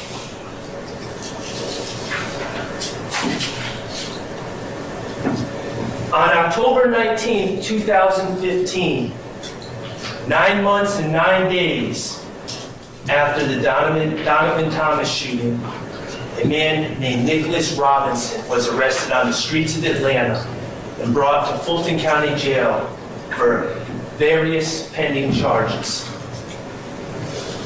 And you will hear evidence that Mr. Robinson decided he needed help. He didn't want to wear the Fulton County blue. You'll hear that he contacted the Atlanta Police Department and got in touch with Detective Thorpe. And Detective Thorpe came out in an interview with this Nicholas Robinson. You'll hear what Nicholas Robinson said in this interview, how he gave his vantage point to Detective Thorpe, how Nicholas Robinson said that he was seated at the MARTA bus bench right across McDaniel Street from the barber shops. And you'll hear that Nicholas Robinson told Detective Thorpe that he saw it all, and he saw the people that were inside the car. And he gave names. Nicholas Robinson said, I saw Antonio Sledge. He came out the sunroof shooting. I saw Kenneth Copeland. He was in the front passenger seat. I saw Demekion Garlington. He was the driver of this car. Quindarius Zachary, he wasn't there, but he supplied the gun to Antonio Sledge. And yes, I saw Shannon Stillwell, my client, in the back passenger side shooting a handgun. So Detective Thorpe, after taking this information from Nicholas Robinson, who just broke the case, created photo lineups. And you'll learn what a photo lineup is. It's essentially 6 photos that contain a picture of a suspect and then 5 what we call fillers. And you'll learn about that. And Detective Thorpe showed these photo lineups. A photo lineup with Antonio Sledge and then a photo lineup with Kenneth Copeland. Each person had their own photo lineup just to ensure that Nicholas Robinson could pick these people out of a photo lineup. And Nicholas Robinson did. And he signed his name, Nicholas Robinson, next to the picture of Antonio Sledge, and next to the picture of Kenneth Copeland, and next to the picture of Demekion Garlington, and next to the picture of my client, Shannon Stillwell. Nicholas Robinson signed his name and said, these were the people in the car. Ladies and gentlemen, why am I telling you this? Well, Detective Thorpe had 2 small problems. First, you will see the surveillance video. You will be able to watch the surveillance video and the lighting conditions out there and the fact that there's gunfire going every which way and how fast the car is moving. And you will be able to judge, was it ever even believable that someone could see 4 people inside a car under those conditions? But there was a bigger problem that Detective Thorpe had. You see, you'll learn that during this interview with Nicholas Robinson, it wasn't only Detective Thorpe, there was another investigator there, an investigator Gaither. And while Detective Thorpe was talking to Nicholas Robinson, Detective Gaither was doing some investigation of her own and looking into Nicholas Robinson and who this guy was who had just been arrested. And after Nicholas Robinson picked out all these people, including my client, Detective Gaither had to tell Detective Thorpe a little secret. Detective Gaither had to tell Detective Thorpe, that guy in there who just signed those photo lineups that just helped our case, his name isn't really Nicholas Robinson. He lied to us about his name. His name is actually Spencer Wright. So, case was solved by someone who lied about their name. So, what was Detective Thorpe's solution? Well, this is what the evidence would show. Detective Thorpe completely overlooked the lie about the name. The improbability of a man spotting 4 different individuals in the car moving at a high rate of speed in the middle of the night. He overlooked those things. And he said to Nicholas Robinson, or he said to Spencer Wright, yeah, I've come to learn that your name is not actually Nicholas Robinson, it's Spencer Wright. Could you look at these photo lineups again, and instead of writing a fake name, Nicholas Robinson, could you actually sign it your real name, Spencer Wright? And Spencer Wright did.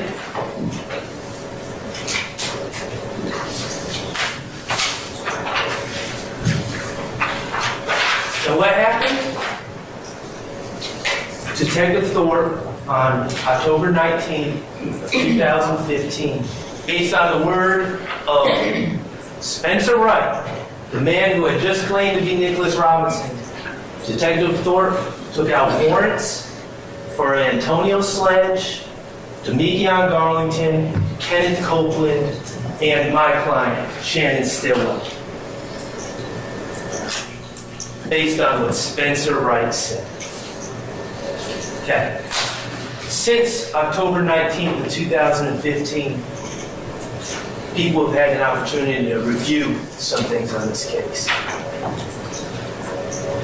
The surveillance video that you will see, it's interesting because not only does it show McDaniel Street to catch the incident, but it also shows the MARTA park bench right across from the barber shops on McDaniel Street.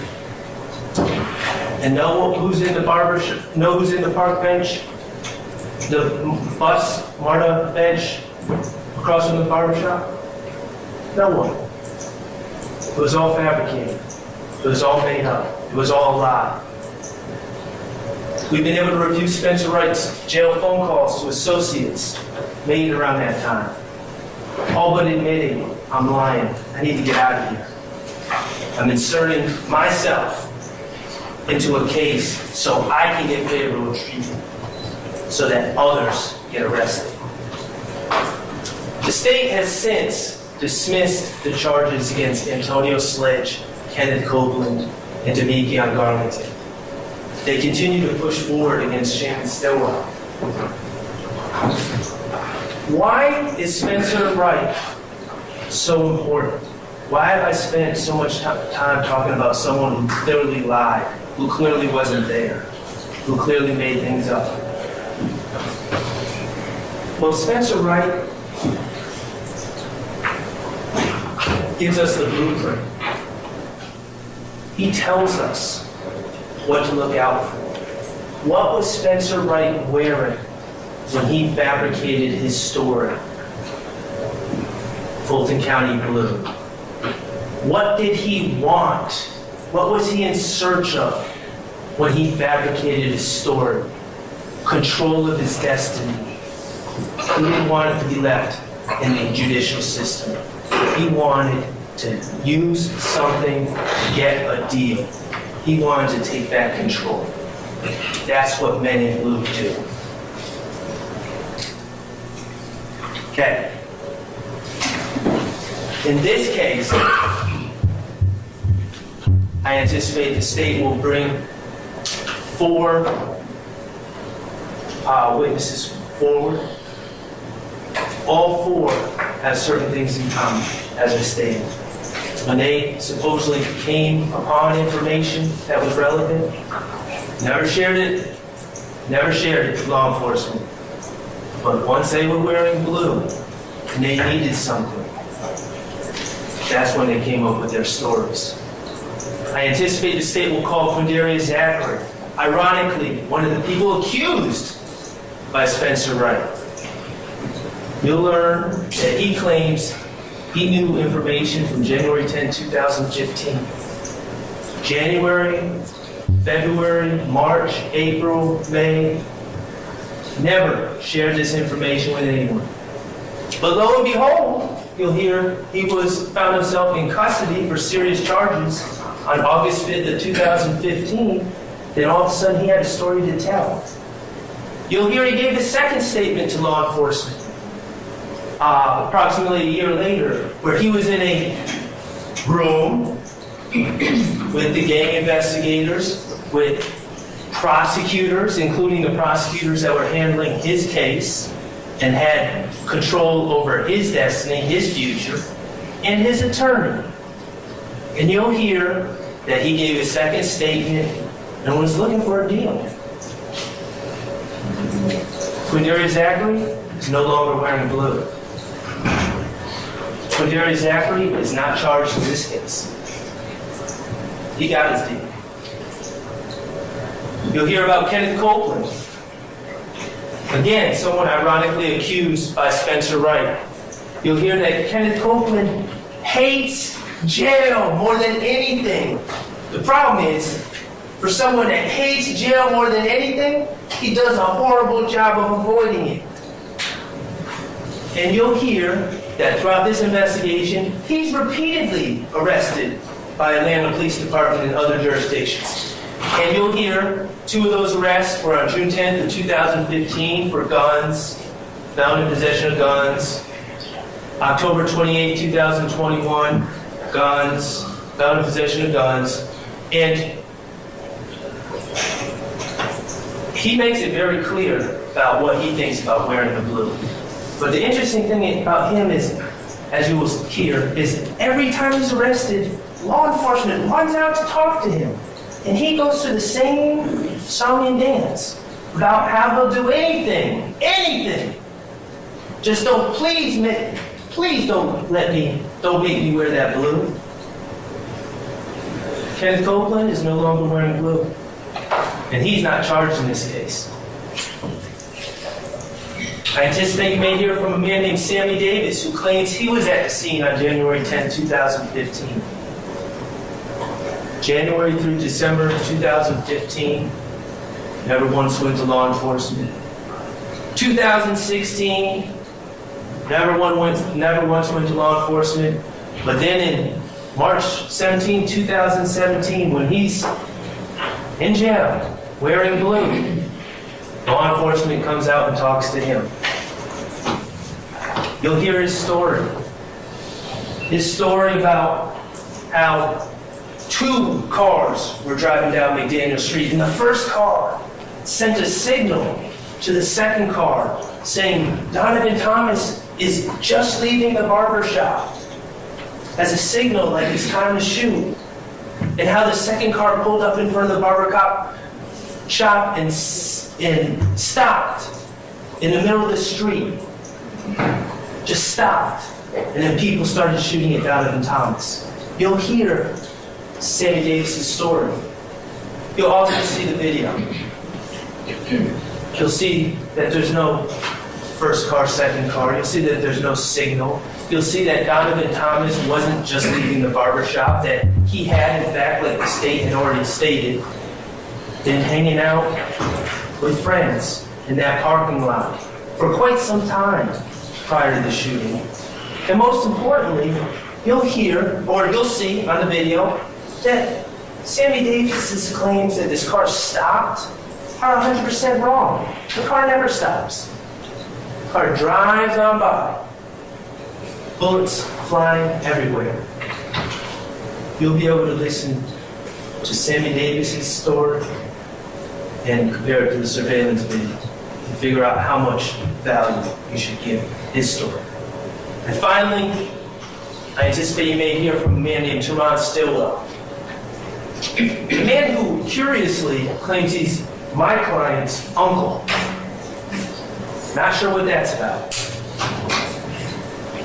You'll hear that he claimed to come across important information in January of 2015. And he claimed he came across this important information while talking to someone with his wife, Vanetta Guffey, right there. You'll hear throughout all of 2015, never said a word to law enforcement.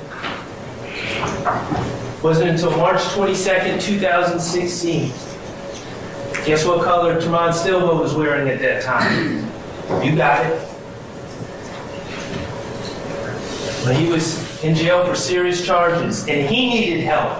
He needed help from law enforcement to start to reclaim his destiny, control over his life, to escape the monotony and the filth of the Fulton County Jail. And you'll hear that he claimed to have information. You'll hear that the state, to their credit, went to try to corroborate whatever Tremont Stillwell was talking about and talked to his wife, who is now deceased. Her name is Vanetta Guffey. She is now deceased. But you'll hear that she was interviewed on May 11th of 2016 when she was still alive. And you'll hear what she had to say about Tremont Stillwell's claims. That what he's saying happened, never happened, A, and that Tremont Stillwell is a effing liar. Those are the state's witnesses in this case. Those are the men in blue. Count 2 of this indictment is the count that charges my client, Shannon Stillwell, along with a whole new group of individuals, with the murder of Donovan Thomas. There will be no forensic evidence, there will be no ballistic evidence. There will be no eyewitnesses that presented themselves at the scene to say, I saw this occur. The surveillance video will not give insight as to whether Shannon Stillwell was there or not. The state's case will rest entirely on the word of men in blue. When the evidence is done and trial is done in this case, I'm going to ask that you return a verdict of not guilty to count 2, murder. Okay. Hold on one second, Shannon. Now, I would like to preview a little bit about my client's life after the Donovan Thomas murder. Remember, on October 19th, 2015, the Atlanta Police Department, Detective Thornton, and the news broadcast to the world, and more specifically to the streets, and more specifically to the Inglewood family blood gang that Donovan Thomas was the head of, that my client was responsible. Based on the word of Spencer Wright, based on the word of someone that even the state is saying lied. First they said wasn't completely accurate. No, it was a lie. Based on that, they broadcast to everyone that my client was responsible. And there has been repercussions. You'll hear in 2015, people pulled up to my client as he stood outside his store, shot a gun at his head, and grazed his forehead. Thankfully, he's still with us. You'll hear that later in 2015, my client went to go get a fish dinner with the mother of his child and another young lady named Tiara Jones at JK's Fish at the corner of University and Pryor. And members of the gang spotted them there, stalked that car, drove behind the car, and unleashed bullets upon that car, hitting that poor lady, the driver, Tiara Jones, in the face, killing her, causing the car to crash and spin, breaking bones in my client's body, collapsing his lungs. The streets have not cared that Spencer Wright is a liar. Since that time, my client's life has changed in some small ways and some big ways that I think make sense. Shannon Stillwell, since that time, has been careful about his surroundings. He tends to back into parking spots. He tends to run red lights at intersections, not to be a sitting duck for IF gang members or anyone else. He habitually changes residences. And yes, he does habitually rent cars, including a white Audi. He does this, the evidence will show, so no one can associate him with any particular car. None of the IF gang members can know where he is. And yes, when he rents cars, he does tint their windows, so no one can see in. That's the life he leads since 2015. And yes, when he leaves the house late at night, he does conceal his identity. It was during COVID, but he does wear a mask.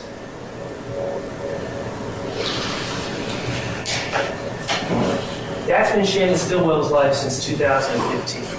And I'm going to ask that you keep that into account as you consider the evidence as it's presented. Now, 7 years later, March 14, 2022, remember, Shannon has been publicly accused,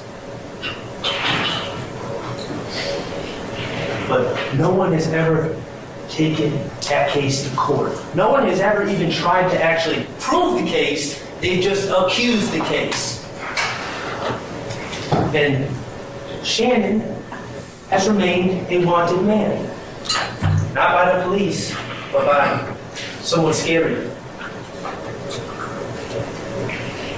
On March 14, 2022, the evidence will show that Shannon, Quamarvius Nichols, Nikion Garlington, and Miles Farley were planning on going to the music studio to work on music. Still chasing it. The evidence will show that Mr. Garlington was a passenger in Mr. Stillwell's and Shannon's rented white Audi with tinted windows, and Mr. Nichols was with Mr. Farley in Mr. Nichols' white Ford Fusion. The evidence, and you'll see, in this case, you'll see there's several different surveillance videos that you'll see in this case. The first being the BP footage. And that's from the BP at the corner of Fulton Street and Windsor Street in Atlanta. And you'll see the video. And you'll see Mr. Stillwell. No, we will never deny that he was at the BP. We will never deny that. We'll never deny that he was in a rented white Audi. And you'll see Mr. Stillwell pull up on that camera and back into a parking spot right in front of the BP. And you will see Mr. Nichols shortly thereafter in his white Ford Fusion pull up at the gas tank so he can purchase gas to get to the studio. You'll see footage from inside of the store. That's Mr. Nichols. You'll find out that that's Mr. Nichols purchasing an item, and that's Mr. Stillwell, my client, wearing a Pink Floyd hoodie with a pink wool cap on. And you'll be able to observe them on video, and you'll see Miles Farley, a third person in their group, a shorter individual, come in, and you'll see them playing around and pushing each other in a playful manner as friends do. I'm going to ask you to observe them on a video and ask yourself, does that appear to be men on a mission? Or does it appear to be friends just planning on going to the studio? The video will reveal that at some point, a gentleman by the name of Shamal Drinks pulls up in a red car at another, and in fact, I believe that's a picture of it right there at that gas pump, and he enters the store. You'll be able to see the video of him entering the store from the parking lot, and you'll be able to see him inside the store. You'll see that he gets into some sort of argument or altercation, not an altercation, an argument. It appears with the clerk, and he leaves the store, and he gets in his car. There will be no interaction whatsoever between Mr. Drinks and my client, Mr. Drinks and Mr. Farley, Mr. Drinks and Mr. Nichols, Mr. Drinks and Mr. Garlington. There'll be no interaction at all. And you will see Mr. Drinks exit that parking lot and take a right on Windsor Street. And then you will see Mr. Stillwell exit that parking lot and take a right on Windsor Street. And then you'll see Mr. Nichols exit the parking lot and take a right on Windsor Street. And that's where the FedEx surveillance footage will take over.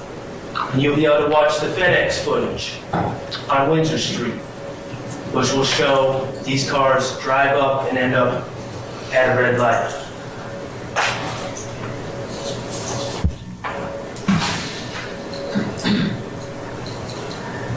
You will see my client's car, white Audi, run a red light. You will see Mr. Nichols follow my client's car and run a red light. Eventually, cars come in to replace him, and traffic flow continues and continues for several minutes. And eventually, a man who's just happened to be going the other way looks into Mr. Drinks' car, which is still sitting there, and notices that Mr. Drinks has been shot. What you will not see on this video is any indication at all that this shooting occurred while my client's car was beside Mr. Drinks.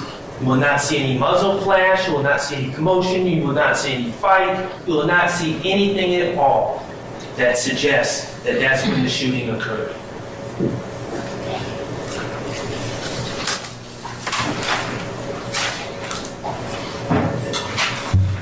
So, this March 14, 2022 case, what I anticipate is you will not hear any eyewitnesses say that Shannon Stillwell, and let's be clear, the state is accusing Shannon Stillwell. I mentioned that there's 4 people in this party. They are accusing Shannon Stillwell of shooting Mr. Drinks out of that white Audi. The state will not present to you any witnesses that saw this occur.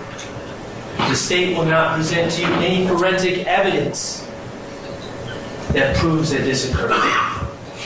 The surveillance I submit to you, and you'll be able to see and judge for yourself, points to the exact opposite, that the shots did not come from Mr. Stillwell's car, nor did, and I'm not suggesting they came from Mr. Nichols either, came from neither car. So why was Shannon Stillwell arrested? Well, they had video of Shannon at the BP. Okay, that's fine, we don't deny that, never will. They made certain assumptions about what would be on that FedEx video that you will be able to look at and determine what it shows and what it doesn't show. And I'm sure they assumed that it would show some shooting, but it doesn't. And finally, they made assumptions about Shannon Stillwell. Remember what the state said in opening about how Detective Hogan had his case, and he had people on a video at the BP, which is near where the shooting occurred, but not where the shooting occurred. He had people on his video, and then he talked to another detective, Viverito, and Viverito said, "Oh, that's Shannon Stillwell. That's Shannon Stillwell. Oh, that's Marcus Nichols." And they just ran with it. Yeah. Shannon Stillwell was at the BP that night. He didn't shoot Jamal drinks. None of his friends shot Jamal drinks. They went to the studio.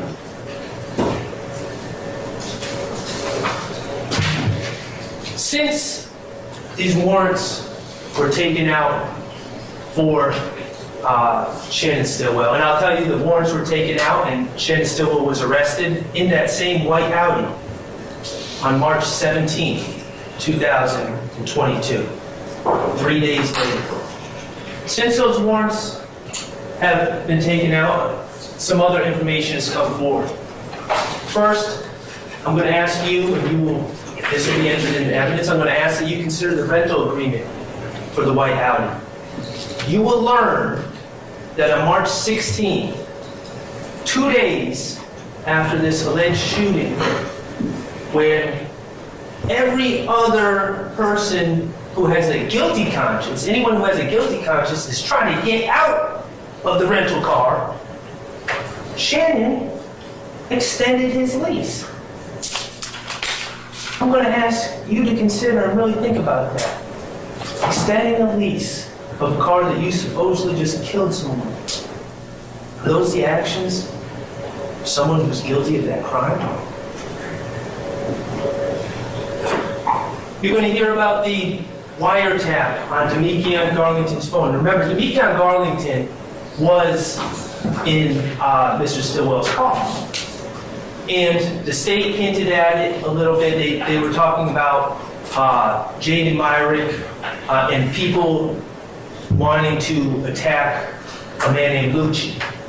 And based on these concerns in the jail, the state applied for, and you'll learn what a wiretap is, they applied for a wiretap and received a wiretap for Demekion Garlington's phone. The phone of the person who was with Shannon Stillwell on March 14, 2022. And you'll learn what a wiretap is and how a wiretap really consists of law enforcement sitting and listening in on all your phone calls, incoming and outgoing, and recording all the relevant and pertinent phone calls and conversations that occur. You'll learn that this wiretap on Demekion Garlington's phone began on March 10th, but certainly well before March 14th, the date of the Jamal drink shoot. So it was in place that night. Who knows about the wiretap? You'll learn that too. Do you think the government tells you that your phone is being wiretapped? Of course they don't. It's secret. No one knows. That's the point. And you'll learn about who Demekion Garlington is and what type of guy he is. I would submit, if you have a secret, you wouldn't want to tell Demekion Garlington. You'll hear him on the wiretap, drunk, high, talking about everything under the sun. Pills, weed, guns, girls, robberies, all stuff that he's involved in, completely against his interests to discuss, but he doesn't know he's being listened to now. But one thing that's interesting, of all the things that this loudmouth talks about, all the crimes, and they said they bragged about this stuff. They said Demekion Garlington was bragging about this stuff. All the things they brag about, no, it never comes up. Shooting anyone on March 14, 2022. All the crimes he discusses, that never comes up.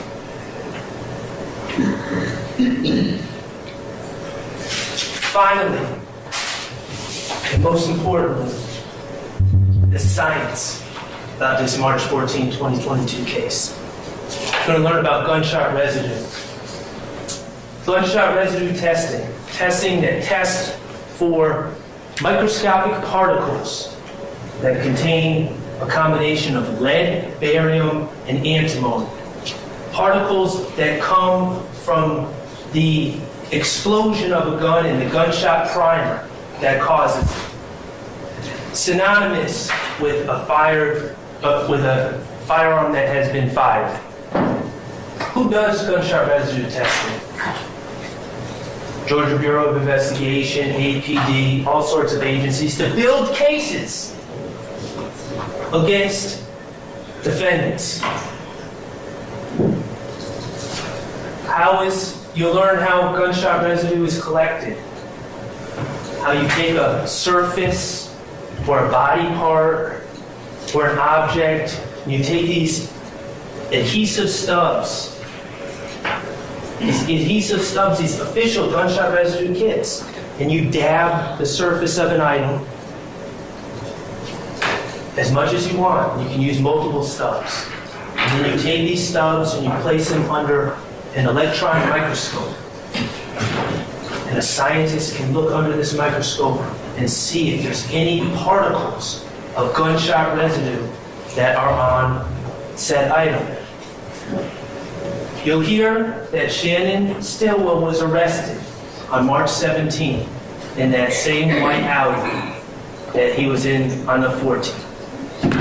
And you will hear that the crime scene technicians, in this case, made a specific decision to pick the best place on a car to test for gunshot residue. When the gun is fired, the gunshot residue would plume upwards. And so they take the best part of the car, the headliner.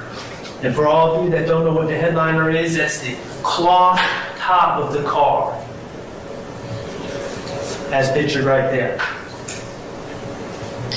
You'll hear about Alexander Coven, a scientist, a man in search of the truth, a man who works for GBI, not for me, not for Shannon Stillwell.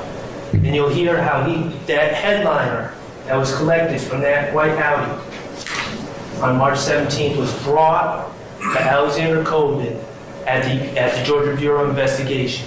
You'll hear he's an expert in gunshot residue collection and analysis and detection. And you'll hear how Mr. Coven, as he was trained, took that gunshot residue kit and took those adhesive tabs and dabbed that headliner again and again and again and again and again and again, dozens of times. And then he wanted to make sure what he did was sufficient. So he took a second tab, adhesive tab, a fresh one, and continued to dab that headliner again and again and again and again and again to pick up any particles that would be on the headliner from that white Audi. And he took those tabs, those adhesive tabs, and he put them under his microscope that he uses when he's building cases for the state. And he looked at those tabs under that microscope for any particle of gunshot residue, any at all. Looking for 15, 10, 5, 3, 1, whatever he could see. And you'll hear that on June 3rd, 2022, 77 days after the state, after Detective Hogan, Investigator Viverito, and the state made their decision that Shannon Jackson fired a gun, Shannon Stillwell fired a gun from that white Audi, 77 days after they made that decision, you'll hear that scientist Coven released his report.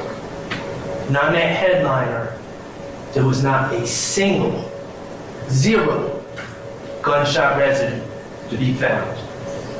That's the science.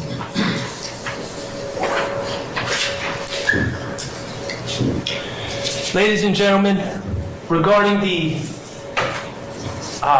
March 14, 2022 case, the state has made 5 charges, 5 different counts against Shannon Stillwell, my client.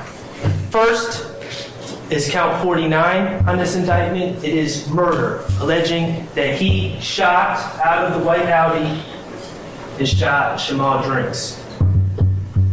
The science belies those accusations. I'm going to ask you to find Shannon Stillwell not guilty of that count. Now, count 50 and 51 deal with violations of the Criminal Street Gang Act, Gang Activity Act, and they are essentially charges that say that Mr. Stillwell committed murder, to further the interests of YSL, and he committed murder on behalf of YSL for the purposes of increasing his standing within the game. Y'all are smart people. Obviously, I don't need to say it, but it'll make me feel better if I say it. If he's not guilty of count 49 murder, he cannot be guilty of count 50, and he cannot be guilty of count 51. Counts 52 and 54 similarly charge Shannon Stillwell with possession of a firearm by a convicted felon on March 14th of 2022 on the belief that he used a firearm to kill Shamal Drinks. If the state does not prove that case beyond a reasonable doubt, he cannot be found guilty of count 52. And count 54 charges Shannon Stillwell with possession of a firearm during the commission of a felony, that felony being murder. Obviously, if he didn't commit the murder, then he cannot be in possession of a firearm during the commission of said felony.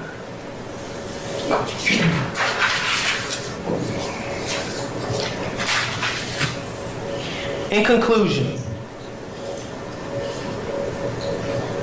my client has been charged with 2 separate murders.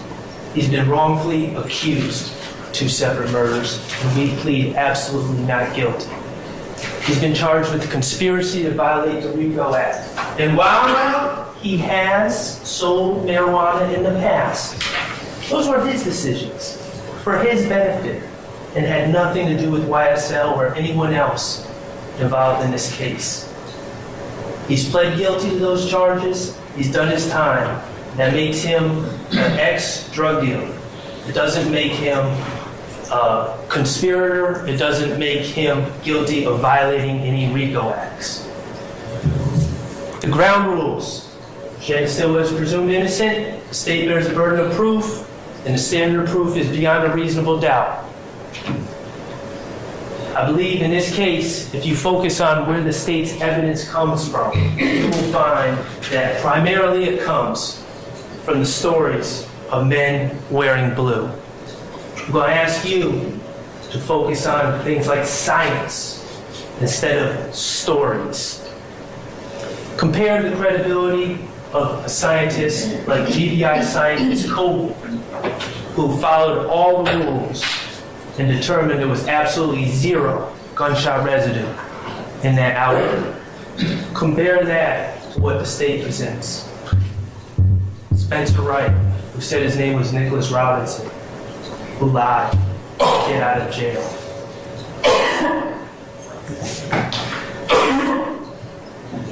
Spencer Wright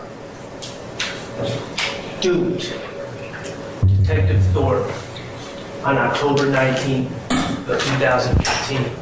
And that is on Detective Thorpe. I am going to do my best to make sure that the truth comes out in this case. Make sure that no one wearing blue will be able to dupe anyone during this trial. My client, Shannon Stillwell, is not guilty. Thank you very much.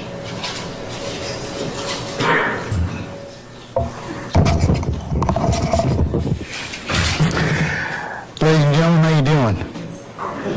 It's 5:30. All right, consistent with my earlier promises to you, I think it might be a natural stopping point for us to put a pin in today and for us to come back to more, unless you all object to my suggestion. Hearing no objection, I think we're going to go ahead and do that. So let's go ahead and kind of review a couple of things to begin with. All right, first thing is when you go back in your headquarters jury deliberation room, dump your notepads, okay? Hopefully everybody's written their name in the inside cover of those freaking ones like I told you earlier. But if you haven't done so, go ahead and do so. Take a juror sticker and put it in your pocket, your purse, or whatever carrier device you have, so that when you come back in tomorrow morning, we'll go ahead and you can put that on as soon as you get into as you come in through the being screened in the courthouse, okay? All right.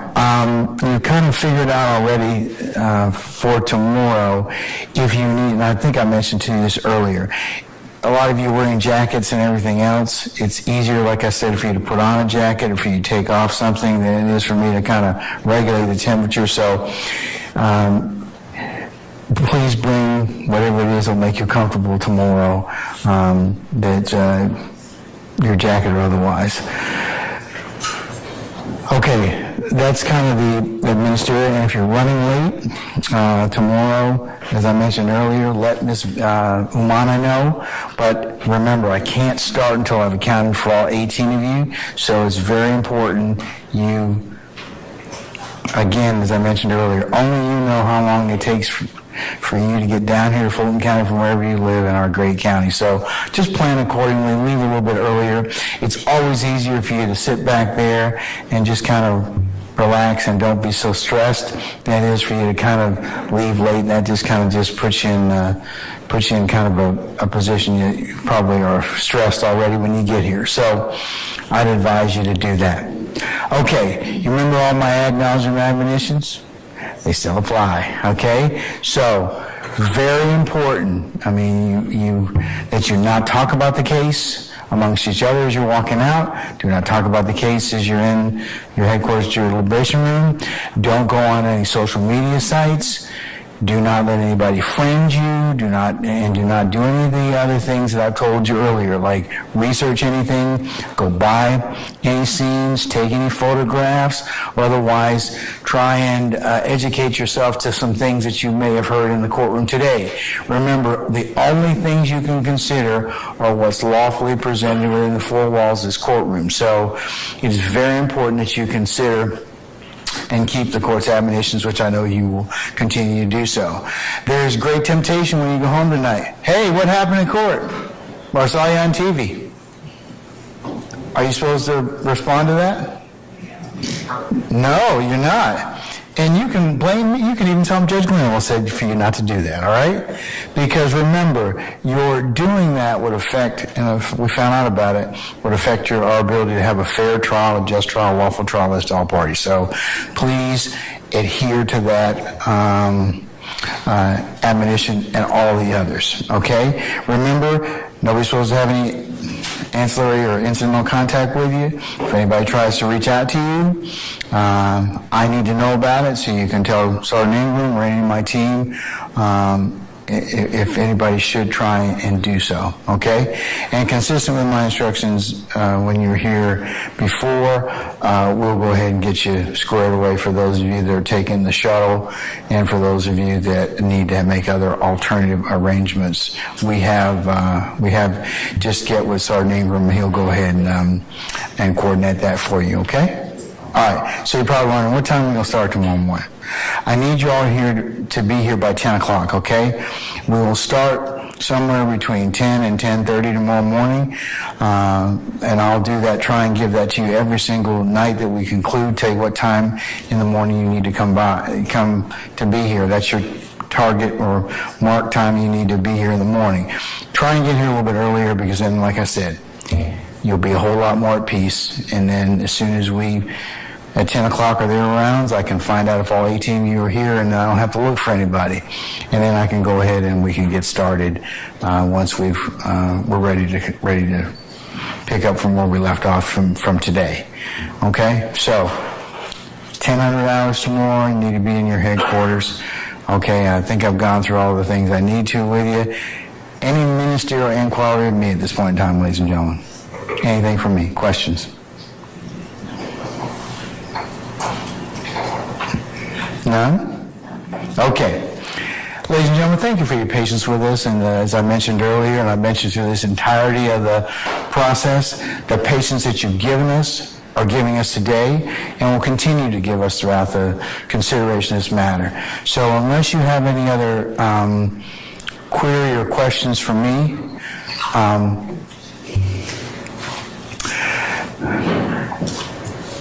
I will release you until tomorrow morning and bid you comfort, and we'll see you in the morning. We'll start up when you all get here at 1,000 hours, okay? All right, so with that, ladies and gentlemen, have a good evening. All rise.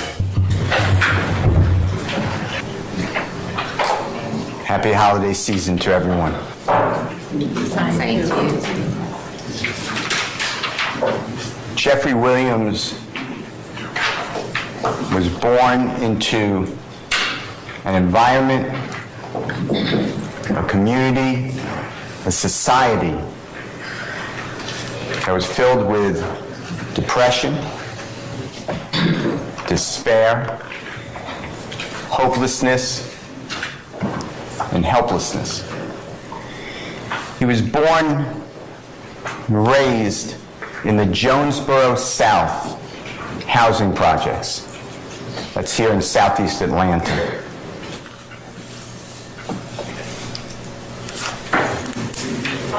It's a very small 3-bedroom apartment.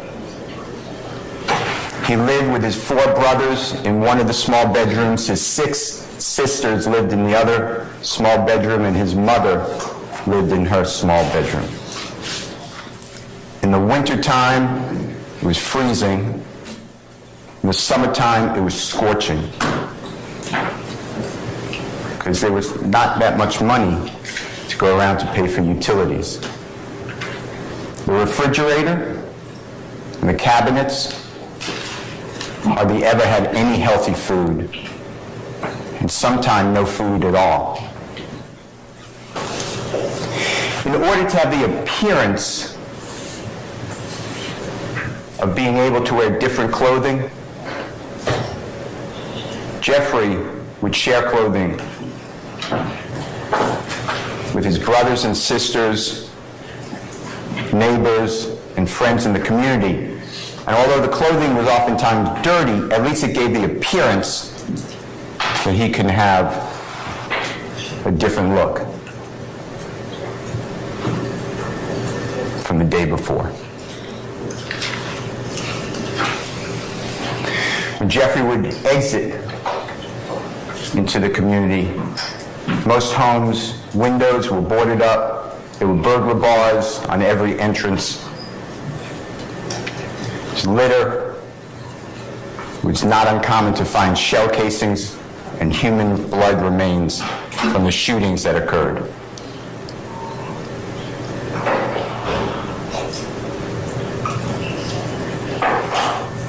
There was glass on the ground from the broken window of the cars. The cars are gone.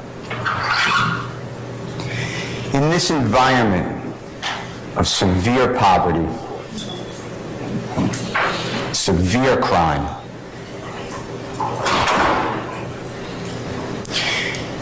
Jeffrey developed 2 deep, embedded beliefs about our criminal justice system.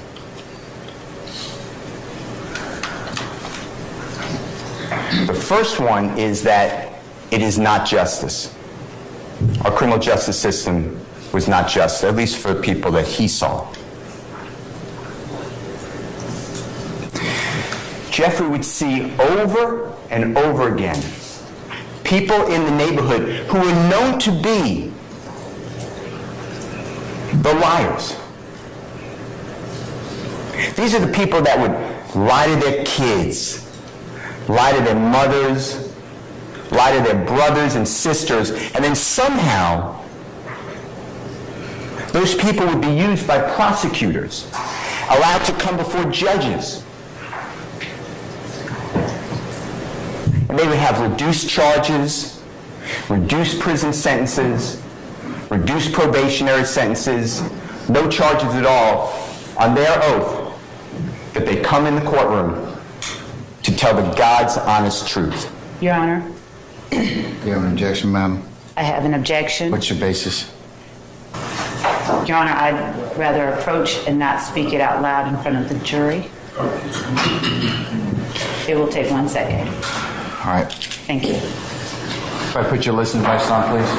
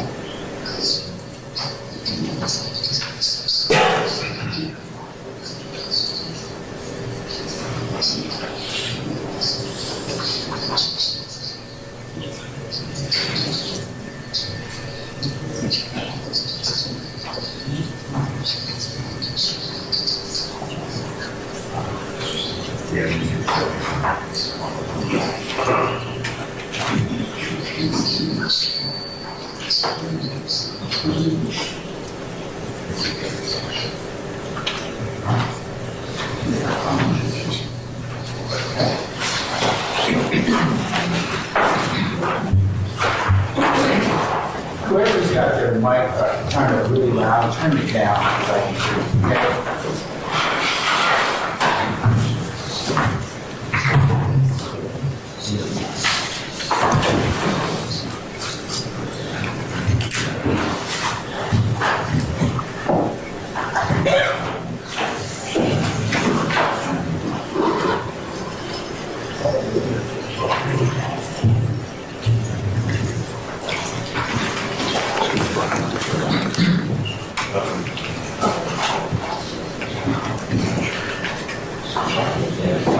Go ahead.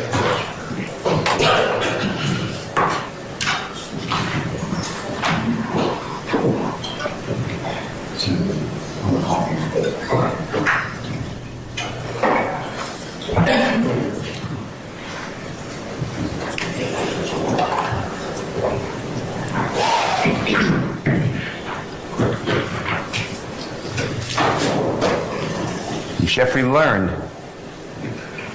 that these liars, these snitches, these rats, they would come into the courtroom, take a witness stand to tell the God's honest truth. They were still the same liars. And they would testify against people accused of crimes. Jeffrey thinks that the entire justice system is corrupt. It should be blown up. And everybody who feeds into that are awful people, stealing lives away from others. The next abiding belief that Jeffrey had growing up is his despise for the police.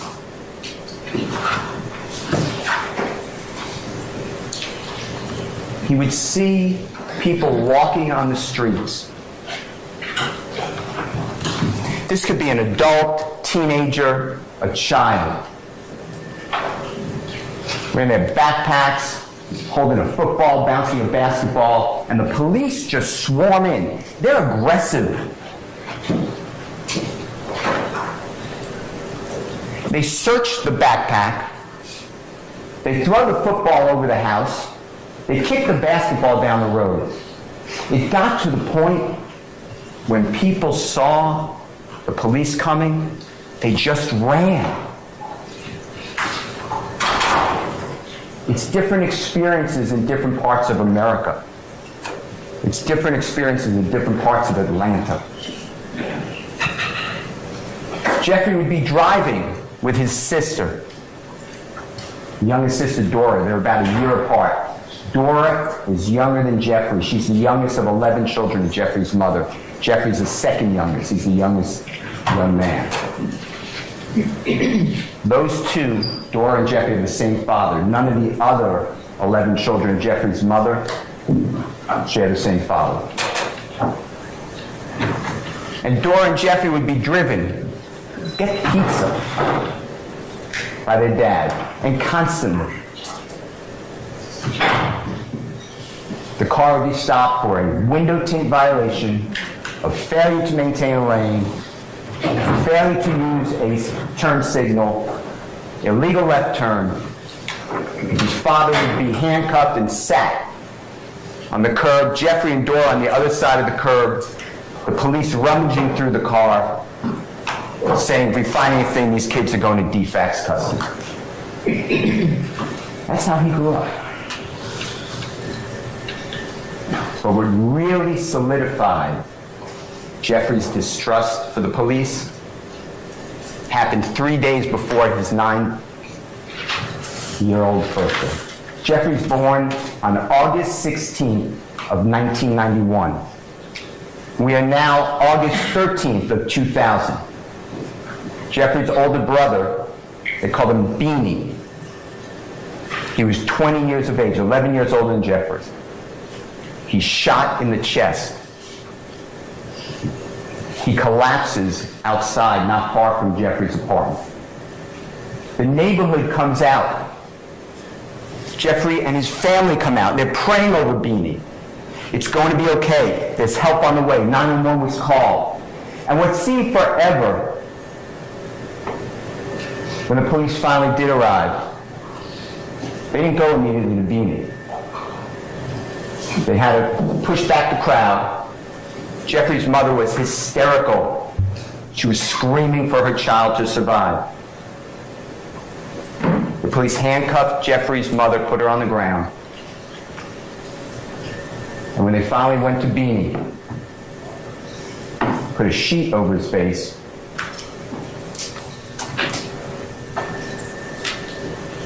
Beanie was dead to the police, even though his chest was still going up and down, he still breathing.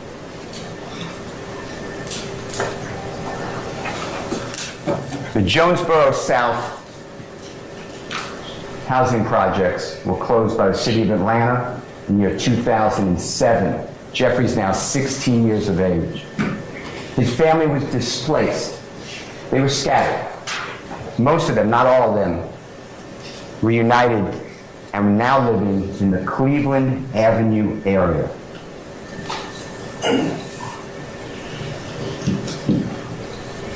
Jeffrey was not educated in his home about go to university, work as a flight attendant for Delta. Somebody would loan you money so you could start a business. Jeffrey believed that the only two ways he can break the generational hopelessness and despair for his family, himself, and he wanted to break it for as many people as he could who were in this struggle, was to be a professional athlete or an accomplished musical artist. Jeffrey chose the latter. And from that day forward, every week, every month, every year, to this day, Jeffrey practices to make himself a better musical artist. In Jeffrey's neighborhood, rap, it's a subset of hip-hop. Gangster rap is a subset of rap. That was the most popular music at that time. So Jeffrey sought to find out how can he accomplish his mission to be a successful rapper.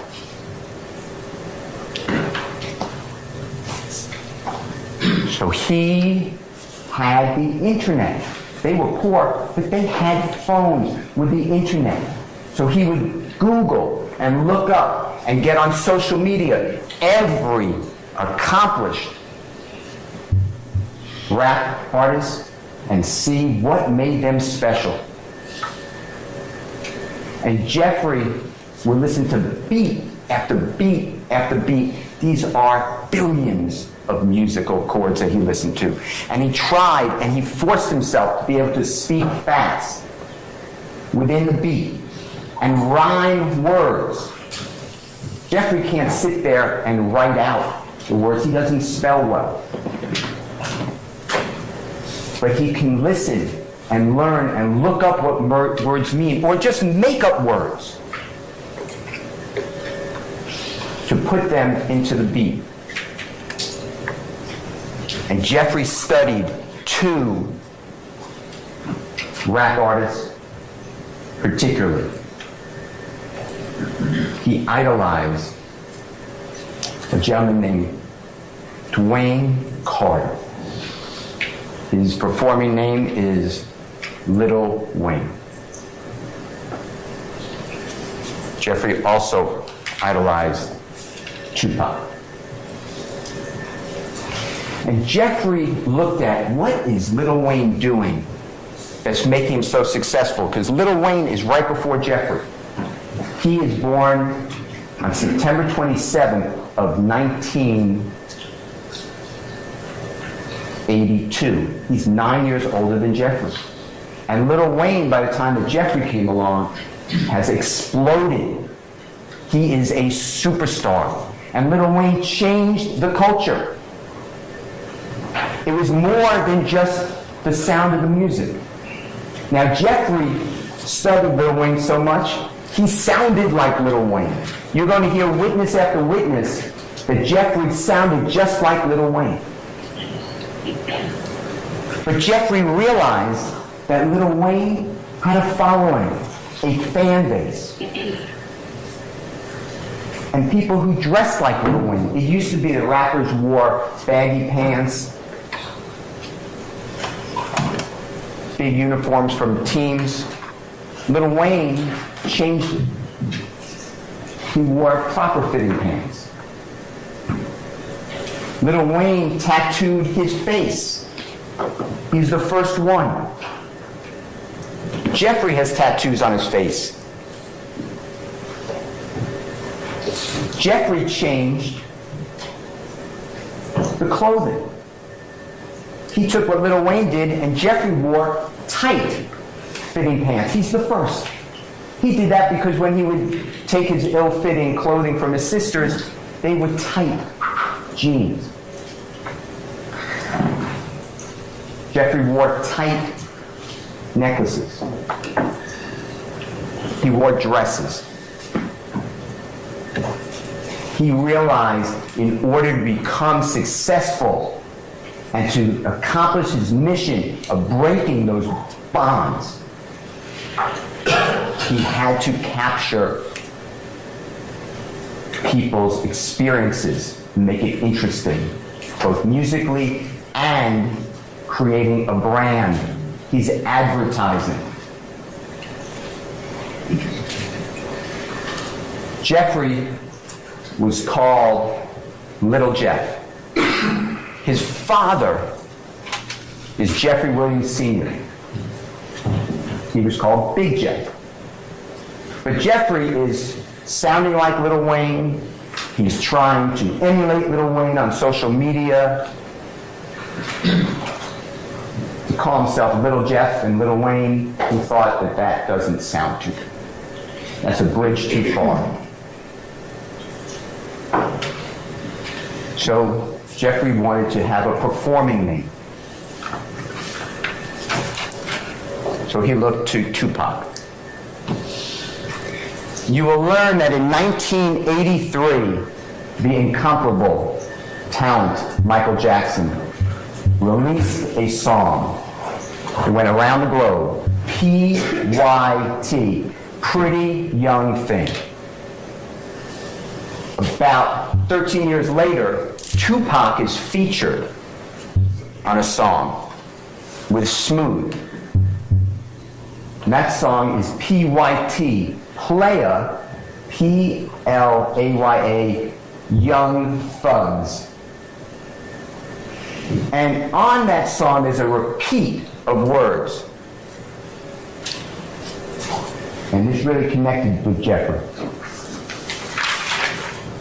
It's a black man that not too many understand. That's what Jeffrey felt about people with nice color skin.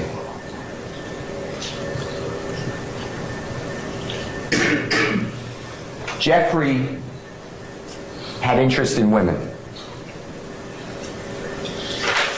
but he never considered himself a player. A player to Jeffrey was somebody who had the girls kind of coming at them at all times. Jeffrey wasn't like that. Jeffrey was shy. He was really tall and really skinny. He was malnourished. His teeth were rotten. There was no money to go to a dentist.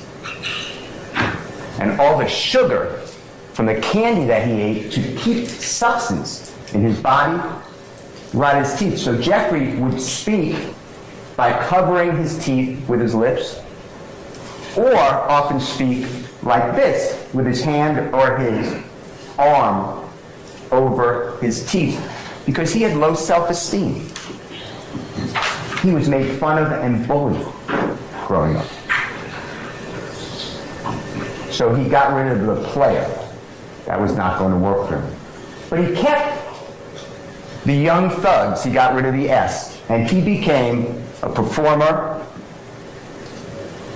young thug. And from that day forward, he insisted everybody call him Young Thug. On every type of tweet, Facebook, social media of any kind, on any records, he refers to himself as Young Thug. And that fit in to the appearance of the gangster rap.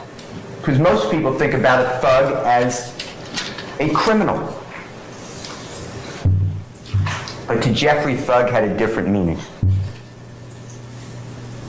Now, some of you read books about Tupac and what it meant to be thug life. Thug life, the hate you give little infants, F's, everyone. Meaning discrimination and racism hurts all of us. We teach that to our kids.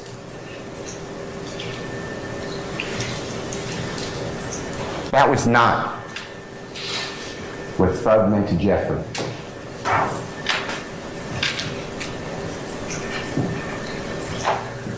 He worked so hard, he'd outwork everyone. He would stay up all night after night trying to rhyme words, put him to beats. When he had time and the opportunity to go into the studio, he wouldn't leave. He is a prolific creator of music. The neighborhood realized his talent. He was the best rapper in the neighborhood. So Jeffrey was invited to the underage clubs to perform. And he would be the introductory entertainer. He would be able to perform 5 or 10 minutes, $50, get paid $100 sometimes. He's about 17 years old, 2008, 2009. When Jeffrey would leave the establishment, he'd get robbed. And the money was gone. And that money may not be a lot of money for some of you in 2008 or 9, but to Jeffrey, it was food. It was meals for him and his family.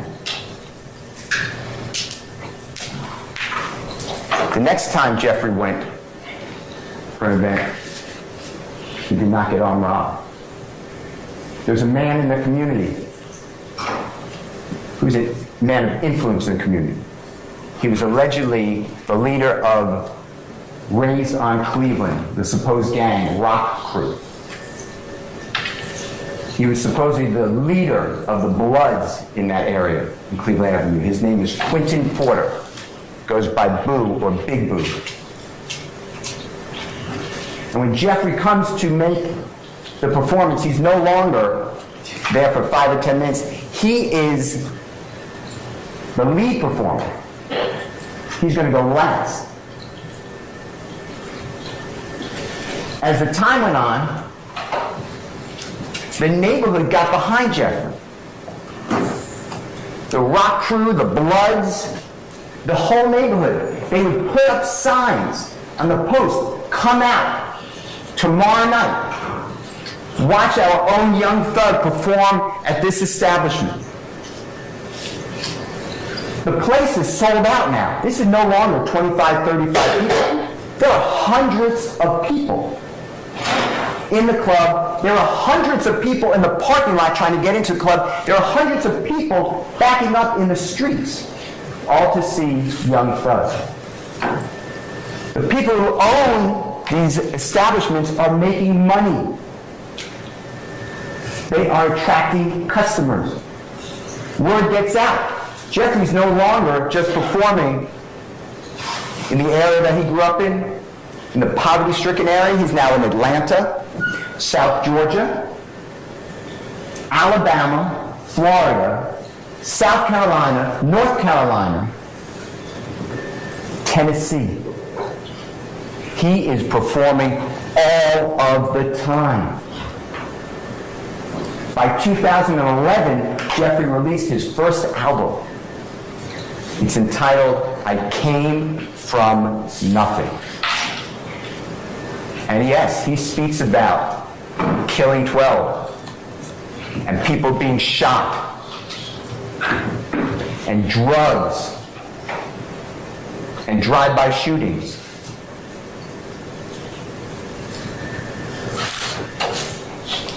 This is the environment that he grew up in. These are the people he knew. These are the stories he knew. These are the words that he rhymed. This isn't a ballad or a book. These are phrases in a song. And whatever the listener takes from it, you will learn that's what the song means. This is art. This is freedom of speech in America. As the years go on, 2013, 2014, Jeffrey's now 22, 23. It's unbelievable. He has 3 hit songs that are going around the world. Stoner, Danny Glover, and Lifestyle. He is making music videos professionally. He is working with some of the biggest artists in hip-hop. It worked. It's unbelievable. He is not running this criminal street gang in Cleveland Avenue area of Cleveland to gain property, money, or power. Jeffrey Williams did it on will and hard work and determination without anybody's help, except the people from that area that he will not turn his back on. By 2014, to today, you will learn Jeffrey Williams has been nominated and won and recognized MTV, United Kingdom, American Soul Train Music Awards. He is a Grammy Award winner. XXL Awards, BET Awards, Billboard Music Awards. Every single year since 2014, that's what he has accomplished. He is not sitting there telling people to kill people. He doesn't need their money. Jeffrey's worth tens of millions of dollars.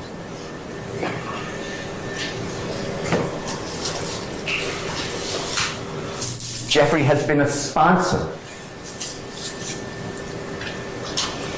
for Puma, Calvin Klein. He has been featured on the cover of Rolling Stone magazine, GQ magazine, XXL magazine, Paper magazine, Complex magazine, Variety Interview magazine. He is at the top of his craft.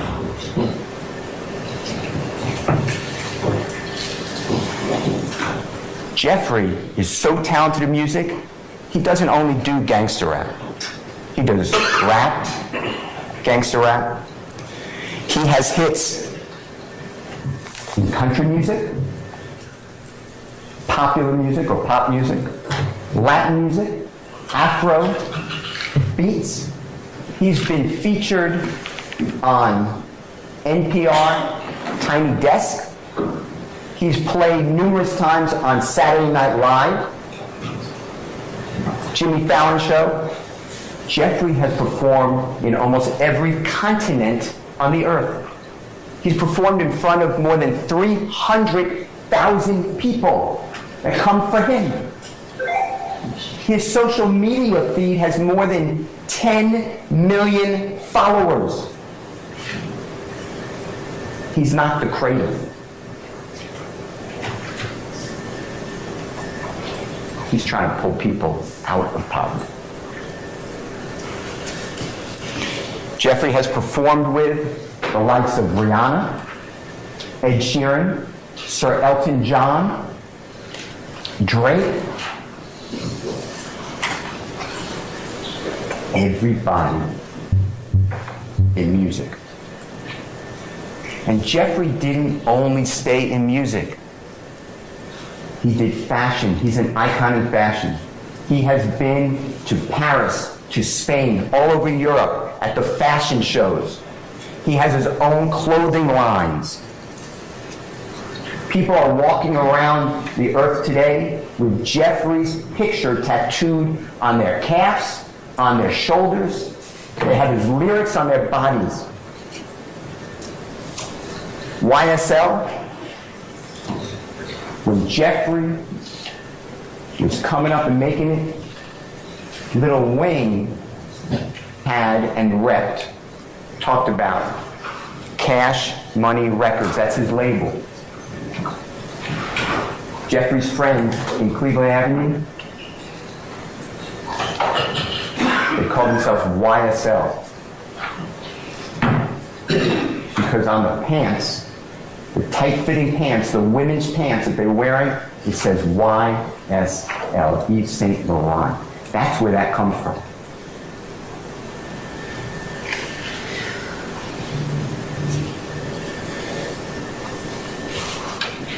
Ladies and gentlemen,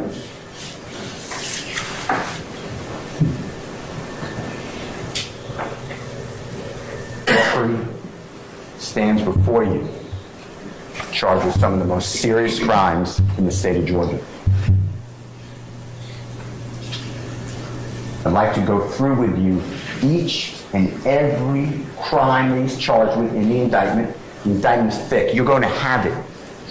At the end of the case, the Honorable Judge Granville will give it to you. You should read it. It's the charging document. It is critical in the case. There are many counts. Most of them Jeffrey's not charged with. But everybody, there were 28 people who the prosecution through the grand jury indicted together. They're all in count one. That's why this is a joint trial, because everyone's in count one. That was the decision of the prosecutors. you will learn that Jeffrey doesn't even know most of the people in this indictment. He doesn't know them. They all know him because everybody in that area knows Jeffrey Williams. He is known as the Michael Jordan of that area. And he didn't get out and stay away. He tries to come back and give people hope because he knows what it is to be depressed, hungry, and have nothing going for you.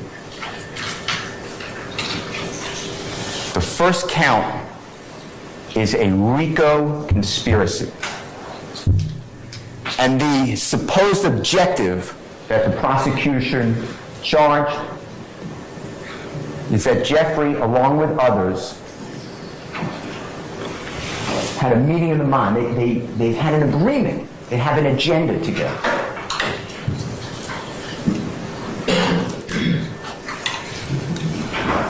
And that they wanted to preserve and protect and enhance the reputation, the power, the territory of YSL. That's the allegation.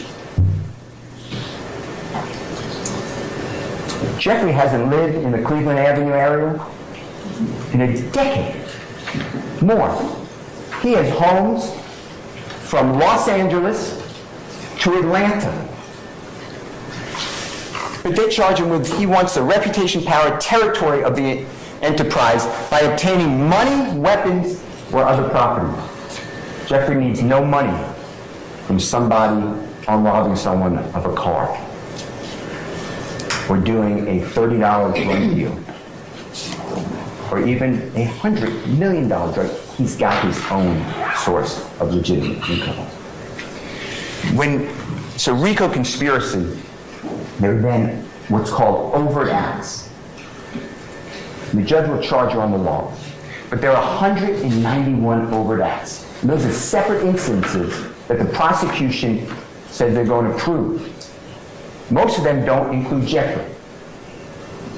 But the ones that do, I'd like to go through with you. And I've broken it up into 3 categories. Because an overt act can be a crime.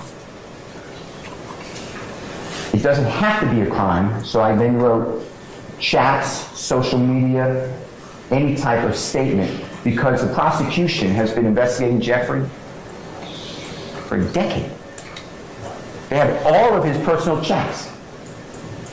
You think you're talking to somebody on Facebook in a personal chat? They have all of his thoughts. They put these in the indictment. The third category are lyrics. So I'd like to go through them with you. First is going to be supposed crimes, and these are the overt acts that you will see that involve Jeffrey. As you can see, Jeffrey has never been convicted of a crime. He stands before you. He's not a convicted felon. He can vote, he can carry a gun, he can be on a jury. But now, these acts are embedded in the indictment. So let's start with the first one.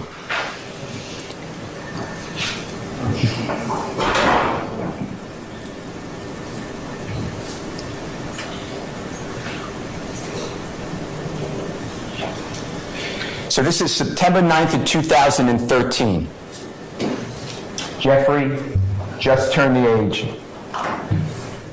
of 22. And he's driving in a car, and he gets stopped, of course, for failure to maintain a lane. And the police officer comes up to the car, and Jeffrey doesn't have a license. Doesn't have a valid driver's license. So now he's under arrest. Police officer says he sees pills, Xanax pills, 7 of them, on the console.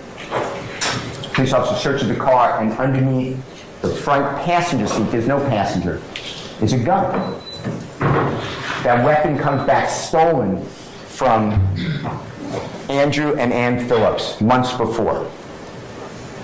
There's no evidence that Jeffrey's involved in that burglary of the Phillips home. There's no evidence Jeffrey ever touched that gun. You're not going to hear any type of DNA, fingerprints. In fact, Jeffrey says, that's not my gun. The police officer wants to know, whose gun is it? Jeffrey's not talking to police. So Jeffrey gets arrested. That case got dismissed. But 10 years ago now, it's an overt act for you to consider. You will learn that this stop was video recorded and audio recorded. But the City of Atlanta Police Department, the District Attorney's Office of Fulton County, I demanded that. They can't find it. So you're going to rely on a report of an officer who doesn't remember this incident.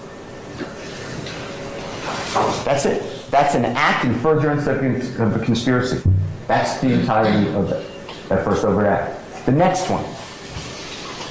This is overt act 5 through 7. You may notice that Jeffrey's not even alleged to be in this overt act, but now you're going to hear Jeffrey's supposed involvement. This is 2 days later. It's September 11th, an infamous day in America. It's 2013. Jeffrey was arrested, if you remember, for the last overt act, September 9th, 2013. He made bond. He just got out. Walter Murphy, he grew up with Jeffrey. He's one of the people that would exchange dirty clothing with Jeffrey. You will learn that they would have no money between them. One of them would come across $1. They would split the food that they could buy with that $1 together. Walter Murphy is with a person named Adrian Bean and Fred Plethora. And there is an armed robbery of Mr. Dotson.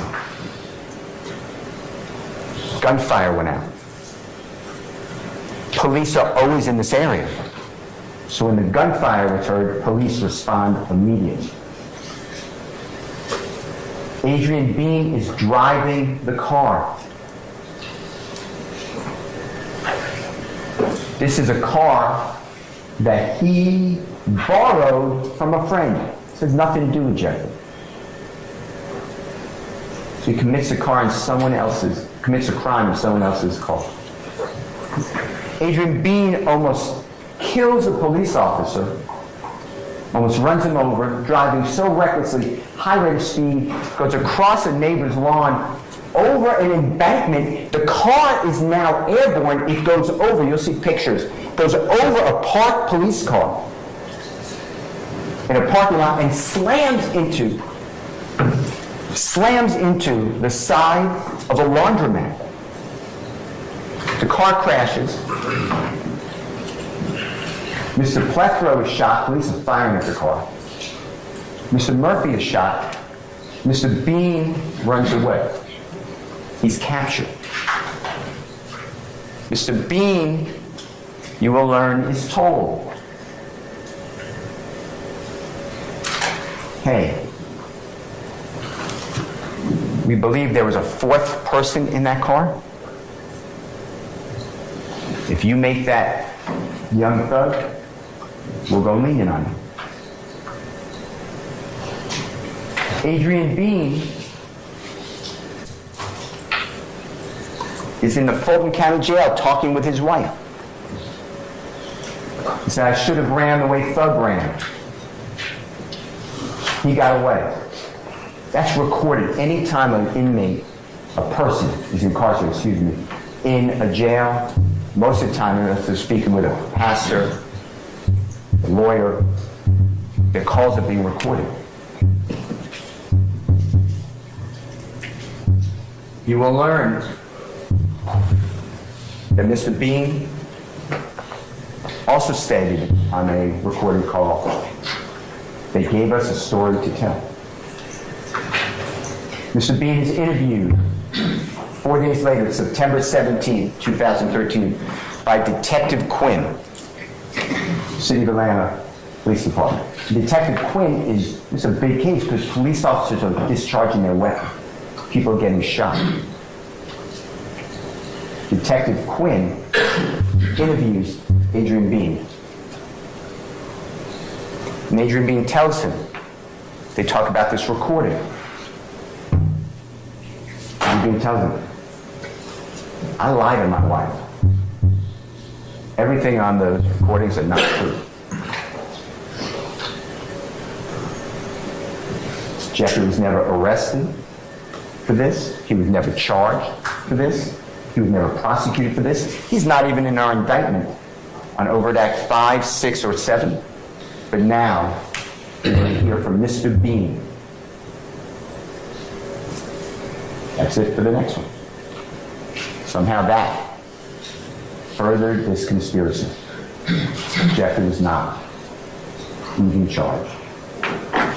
Next overt act is January 7th of 2015. Now, this is a larger part of our case probably. God forbid Donovan Thomas is going to be killed 3 days later. It's going to be January 10th of 2015. And in order to understand this rental car, and there's nothing clearly wrong with renting a car, but in order to understand this rental car and then the 3 days later the killing of Donovan Thomas, you have to understand some background. So we're shortly before New Year's of 2015. And there's a man named Kenneth Copeland. He goes by Rudy. And Kenneth Copeland is not friends with Jeffrey Williams. He uses Jeffrey Williams, just like a lot of people. Because Kenneth Copeland wants to be famous and have money. So he leeches on to Jeffrey Williams about a year before that. Well, Kenneth Copeland is a criminal. He is a notorious criminal. In fact, you will learn that he was ranked one of the 10 most violent people in Georgia by the federal prosecutor here in Atlanta. That is Kenneth Copeland. Kenneth Copeland breaks into cars. He steals the property they're in. Donovan Thomas is the head of a gang called IF, Inglewood Family. Donovan Thomas and Jeffrey are friends. Jeffrey's friends with everybody. It promotes him. And Jeffrey tries to help other people at the same time. Kenneth Copeland breaks into Donovan Thomas's car. And he takes his expensive chain, Donovan Thomas's wallet, his driver's license, and Donovan Thomas's cellular telephone. Donovan Thomas calls his cellular telephone. Kenneth Copeland answers the call on Donovan Thomas's phone.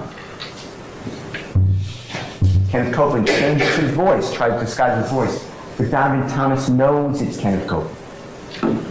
Donovan Thomas has people on the street.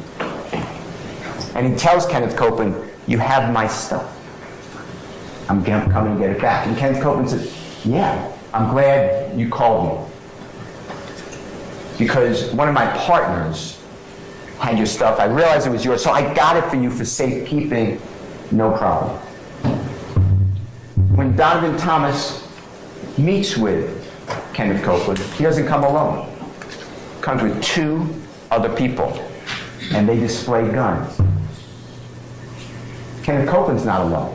He's with his brother. They're really not related, but they call themselves brothers. His name is Demekian Garlington. Demekian Garlington and Kenneth Copeland are like this. They are inseparable. Demekian Garlington and Kenneth Copeland are together. When Donovan Thomas comes, he makes it known that Kenneth Copeland is on the menu. Meaning Kenneth Copeland is going to be first. He just stole Donovan Thomas's property. It is now January 6th. It's really January 5th. It's a Monday night going into Tuesday morning, January 6th of 2010. It's going to be the day before this first rental car. And Kenneth Copeland is with a lot of people. Jeffrey's there. Jeffrey was performing on stage at Club Crucial. Monday night was Club Crucial night. That's where they all went. And Kenneth Copeland goes in the back, in the kitchen area, and he's met there by a man named Kelvin Watts. He goes by Shell Kel, and who's a half-brother of Donovan Thomas, and other people who are affiliated with Donovan Thomas, and Kenneth Copeland gets beat. He has bumps on his head, his eye is injured, he's being kicked. No one does that to Kenneth Copeland. Kenneth Copeland's the person who puts the bumps on the head, injures the person, kicks him. Kenneth Copeland's mad. And you will learn that Kenneth Copeland then went on a mission. He went to every place that he knew that Donovan Thomas or one of his brothers or friends were, or family members, and he would shoot at them with his weapon.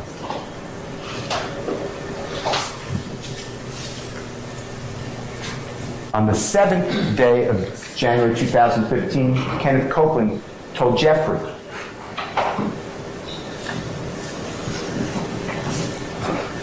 I'm going to be with my child, just born. The mother of my child, her name is Miss Quarterman. And I don't want to be driving around in the typical car I drive around in, Dodge Charger. Can I use one of your rental cars? Jeffrey does this for everybody.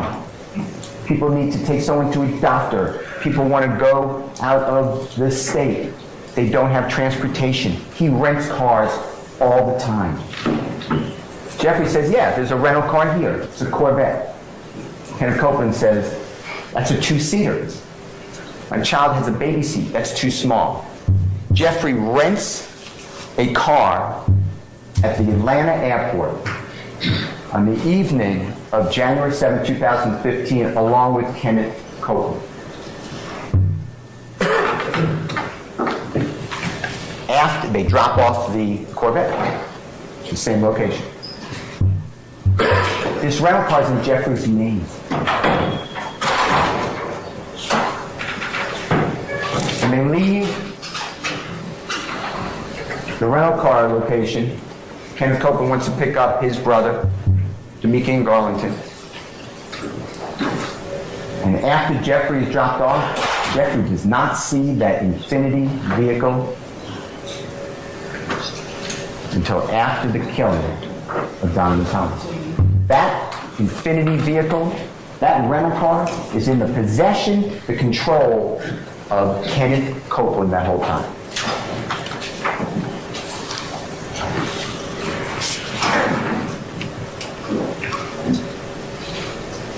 The 8th of January, Kenneth Copeland is shooting at Donovan Thomas and his friends, associates. He's using this Infiniti vehicle. He's using another vehicle. He is on a spree. It's now January 10th of 2015. There's a New England Patriot, Baltimore Raven playoff football game. It's Saturday evening.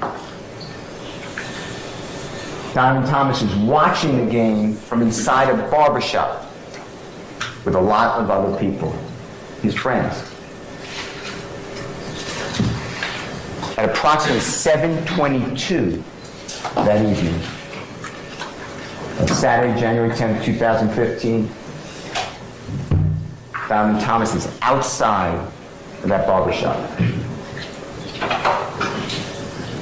His Chevrolet Tahoe is parked in that parking lot. Car drives by. You'll see a video, a surveillance video from the stores. You'll see sparks, it's gunfire. Donovan Thomas is struck fatally. The EMTs try to save him. He's taken to Grady Hospital, surgery after surgery, and he leaves us. 2 other people were shot as well, but their injuries were not fatal.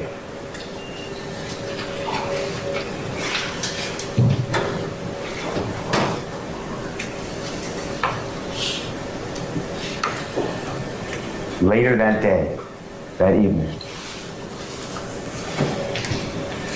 Jeffrey, you will learn, is in negotiations with his record label. They want to give Jeffrey over $800,000 up front. And the contract's worth millions to produce these records. That's what Jeffrey was working on. He was working on a music video. No one's going to say that Jeffrey was at that scene of the shooting.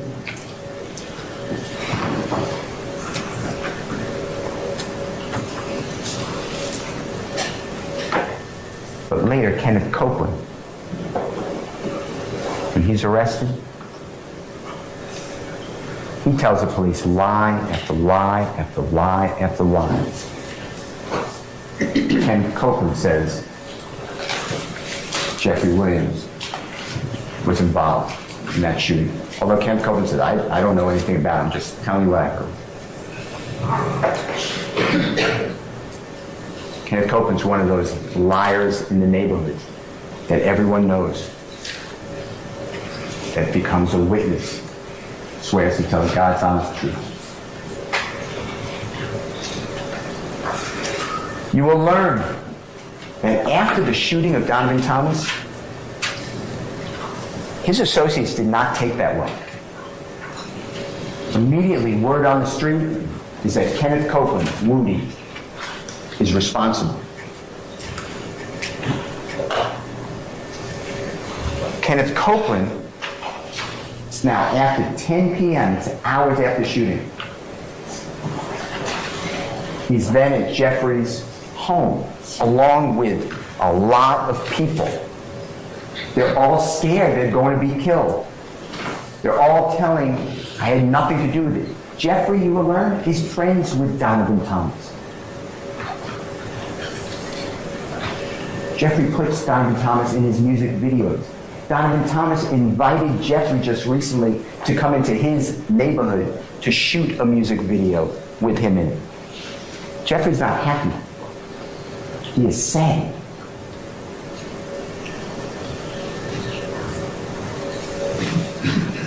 Kenneth Copeland says, the police are calling Kenneth Copeland. The police are right on him. And you will learn, and it's on recording, that Kenneth Copeland goes into the police station later that morning, so it's a very early morning hours, January 11th of 2015, and he's with Detective Thorpe. Detective Thorpe is recording this. And Kenneth Copeland says, yeah, I got your call. I was at Jeffrey Williams' house, Thug's house. Everyone knows Jeff.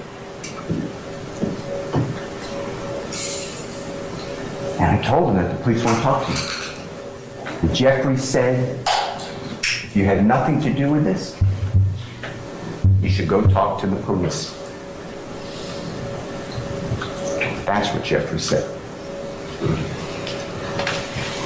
Detective Thorpe asked Kenneth Copeland, this is hours after the killing. Do you have anything to do with a rental car, an Infinity rental car?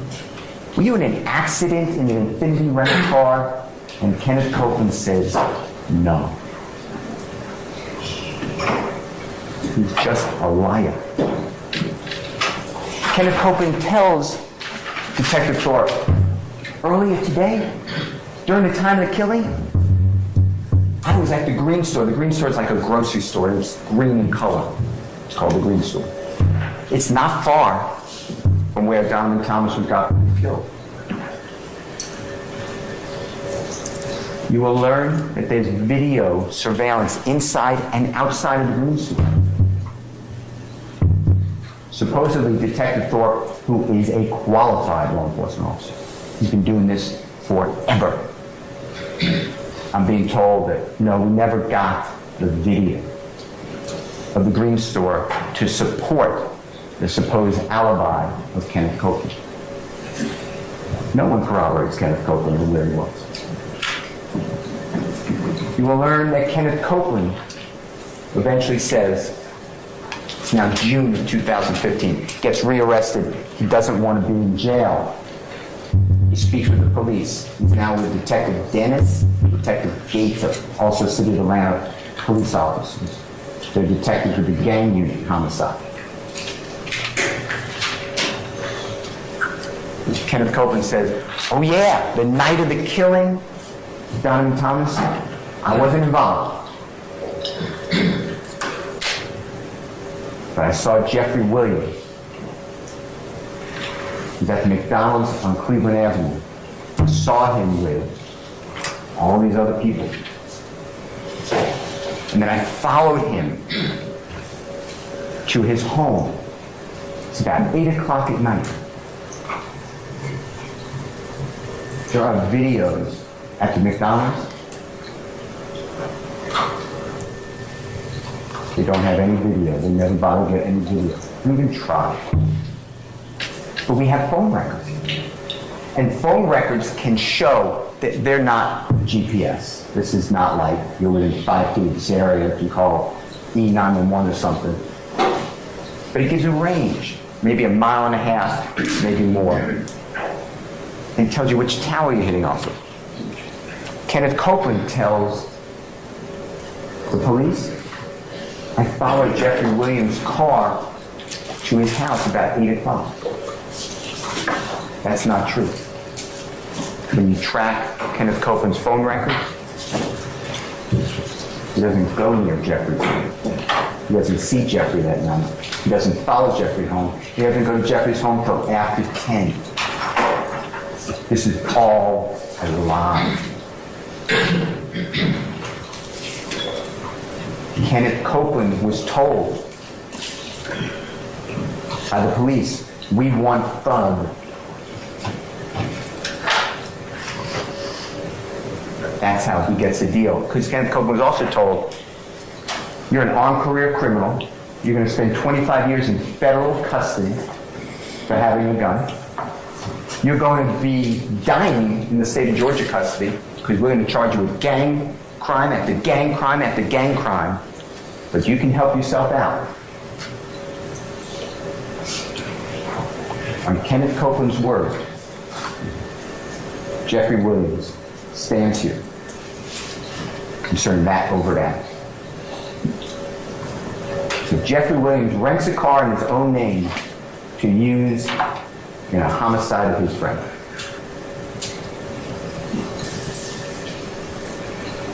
Kenneth Copeland,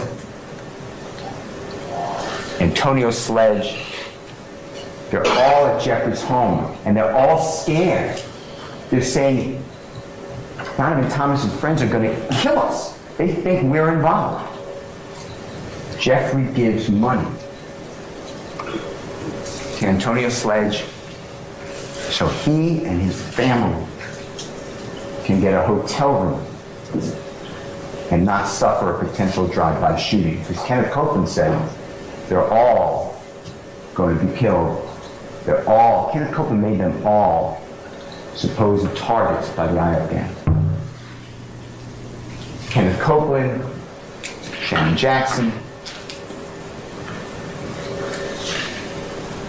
Kendrick, others go down to Miami shortly after the shooting. Jeffrey was performing them. Jeffrey wanted them to be safe, not get hurt, until people calmed down. Jeffrey then sent them back to Atlanta. Jeffrey then went on tour, because you will learn by April 2015, Jeffrey did his first nationwide tour. He did with a performer known as Travis Scott. In the summer of 2015, Jeffrey then toured Europe, performing there, and going to fashion shows. Jeffrey Williams is not involved. On the next overt act, you will see these are the people. This is overt act number 17 and 18 and 19 and 20. And this is charging murder and then attempted murder for shooting the second person who was shot that night, and then the third person, Mr. Sanders, who was shot that night, and then participation in criminal street gang activity. You may notice that the overt act doesn't even include Jeffrey. No one charges Jeffrey with murder. But here we are. The next overt act is April 26, 2015. Jeffrey is touring. He is performing. He's in Louisiana. Lil Wayne, his idol, Jeffrey idolizes him, came out against Jeffrey, called him gay. Jeffrey did a promotional social media release where there's people with guns on either side of him, and Jeffrey saying, "Come to this concert, we'll see what happens, come on to the concert." Jeffrey was told to do that video and release by his management team. Because when Lil Wayne says don't listen to his music, that impacts him. Lil Wayne is bigger than Jeffrey Williams at that time. So this creates interest in fans. You will learn that this is part of being involved in hip-hop or rap. There's all these battles going across social media. It generates interest, much like the NFL have rivalries with the Saints and the Falcons, and how much they hate each other. It is generating advertising. It's branding. Jeffrey is in Louisiana. Here in Atlanta, Lil Wayne has a tour bus, and he performs a concert, and his tour bus was fired upon and struck. There's zero evidence Jeffrey's involved. Zero.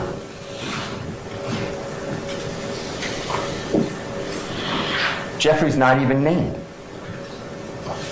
And now you're going to hear about it. Because Jeffrey's the king slime. He just controls everybody, even without any evidence to support it. Because that's the theory of the prosecution and the police who have targeted Jeffrey Williams. The next overt act is July 7th of 2015. Jeffrey is at Perimeter Mall, that's located in DeKalb County. And he's in the mall and he's buying 50 to 100 sneakers, brand new sneakers. And he's going to do a video shoot. And he's going back to Cleveland Avenue where the children don't have proper footwear. He's going to give out these sneakers and allow the children to be in a video shoot. So that's why he's at the Perimeter Mall, and he's there with friends of his. And he's on a Segway scooter. It's like an electric skateboard. And the mall security comes over and tells Jeffrey and his friends, and you'll see video of this, they have to leave the mall. You can't have a Segway inside the mall. Well, Jeffrey leaves the mall. But the security officers follow him. They follow Jeffrey and his friends to Jeffrey's Jaguar. And the security won't let Jeffrey leave. Won't let his friends leave. They're standing around the Jaguar. They can't shut the door to the Jaguar. They can't pull out. And they tell Jeffrey, you're waiting here. You're going to have to be here. They tell Jeffrey's friend. We're going to get a criminal trespass warrant for you. Allegedly, someone inside the car said, I'm going to go home, get a gun, and come back and shoot you in the face. That's the allegation. The security guards then supposedly step back, the car drives away. Nobody is shot. There's no incident. Jeffrey gets arrested on that. DeKalb County prosecutors dismissed that case. It was not even indicted. Now you have it here before you. The next overt act dealing with crime is September 24th of 2017. Jeffrey's with Sergio Kitchens. Sergio Kitchens is an unbelievably well-known musical performer. His performing name is Gunna. And he and Jeffrey both are under YSL. That's Jeffrey's record label. They signed Sergio Kitchens for Gunna. There's a third person in that car. His name is Cedric Jones.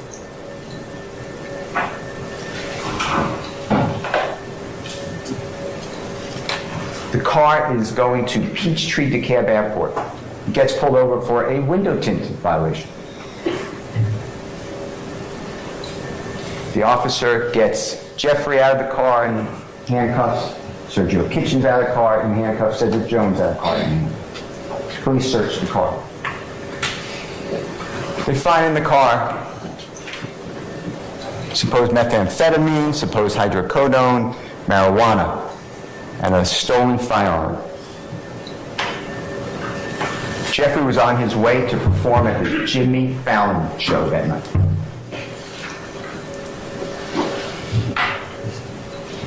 Cedric Jones said, I packed that stuff. Somehow that is now influencing and perpetuating and moving this supposed YSL conspiracy. That's the overt act. The next one. May 18, 2018. Jeffrey is driving a Porsche. Sergio Kitchens is in the front passenger seat. Supposedly Jeffrey is speeding. Supposedly there's another car that's in tandem speeding. Both cars get pulled over by police. There's videos of it. Jeffrey and Mr. Kitchens are asked to get out of the car. They're asked if there are guns in the car. They say yes. There are guns in the car. Police get them out of the car. Any drugs in the car? No. Police have Jeffrey and Mr. Kitchens on the side of the road. Go through Jeffrey's car. They run the guns. The guns are lawful. The police put the guns in the trunk of the car.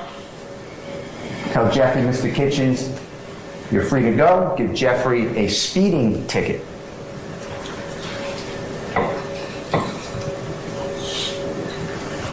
Jeffrey's driving away. He stops the police. Inquires about what's going to happen with the other gentleman in the other car. Police say, no. You're going to jail. They have in the car weapons, 30-round magazines. It's not in Jeffrey's car. There's going to be zero evidence that Jeffrey put those guns in the car, knew those guns were in the car, had anything to do with them.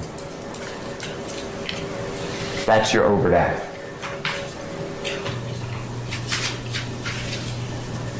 The next crime is an overt act. This is the date of Jeffrey's arrest. So it's broken up into several overt acts. So I grouped them. This is overt act 183, 184, 185, 186, 187, and 188.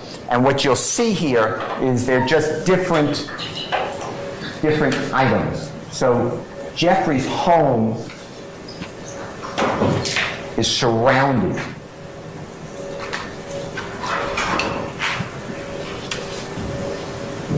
on March 9th of 2020 by law enforcement. Law enforcement has tremendous military power.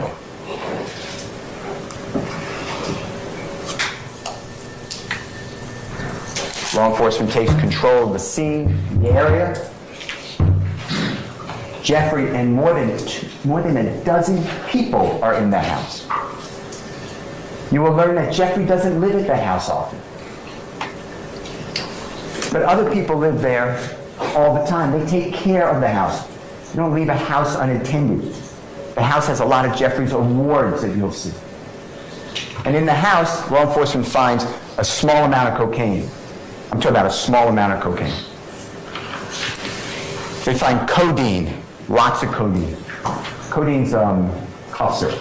People drink it and get high. Get very addicted. Marijuana in the house. And firearms. Other people had access to this home. Other people lived at this home. You will have no evidence that Jeffrey ever touched a firearm.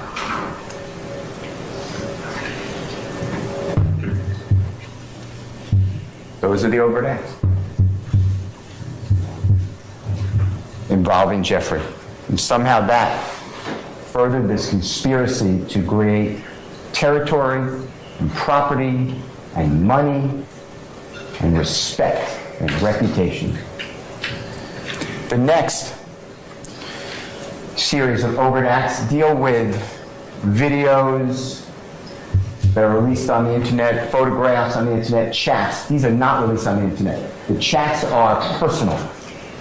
So this is when you really know what Jeffrey's talking with people, and then conversation. So the first one is November 3rd, 2014. That is Jeffrey in the red sweatshirt. That is Mr. Copeland. That's Kenneth Copeland, Woody, in the white sweatshirt. And they're wearing different colors. And the RG is Rich Gang. That is a musical gang, a musical artist. Rich Homie Quan, a man named Brian Williams, Birdman, Jeffrey Williams. They had lifestyle that went across the world. Success. And Jeffrey is holding up his fingers.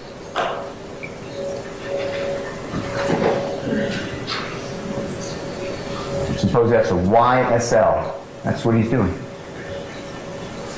He's wearing red clothing. That's the overt act. Jeffrey didn't release that. That's not his Instagram releasing it. But that's the overt act. The next one is January 3rd of 2015. That is Mr. Demekin Garlington in the red with the glasses on. That is Jeffrey, closest to us. There's money on that table. There's a double cup, styrofoam cup. And it says that Jeffrey posed for a photograph. Jeffrey's not even looking at the camera. Jeffrey didn't release that on social media. He didn't post it. That is Mr. Garlington. And that's Mr. Garlington's "we ain't going back and forth." Mr. Garlington and Mr. Copeland are brothers. They consider themselves one. What happens January 3rd, 2015? It's an important date. Shortly before New Year's, you will remember that Kenneth Copeland stole Jonathan Thomas's chain, expensive chain, his driver's license, his wallet, and his cell phone. That's Mr. Garlington saying, "We ain't going back and forth." That's the overt act. Dealing with Jeffrey Williams. Jeffrey didn't even post it. Next one is January 26, 2015. Again, this is Mr. Garlington. Now, what I'm showing you, by the way, are the overt acts from the indictment. You'll have the indictment. These are language of the indictment. And this goes to a video you will see. And it's Jeffrey. By this time, his teeth, his rotten teeth are covered with gold. He's trying to fix himself, make himself a better image. It is 16 days after Jonathan Thomas is killed. And it says, Jeffrey saying, so an A lies to their kids, lies to their mamas, lied to their brothers and sisters, then get right in the courtroom and tell the God's honest truth. Don't get it. Y'all ends need to be effing killed, bro, from me and YSL. It's exactly what Jeffrey's been thinking all the time. The criminal justice system is out of control. But what do you learn here? First of all, Mr. Garlington released that on his Instagram, not Jeffrey. Second of all, when was the video made by Jeffrey? Was it made, as the state told you, 16 days after Jonathan Thomas's killing, and therefore somehow it's relevant to this murder? You will learn that that video was in existence before Jonathan Thomas was ever killed. That is a repost. That is a repost by Mr. Garlington. The prosecutors, the police, are misrepresenting the evidence. What does happen on January 26, 2015, though, is Jonathan Thomas's close associate. He's also a very well-known musical performer. His name's Mr. Bennett. He goes by YFN Lucy. His mother's house. He's shot at. His mother, Mr. Bennett's mother, YFN Lucy's mother, is shot, as well as her boyfriend. That's what happens on January 26, 2015. This is released by Mr. Garlington. Because everybody wants to associate with Jeffrey. He's the only one who got out of that area. Everyone talks about him. You're going to see in the chats, they don't even know him. Hey, if I do this, how much will Jeffrey pay me? Hey, if I do this, will Jeffrey take me on tour? Hey, if I do this, will Jeffrey do this? Can I get Jeffrey's number? Can I come to his house? Will he buy me jewelry? They use Jeffrey.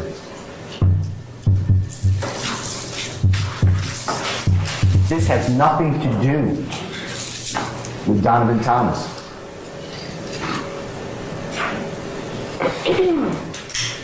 But that's what you're being told. The next one is February 9th, 2015. Jeffrey is in a car. You'll see the video. He's singing. He's singing. And he's making signs with his hands that the prosecuting police say are gang signs. I can make gang signs. This is America. I can speak favorably to the Bloods, to the Crips, to Donald Trump, to anybody.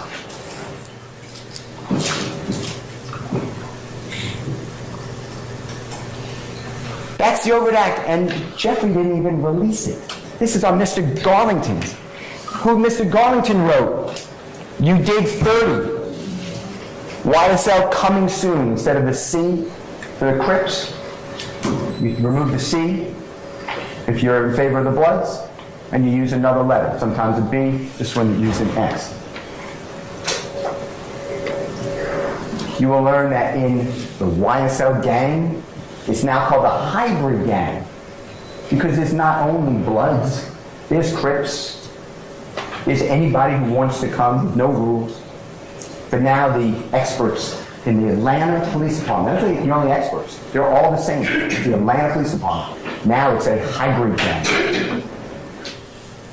That is the overt act. It's not written by Jeffrey, it's not released by Jeffrey, but they want you to fear music that talks about killing, drugs. It is art. If you don't like it, you don't have to listen to it. But this is America. It is art. And you will learn that rap is the most listened to music in the world. It's the number one. It is a multi-billion-dollar industry. You don't fear this, we encourage it. It generates money. It puts people to work. It's not meant for brainwashing. It's whatever the consumer chooses. It's art. It's like reading a book, looking at a painting, watching a movie, reading poetry. It's what you believe it to be. That's what we do, as opposed to Russia. They stop all communications. They censor. The next overt act is March 20, 2015. Jeffrey is with Shannon Stillwell, Diamante Kendrick, Mr. Garlington, Mr. Arnold.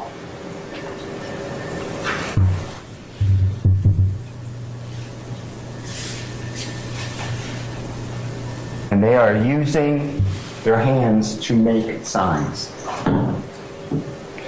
That's the overt act that furthers, that drives this conspiracy. That's it. Jeffrey didn't even release that photograph. Who releases it? Mr. Garlington. Next. It's almost New Year's 2017. Antonio Sumlin also comes from the impossible life that Jeffrey was born into. He's with Jeffrey.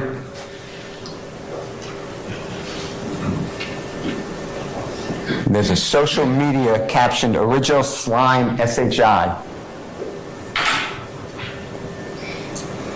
And Jeffrey's saying, "Murder Gang BIT."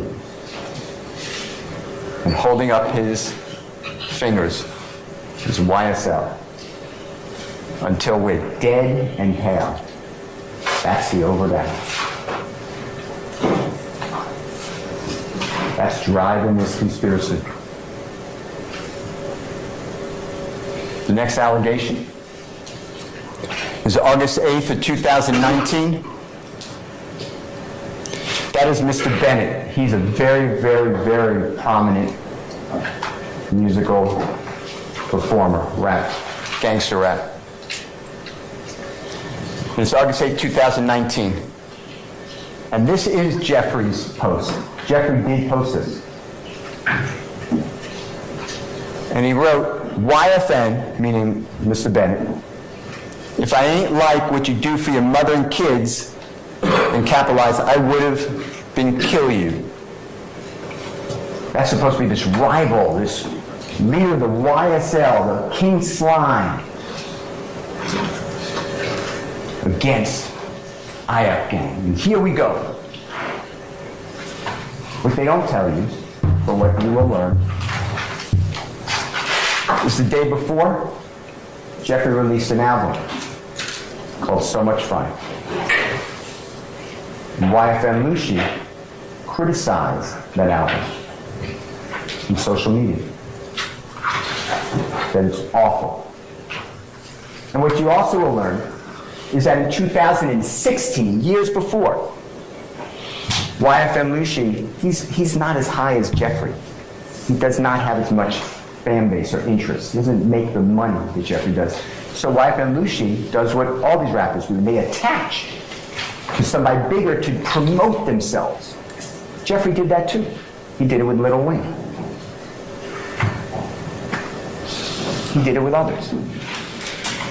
In 2016, Mr. Bennett, or YFM Lucy, he released on social media that he has been having sex with Jeffrey's fiance. So King Slime, all these years, this man saying that he sleeps with Jeffrey's fiance goes unharmed. Nothing done. This is the post that Jeffrey says, and it's a real threat. If I didn't like what you do for your mother and your kids, I would have been killed you. It doesn't sound like too much of a threat. That's the over there. The next one is March 12th of 2020. Mr. Huey and Mr. Williams. Now, this is not social media. These are actually conversations that the prosecution subpoenaed from Google or from Instagram or from Twitter or from Facebook. You get all of Jeffrey's statements. This is very invasive. And what happened right before this, and if you look at the date, this is right before COVID hit in 2020 in America. Sergio Kitchens has a dear friend, co-worker. He is a producer, an engineer, musical engineer. So Sergio Kitchen performs, this other person turns the music, the beats, makes it right, changes lyrics, does whatever they do. This producer or engineer's name is Chandler Durham. He goes by Turbo. And Turbo's car is sold. And in that car are beats, lyrics that cannot be reproduced. They're the only copy. They're in a hard drive in his car. The car is stolen. And it is alleged that Mr. Huey's friends or acquaintances or people that Mr. Huey knew took that car. Not that Mr. Huey did it, but that he knew who did do it, who has that property.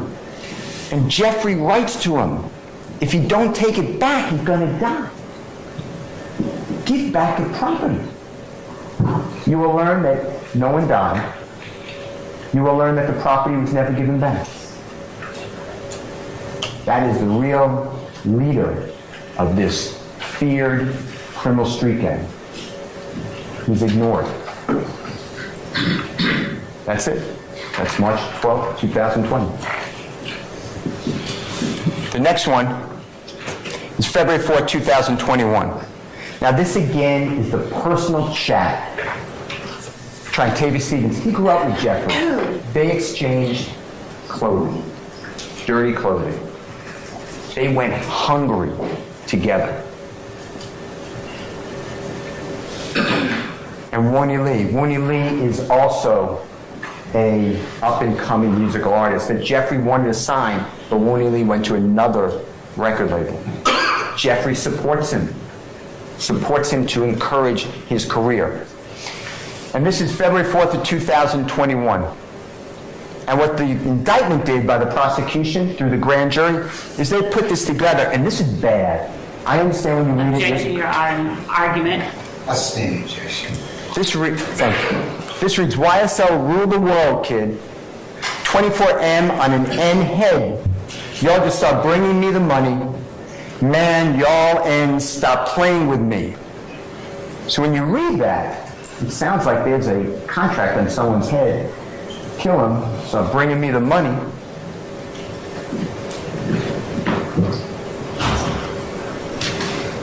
Stop playing with me.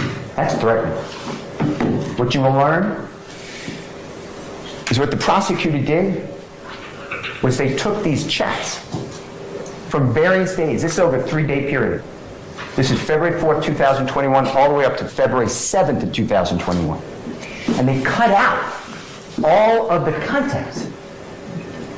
And what you will learn is that on February 4th of 2021, Jeffrey wrote, YSL rule the world, kid, 24M on an N's head.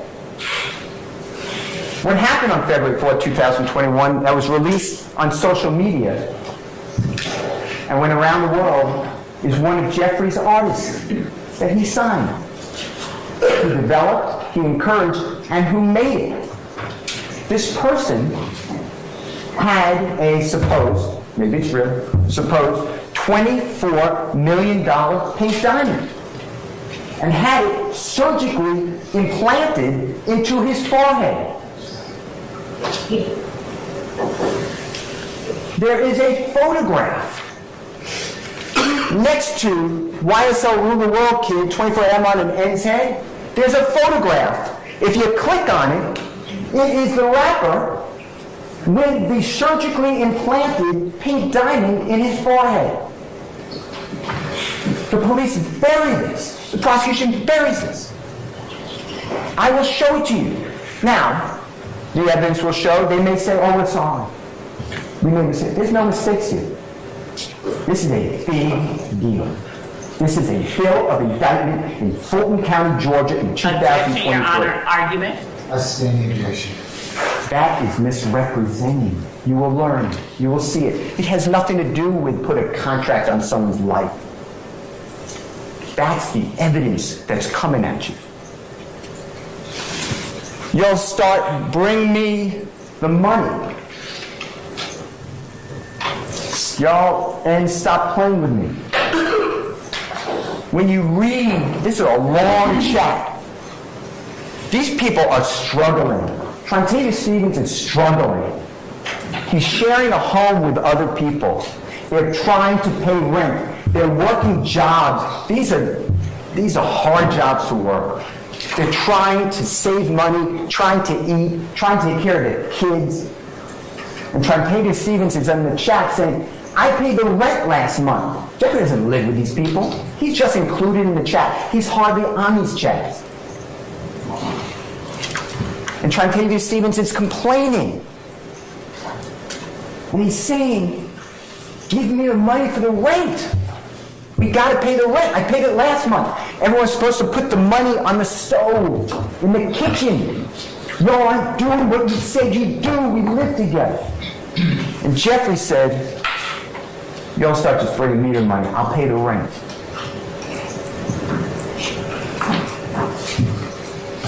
Y'all stop playing.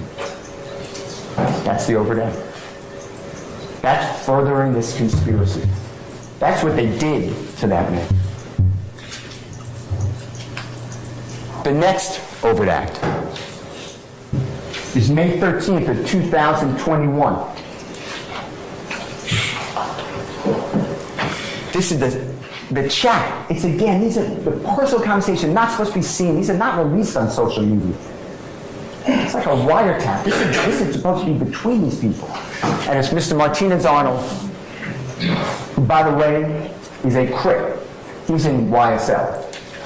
Crips are blue, but that's why it's a hybrid gang. Everything moves to make it fit Jeffrey. Now it's a YSL gang that's hybrid. Martinez-Arnold, Miles Farley, Quantavious Greer, that's Jeffrey's brother. Wani Lee, you just learned about him. He's an up-and-coming rapper. Signed to another label. Jeffrey's promoting his career. He's not even signed to Jeffrey's label. Jeffrey's promoting him. Trintavia Stevens, you learned about him. Grew up with Jeffrey. Antonio Sumlin and Jeffrey. And it's May 13, 2021. And Jeffrey wrote, y'all ain't beat him up or shot him yet. Y'all ends getting soft. Well, that sounds bad. But what you will learn is the conversation was about Trintavia Stevens complaining to another person who's in that chat. That other person tried to sleep with Trintavia Stevens' girlfriend. And the other person told Trintavia Stevens' girlfriend, Trintavia Stevens is cheating on you with another girl. And Trintavia Stevens and this other man are leveling each other over this chat. And they're going back and forth, and this goes on a long time.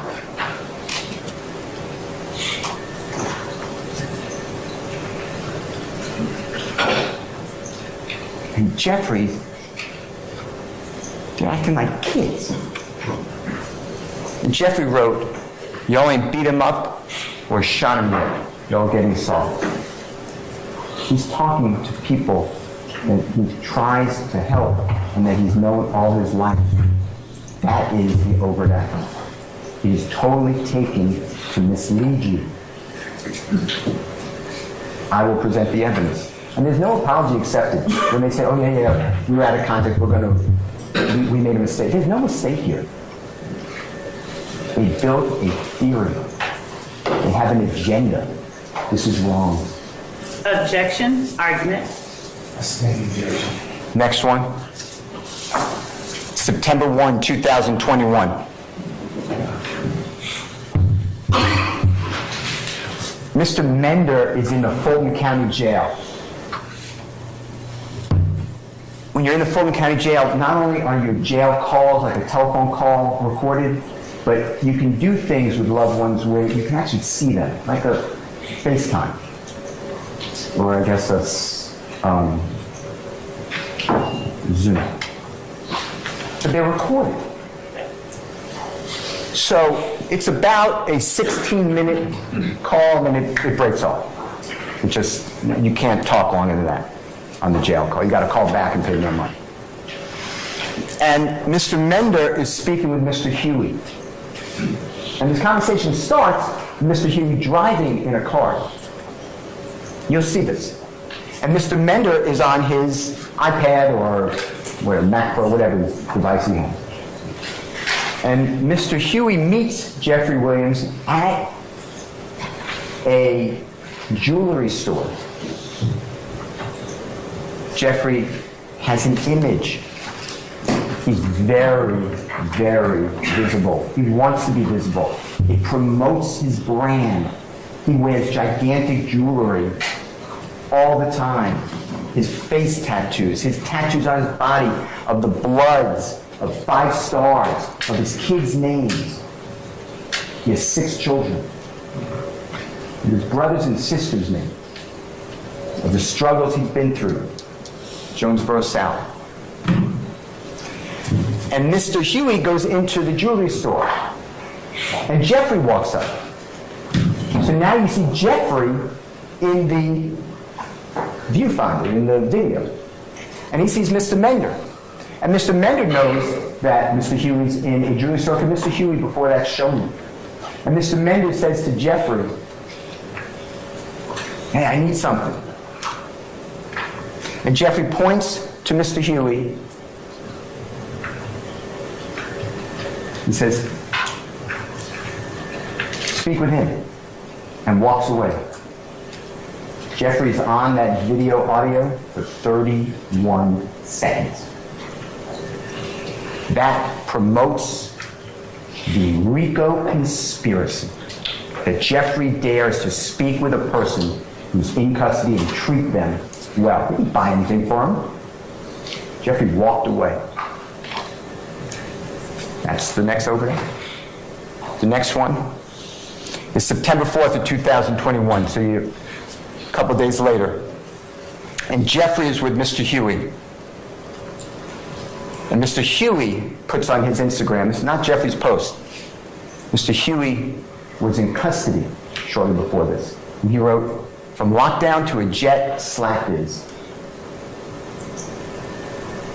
Says Jeffrey poses for the photograph. Jeffrey's not even looking at the photographer.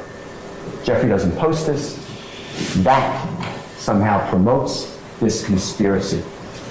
This violent, territorial, money-gathering, reputation-building, fear-producing conspiracy. That's the overt act.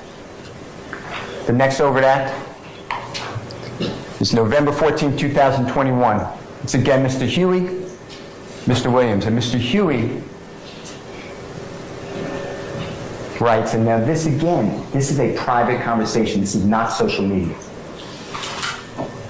And Mr. Huey wrote, "You know I'm ready to handle the business and go sit down if I got to about any one of y'all on my mama." What the prosecution leaves out is the next line by Mr. Huey, where Mr. Huey writes, "But I don't even know if this is true or not." And Jeffrey writes, "Have you spoken with Gunnar or Sergio Kitchens?" And Mr. Huey responds, "Yes." And what they're talking about, if you remember, right before COVID of 2020, Jeffrey is telling Mr. Huey, get those people to return those beats. Those beats are not ever coming back. They're lost. That is proprietary information. That is valuable art. They're gone. Mr. Steele, I hate to interrupt you, but you might be time. How much longer do you have? An hour? We're going to take a couple of breaks one time. 10 minutes, okay? All right, we're in recess.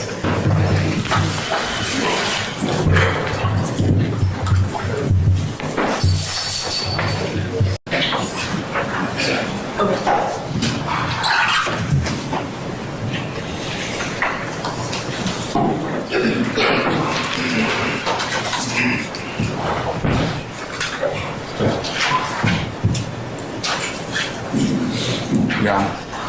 I said, go ahead.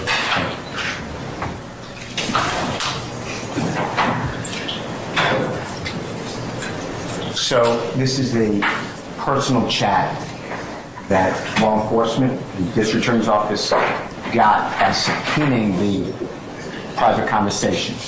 Mr. Williams, this is Mr. Williams and Mr. Huey. And Mr. Huey wrote what I read before the Honorable Judge Randall wrote. You know, I'm ready to handle the business. I'm going to sit down if I got to about any one of y'all, my mama. And the next line that's omitted is Mr. Huey saying, but I don't know if it's true or not. And then Jeffrey Williams responding, have you spoken with Gunnar, who's Mr. Kitchens, a well-known performer? And Mr. Huey saying yes. And this relates back to March of 2020, right before COVID.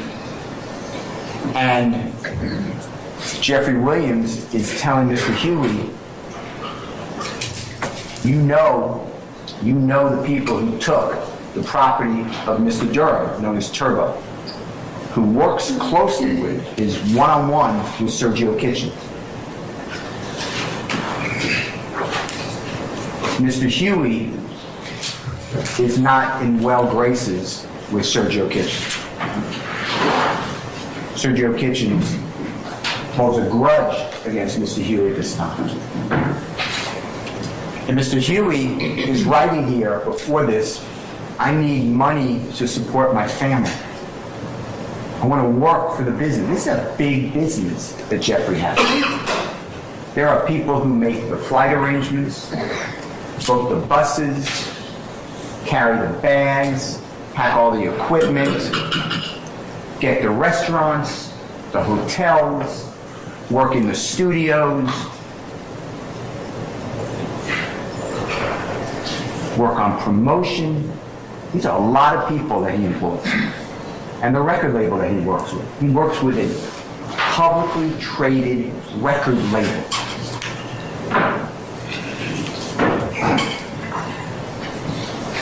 And Jeffrey says, Mr. Huey's asking, can I have a job? And Jeffrey says, Mr. Huey's like, I'll sit down. For any one of y'all, or my mama, I don't know if this is true or not. Meaning he's saying, I don't have the information that Mr. Kitchen wants.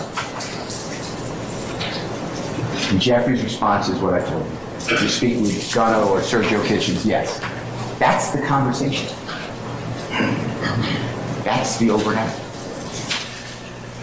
And this is already November 2021. That's their overnight. The next one. This is something that Jeffrey posted on his Instagram. This is New Year's. It's December 31, day before New Year's, 2021.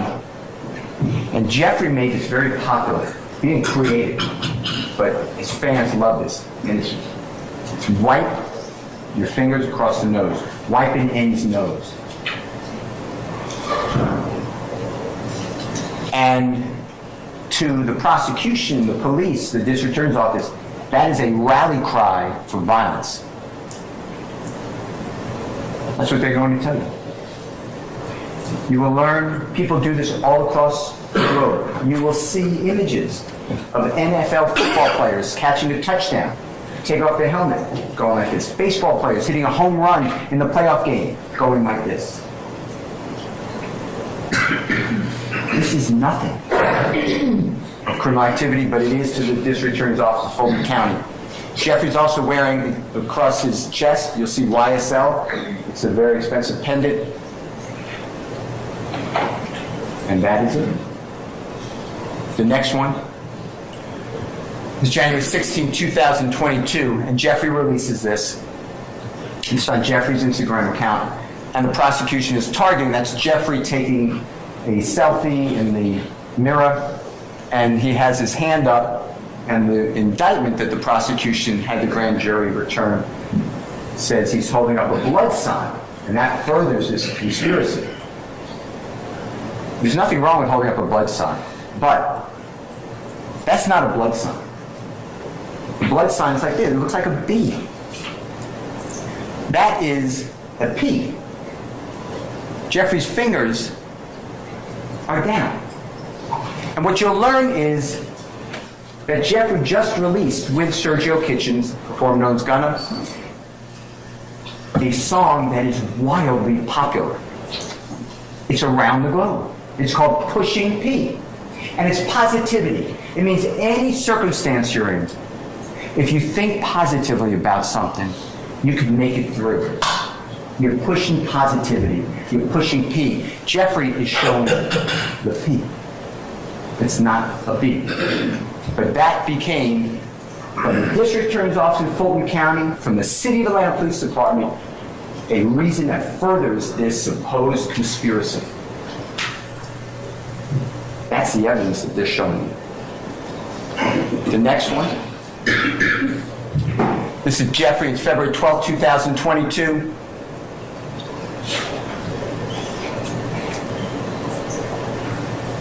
And Jeffrey's wearing YSL chain or pendant. Here's a bracelet. It'll blow up. It says slime. Like that's some bad word.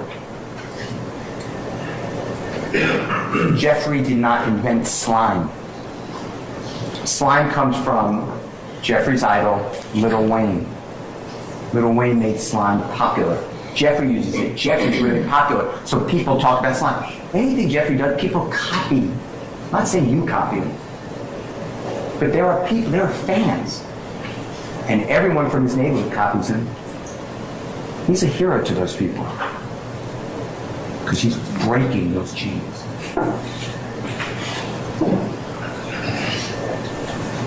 He has a tattoo. We'll blow it up for you during the trial, but it's on his right chest area, and it's a B and it's colored red. Jeffrey doesn't run away from the fact that he knows people who are in gangs from all sorts of gangs. He promotes himself through these people. He talks with these people. Just like Jeffrey, you'll find out, talks to heads of industries. He talks with everybody. He doesn't believe he's above anybody. It doesn't mean the fact that he talks with, or I talk with, or you talk with, or the prosecutor talks with, a person who's in, represents the Bloods, or the Crips, or the fashion show, or the Atlanta Hawks. We don't criminalize association.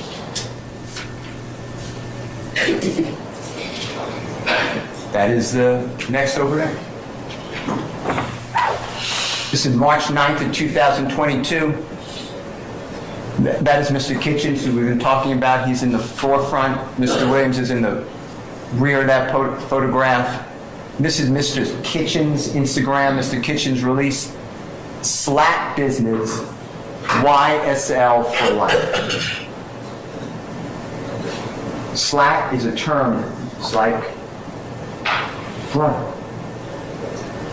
It means anything. You will see images on the internet, children singing songs, sliding, sliding, sliding, sliding, sliding, sliding, sliding. People say, "What's up, Slat? What's up, slime?" That's what's being criminalized. That's the overhead. The next one becomes lyrics. Now, I separated these to just group them together, but these are songs. Some of them Jeffrey performed, some of them he didn't perform these lyrics. Some of them, the lyrics got changed because he doesn't write them down. The prosecution did not have the lyric find them. They went out and they did a database.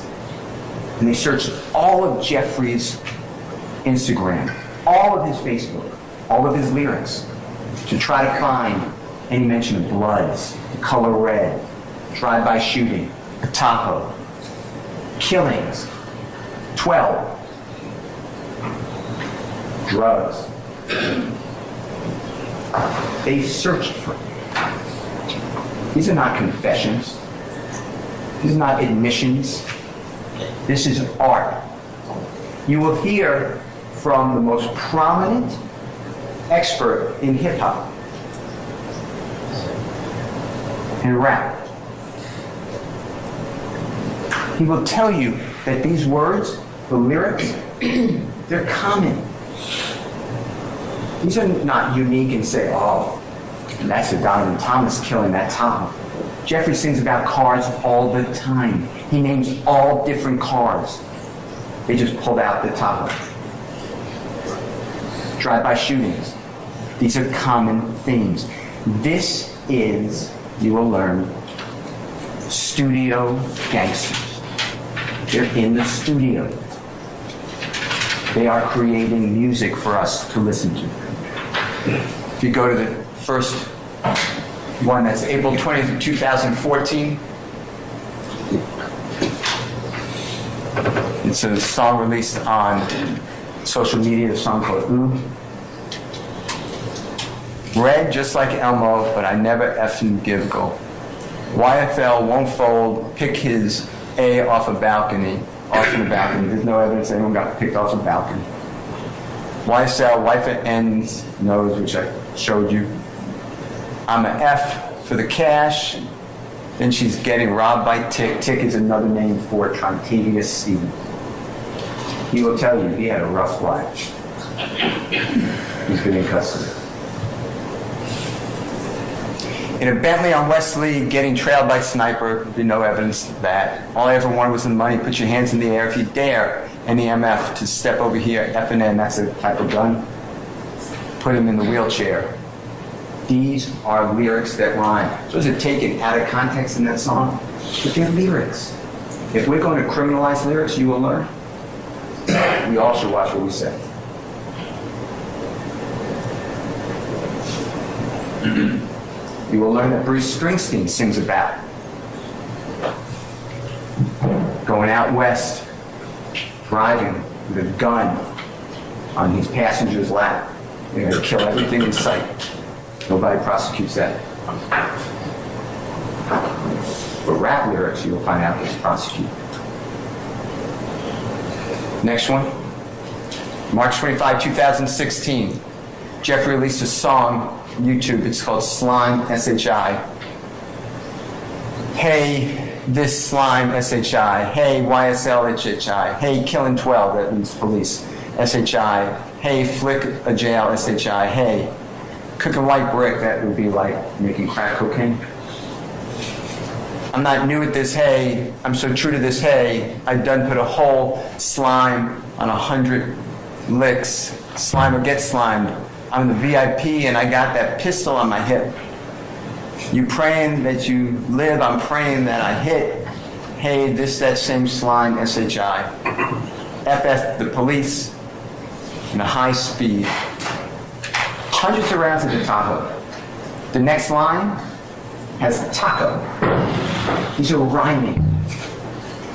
There are not 100 rounds in the Tahoe of Mr. Donovan Thomas. You'll have no evidence when that lyric was even created. Prosecution doesn't care. These are release dates. They have no clue that this is what they're giving to you. And is it 100 rounds in a Tahoe like bullets hit a Tahoe? Or is there someone driving a Tahoe with 100 rounds in it? It's up to the listener, I guess. But the police officers in the city of Atlanta, district attorney's office of Fulton County, everything. It's like 24 M's on an N's head. Everything is viewed wrong. I'm prepared to take him down, got banana clips for all these ends, acting monkey, this says slime, S-H-I, this says mob, S-H-I, F the judge, YSL, this is mob life. That's the overhead. It rhymes. There will not be one person to come in here, there will not be one document that comes in here to say the intent of that song was to brag about something that happened to Donovan Thomas or anyone else. Jeffrey's being targeted. The next one, April 12, 2018. Jeffrey released a song on YouTube. It's entitled Anybody. And Jeffrey said, I never killed anybody, but I got something to do with that body. I got the streets on my back, carry it like I'm moving a body. I told him to shoot 100 rounds, like he's trying to move the body. Ready for war like Russia. I got all types of cash. I'm a general. You will hear that other artists use the same type of lyrics. Before Jeffrey, after Jeffrey, these are typical. You also learn that this is a song that Jeffrey did with Nicki Minaj. This song is a gigantic success. Now it's become a confession. It's not true. The next one, January 15, 2019. Jeffrey on YouTube, a song called Bad Boy. I shot his mommy, so now he no longer mentioned me. I had, and those are shoes, when I shot the sea, act like you want war, they're gonna smoke you like a blunt. I shot at his mommy, now no longer mentions me. So the police are gonna tell you, the prosecutor can tell you, huh? Mr. Bennett, wife of Nushi, her mother was shot in drive-by shooting. That was done by Mr. Cope. Not Jeffrey. It's also January 15, 2019. That shooting happened on January 26, 2015. There's no connection. Plus, wife of Nushi, he still mentions Jeffrey. This is how bad his album is. He says in 2016 how he slept with Jeffrey's fiance. These are just lyrics. These are art. Criminalize books, movies, maybe other forms of music. How come other forms of music don't get criminalized? Next. September 16, 2019. Mr. Arnold, Jeffrey Williams,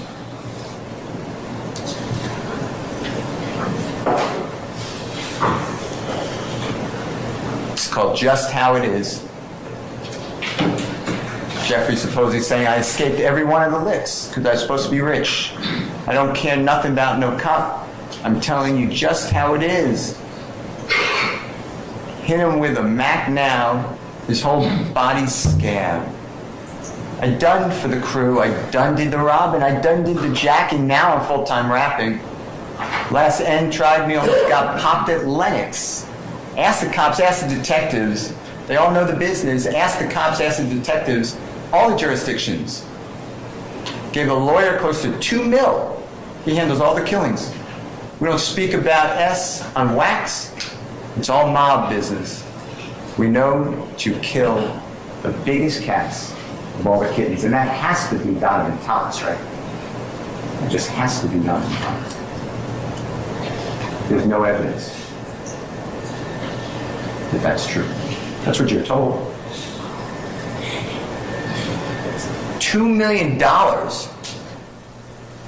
for the lawyer to handle all the killings. The authorities got all of Jeffrey's finances. How much money Jeffrey paid to lawyers? For other people? Hardly anything. You'll see a chat that Jeffrey's asked to pay $2,500 to someone's lawyer. Who doesn't even do that? He's asked to pay for lawyers all the time. Who doesn't do it? He's not the head of conspiracy. He's not in a conspiracy.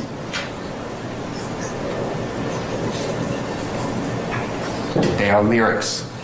The next one. It's December 18, 2020. This is Mr. Kendrick, Mr. Kitchens, and Jeffrey. And they released a music video, Take It to Trial. This is a very popular song. This song was based on another song called Take It to Trial. They changed the lyrics. So that was the inspiration. Take this MF trial. I rep for my life for real. For slimes you know I kill. Trial. I done beat it twice. State. I'm undefeated like feds. Came and snatched me. I don't know. No point in asking. I was on Believeland. That would be like Cleveland, except the C was dropped for the B. Stuck like a magnet. BITASS. And I shot at your mommy. Need to stand down. I up my stamina. Take it to trial. Get an appeal. Take it to trial. Yeah. You're gonna whack them. Pay for the casket. It's just if we whack them. My young ends pulling up Bentleys, Aston Martins, these Teslas strapped with an FN, choppers, carbons. YSL, slimy and shady. Watch me whack that B, pop them like a cyst, Glock with the assist. And that is your confession.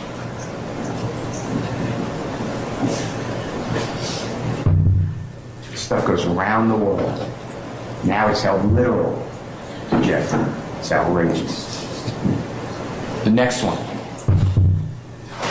It's April 16, 2021. Jeffrey released a song on YouTube. Really be slime. The lyrics, my end really, they slime. We committing them crimes. Hop out and shoot. Roll one up for the gang. Want to be slime? Go catch a body.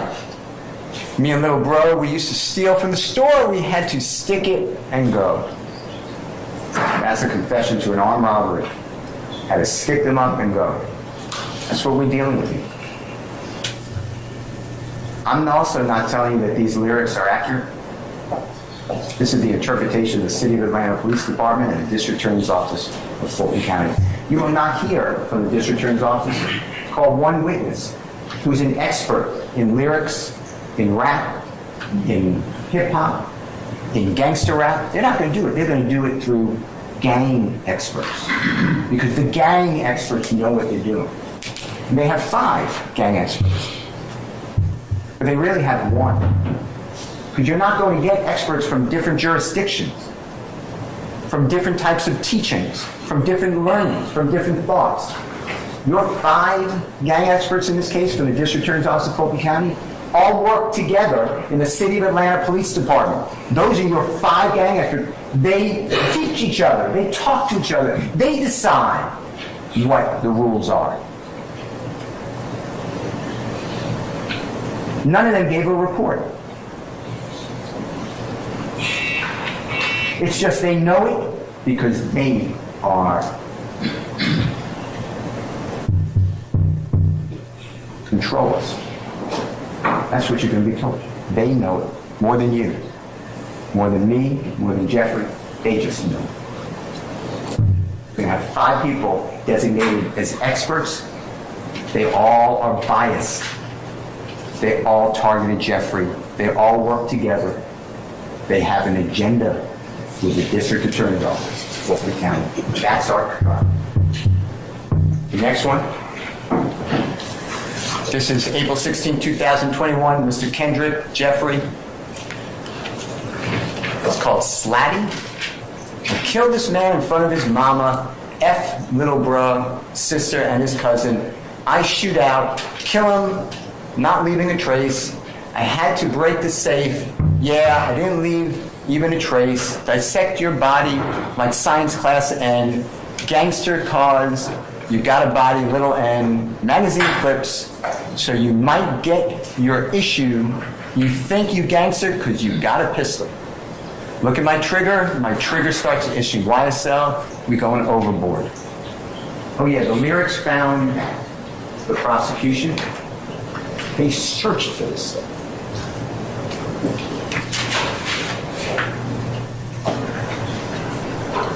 There is no safe in this case. These are simply art. Next one. April 16, 2021, Mr. Arnold, Mr. Kitchens, Jeffrey did appear in a video titled Ski. I F with slats, we come to eat rats. I came with some effing piranhas. I towed an FM on me called Nietzsche Nietzsche. It's Glock, he keep rolling, Duke rolling 60s. He locked in C's. Duke is the name that Mr. Martinez Arnold used. It was by Duke. Rolling 60s is Crips. That's the C. Some of these words are not really the lyrics, but you can decide for yourself. You'll hear the songs. You can decide what the lyrics are. It's a wildly popular song. It's now become criminalized. The words in America are criminalized in Georgia. Next one is count 56. So those were the overt acts dealing in count 1, the RICO conspiracy, deals with Jeffrey. There are 191 overt acts. Most of them don't deal with Jeffrey. But the prosecution has indicted it through the grand jury to say Jeffrey's in this conspiracy. So the acts of a Christian Eppinger somehow roll onto Jeffrey. Jeffrey's not in a conspiracy, you will find out. That is everything pertaining to Jeffrey and count 1. Then we have to skip. So you're going to have that count 2. Count 2 is the murder of Mr. Don Thomas. Jeffrey's not indicted for murder. And you keep going down until you hit count 56. And you're going to go through 56, 57, 58, 59, 60, 61, 62. Those pertain to Jeffrey. So that's what these are individual counts. These are just separated out. They're all in the overt acts, but now they are separated out into crimes. So 56, is from the 12th day of May of 2018 to the 8th day of May 2022. The dates are there because the indictment was returned the next day, May 9th of 2022. That's why it ends on May 8th, 2022. And it goes back the 4 years because that's something called a statute of limitations. The Honorable Court will charge you on that. But that's why you have a date range. And it says that Jeffrey, he occupies the position of an organizer, a supervisor, a management, a leader in YSL criminal street gang and did engage directly or indirectly, either conspired with the following criminal street gang activity: murder, aggravated assault with deadly weapon, armed robbery, hijacking motor vehicle, sale of marijuana, possession of marijuana with intent to distribute, theft by receiving a firearm, possession of a weapon by a convicted felon. Jeffrey's not a convicted felon. They're saying that, well, Jeffrey is in bed with these other people, and therefore their acts are attributable to Jeffrey. Jeffrey doesn't even know most of these people. That is charging Jeffrey with participation in criminal street gang activity. Criminal street gang activity, you will learn, it is not enough to be in a gang. That's not illegal. It's not enough to associate with a gang. That's not illegal. It's not illegal to have a blood tattoo on you. Wear red. It's not a crime to promote a criminal street gang. What makes it a crime is if you're doing all those things and you're wearing the colors and you are promoting the gang and then you do a crime to further that gang's activity, the agenda of the gang. That's the crime. Otherwise, we couldn't associate with someone who's part of the Ku Klux Klan, not that anyone would want to, or the Aryan Nation, or any other despicable organization. America would wipe them all out. That's what Jeffrey's charged with. That's count 56. Count 57 also charges Jeffrey with participation in criminal street gang activity. This is along with Mr. Arnold and Mr. Kendrick. And this on May 9th of 2022. May 9th, I may have misstated earlier, May 9th, 2000, I don't think I did, but maybe. May 9th, 2022 is the day of Jeffrey's arrest. When law enforcement surrounded his home, there were more than a dozen people there. And what the prosecution did now is say that this is criminal street gang activity. This furthered the gang YSL because in Jeffrey's home, where other people had access to, there's marijuana with intent to distribute. Jeffrey doesn't have to sell any drugs to make money. Possession of codeine with intent to distribute. Possession of cocaine, it's a very small amount. Possession of firearms. And it's alleged in count 58, 59, 60, and 61 of the indictment, which we'll get to right now. That somehow promoted the gang. That was in furtherance of the gang. Being in a house where other people have access to it with these drugs now furthered the gang. That's the allegation. That's it. Next count. The 58. Mr. Arnold, Mr. Kendrick, and Jeffrey. They possessed marijuana with intent to distribute the day of Jeffrey's arrest. Marijuana is found in Jeffrey's home. There's marijuana, and it's bagged up. It was bought at a dispenser, excuse me. It said Brooklyn, New York on it. That's found in Jeffrey's home. Now Jeffrey, there's all these other people have access to it. There's no drug test that Jeffrey's using marijuana. His hands, his clothing don't have marijuana on it, and nobody's going to tell you. But now he is charged, out of all the people, with Mr. Kendricks and Mr. Arnold, with possession with intent to distribute marijuana. That's count 50. That's the day of his arrest. Next one. It's count 59. Mr. Arnold again, Mr. Kendrick again, and Jeffrey. It's the same thing. It's the day of his arrest. It's May 9, 2022, and found in the home is codeine. There's a lot of codeine in the home. Buckets full. There's all these separate glasses, bottles of codeine. Jeffrey didn't possess it with intent to distribute. It's in the home. That's it. That's it. The next one is 60. Mr. Arnold, Mr. Kendrick, and Jeffrey possessed cocaine. It's the same day of the arrest. This is a small amount of cocaine. I'm not pro-cocaine, this is a small amount of cocaine. Now he's charged with it. Of all the people in the house, they just picked these.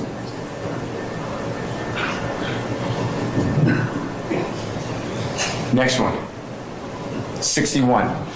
Mr. Arnold, Mr. Kendrick, and Jeffrey, possession of a firearm during the commission of the felony. It's the same date of his arrest when the police took over the home and searched it. And it says that Jeffrey did have on his person, or he conspired with others, a party to crime with others, a Glock 30S firearm, a Glock 357 firearm, F&N firearm, Glock 919 firearm, Smith & Wesson M&P firearm, Glock 45 firearm, which has a converter. While involving the felony of marijuana, possession of marijuana with intent to distribute, possession of codeine with intent to distribute, and possession of cocaine, they're saying that the gun and the drugs are in close proximity to each other. And therefore, having a gun, which is not illegal for Jeffrey, except for the machine gun, converted gun. But if it's near drugs, and guns and drugs should not be together under the law. You'll have zero evidence that Jeffrey was with a gun near any drugs.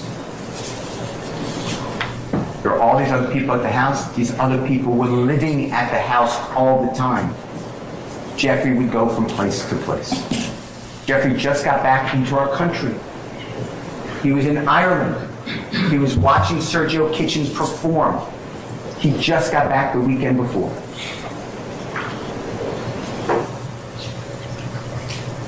The next count is count 62. Mr. Arnold, Mr. Kendrick, and Jeffrey were in possession of a machine gun, Glock 45 firearm with a converter switch, extended magazine. During the commission or attempted commission of participation in criminal street gang activity, possession of marijuana with intent to distribute, possession of codeine with intent to distribute, possession of cocaine, as alleged in count 57, 58, 59, and 60. You will hear zero evidence that Jeffrey ever touched a gun with a converter. You will hear zero evidence. This is a knowledge. You have to know. We don't trick people. You have to know that the gun is transferred into an illegal machine gun. You'll hear zero evidence that Jeffrey had anything to do with that gun. The purchase of it, the possession of it, even knew it was in the house. Knew that it was a machine gun. That's the count.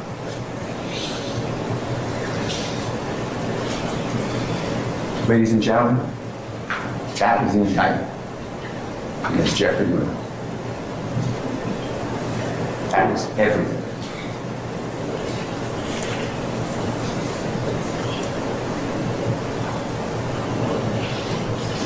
Jeffrey has been targeted.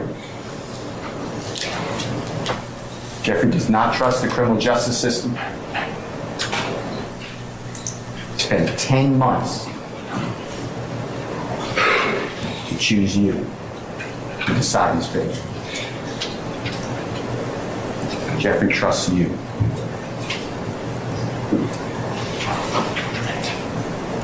There's a wiretap in this case. There's actually two. Antonio Sumlin's phone, a wiretap. Wiretap just means that it's called wiretap because we used to have phones with wires, and the law enforcement would get into the phone system, the AT&T system, and be able to connect to the wire for that phone. And they can listen to all incoming and outgoing calls. Today, you don't, our phones are cellular, but it's the same exact thought. And law enforcement, with a court's permission, or without a court's permission, that's illegal, can get into a cell phone on the frequency so they can capture your Google searches, your text messages, your phone calls, everything you do with that phone, your GPS. and Mr. Garlington's phone was wiretapped, Mr. Someone's phone was wiretapped. And you will learn that these people who are so embedded with Jeffrey in crime, Jeffrey's the king slime, the leader of this organization. You know how many conversations in any way they have with Jeffrey? 0. He is not on a wiretap. 0. But others speak about Jeffrey. Hey, we did this for King Slime. He should pay for our lawyers. Jeffrey doesn't pay for anybody's lawyers. Hey, how much will King Slime, the biggest, pay us to kill YFM Lucci, Mr. Bennett, who's in the Fulton County Jail and we have access to him? How much will he pay? Jeffrey pays nothing.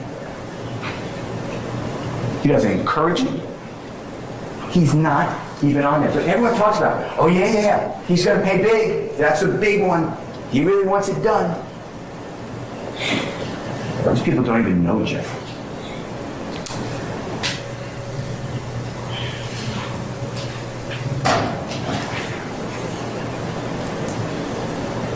Jeffrey treats whoever he is with the same. Whether he's with some giant president of a company or he's with somebody from Cleveland Avenue who's been in and out of prison, a gang member. He knows where he came from. He came from nothing. Now he stands before you. We trust you. Jeffrey's not guilty.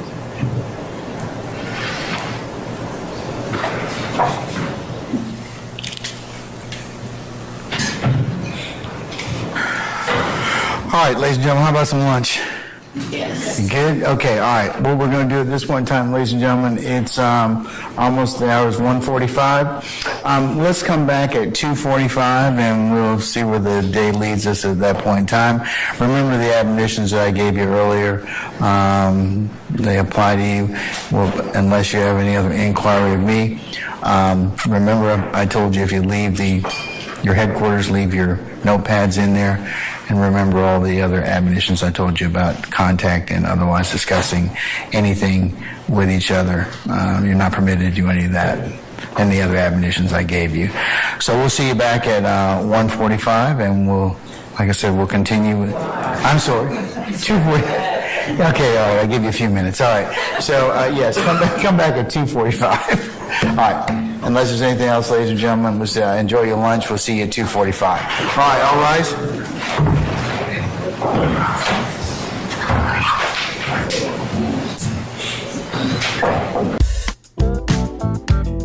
Yo, hit that like for a deal with Christian. Yo, for a deal with Christian. Smash that bell for DWC. Yo, smash it. Just smash it.